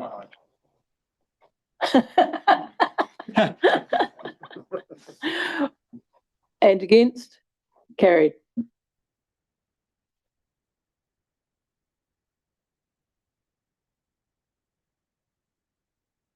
Uh, 9.10 Remuneration Authority Determination 2026-2027. This is to note, and it's very much a noting paper, local government members remuneration determination 2026-2027, and the non-just noting part is approving the councillor expenses reimbursements and allowances policy. Has anyone any questions of Amanda, or have you got something to add to that, Amanda? Bobby? Sorry, I'm just trying to find it. There was something about the travel allowance being backdated. Yes, so the determination adjusted to be the IRD's latest rates, and I think that is backdated. So that's an IRD decision. We don't get to choose. No, I don't think Was so, that although I'll separate or just not? double check with Nick, but no, I don't think you get to choose that. Okay, thank you.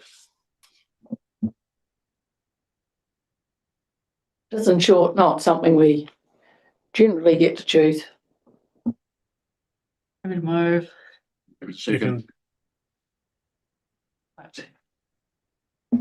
Move. Gretchen seconded Kevin. The second. I'll put it to the vote. All those in favour? Aye. And against? Carried.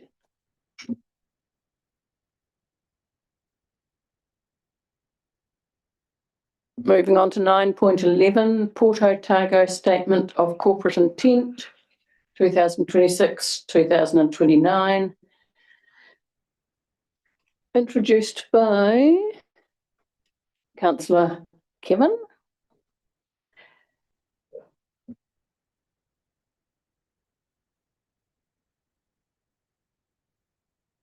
Nick, sit on before Andrew hits me. Right, the Port Otago Statement of Corporate Intent for 2026 to 2029 follows our letter of expectation sent by Council to the Port on the 10th of March. We have two recommendations: to receive the report and the SCI to the 30th of June 2029 and endorse the Statement of Corporate Intent for period to the 30th of June 2029. As the process, we, and I'll hand it now over to Mr. Dominic. Probably nothing to add except this is your opportunity. This is the draft SCI. So they deliver it to us by 31 July. And then if you've got any feedback or comments, we send them back and the port directors finalise the SCI by 30 September.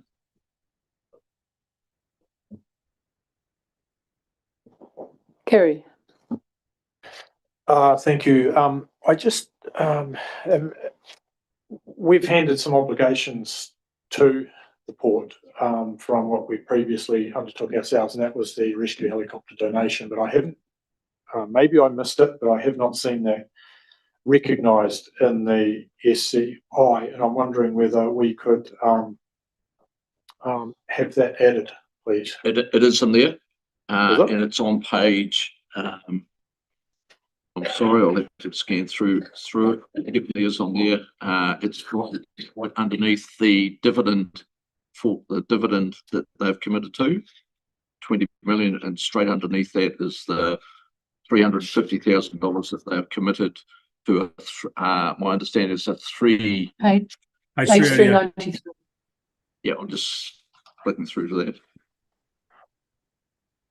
What page, sorry? 393. It's in the letter. That's the 388 letter. SCI. 388, our financial value, financial total risk you hold against trust 0.35 million.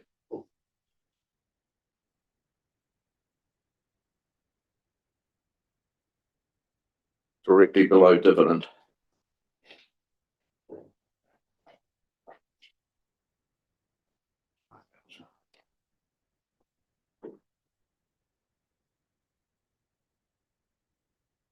On page 388. Agenda. Performance targets. Performance targets.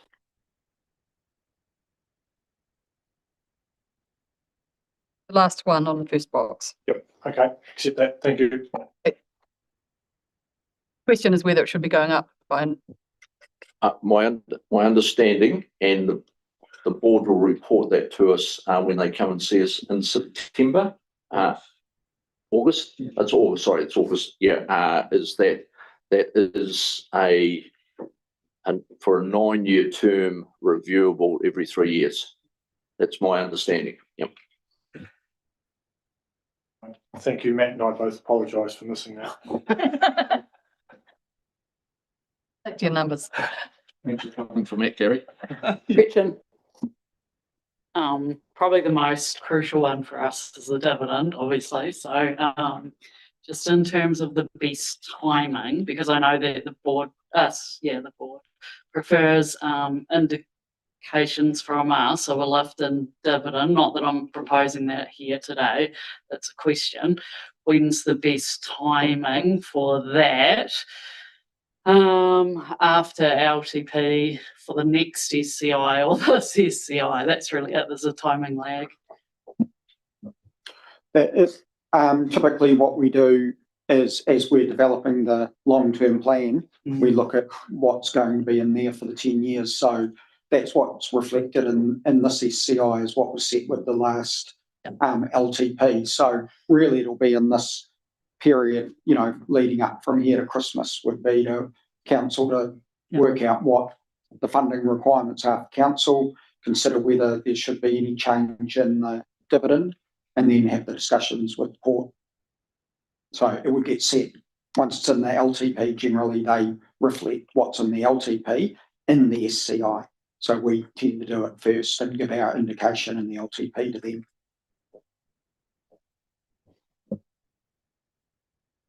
Kate. Something to consider, and I'm not sure that we can do it now, but the harbour plan, and they talk about the harbour in a number of contexts and performance targets. Their harbour plan was meant to follow the ICM project on Dunedin and coast, and it would be good to think that the port may have some funding to assist with that, over and above as their contribution to, or I'd be intrigued in understanding how they saw that rolling out for the harbour and development of the harbour plan, which has been many, many years in the waiting. And it would be, the timing is right to start saying it should be in the next following year or two. And I'm not quite sure who is going to be the lead for that, because the harbour plan was meant to follow the ICM project. Who really? That's what the question was. Well, the question is the role of they're aware of. I've discussed with Kevin the ICM program, and they're taking part in that, and they know that the harbour plan, depending on the outcome of the ICM and the various stakeholders involved, and that the I guess Port Otago's plan could form one of the critical actions to come out of ICM, and then there's a discussion around the implementation of that. So they're certainly well aware of it, and the encouragement at the moment is for participation in the broader ICM program, and in particular those conversations around the harbour. It would be nice to see it as a performance target, potentially as something they deliver on at some stage. Matt. My first point, I have a question, which is the document is titled Port Otago in their statement of corporate intent. And from the integrated sustainability policy onwards, it purely seems to focus on the delivery of port operations and investment at the port related activity and value and that sort of stuff. It does reference the dividend being paid out to the shareholder, which it obviously comes from their whole investments model, which is Chalmers Properties, etc. Am I reading it correctly in the sense that that wheel on page, whatever it is, and the integrated sustainability policy, is that purely, and all the actions that follow from it, purely to do with the port's operations as a port, or is it meant to be for the whole portfolio of their the entirety of their balance sheet and systems? What's the difference? Well, the difference is, for example, the interpretation where it says our financial value. So returning consistent sustainable dividends to our shareholders to support regional economic development and benefit our community. So is that to support regional economic development as in the port operations undertakes activity because, and therefore that delivers on that? Or is it that the dividend is created for the shareholder who then undertakes its own economic development activity? Or is there an opportunity for that to be interpreted in a way where the dividend or the activity of the whole company could be used to undertake economic development that is separate from being a port? It'd probably be a better question to ask them directly when they're here next month. But those in that wheel, what they've got there is their capitals from an integrated reporting point of view. So when they talk about the financial value, directly they pay the dividend to us, but they always talk about wider, and it doesn't just sit in financial value, it's sort of across those other capitals as well. That's what those 6 things in wheel are called. But they see they're not talking about giving us a dividend for us to invest in economic development. They see their operational activity of running the port benefits the economic development across the whole region. And in fact, it's wider than just Otago because a lot of their product is coming from Southland as well. So it's a little bit of both, but probably a question that if you ask them directly, you'll get a much more, succinct answer from them. Yeah, thank you. No, I appreciate that. And there was intentionally staged that way because I see an opportunity for them, if we as shareholder collaborate with them around some alternative contributions to the economy, not just tied to the activities of the port. Thank you. I'll bring it up. Happy to move both recommendations. I think it was 2. Maybe a second. Moved, Kevin, seconded, Andrew. Any debate? There being none, I put the motion. All those. I'll have a right to reply if there's no. I had my hand up to say and just looking around, and my apologies for not saying I will debate. Kevin's only if someone's spoken. Hey. I don't think if there's anything to reply to, Kevin, but I've already voted. Yeah, exactly. Yes. vote early and often, Neil. I'll save it for August. Right. All those in favour, including Neil? Aye. Aye. Against? Carried.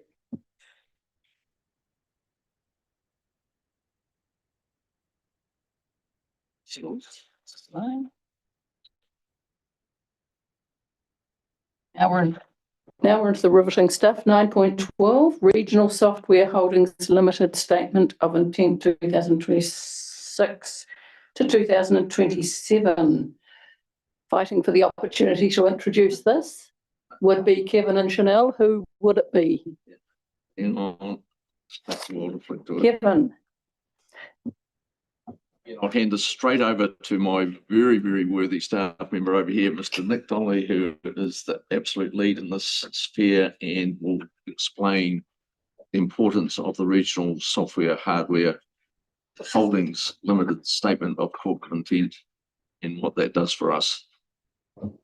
This one, although same as the port, it's a statement of intent or statement of corporate intent, slightly different in that the Regional Software Holdings Limited operates under the Local Government Act as a CCO, not as a port under the Port Companies Act. So the timing's a little bit different. They actually sent us the draft statement of intent back earlier in the year, in February, I think, and we brought that to council. You considered it for feedback, discussed it then. So there wasn't any specific feedback. So we went back, told them that they've finalised their document.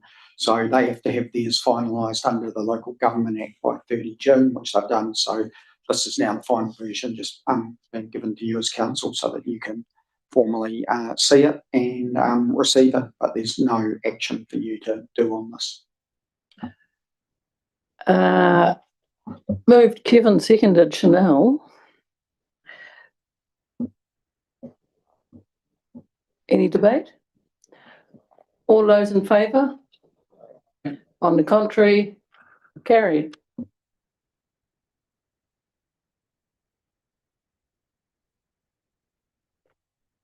And I'm going to move that 9.13 Register of the Common Seal, that the delegations which have been exercised during the period attached to that report, I'm going to move that. I'll second. That we note those. Seconded. Is that Neil? Yep. Seconded by Neil. Any debate? All those in favour? On the contrary, carried. I will now close the public meeting. Or do I have to move? I don't, I can close it. Sorry? We need to move. Right. Sorry. Oh. I'm moving to close the public meeting. The public meeting should be excluded from the following items. Public excluded minutes of our council in June, Otago Central Lakes Regional Deal, and Chief Executive Annual Performance Review. Seconded by Kate. All those in favour? Aye. On the contrary, carried.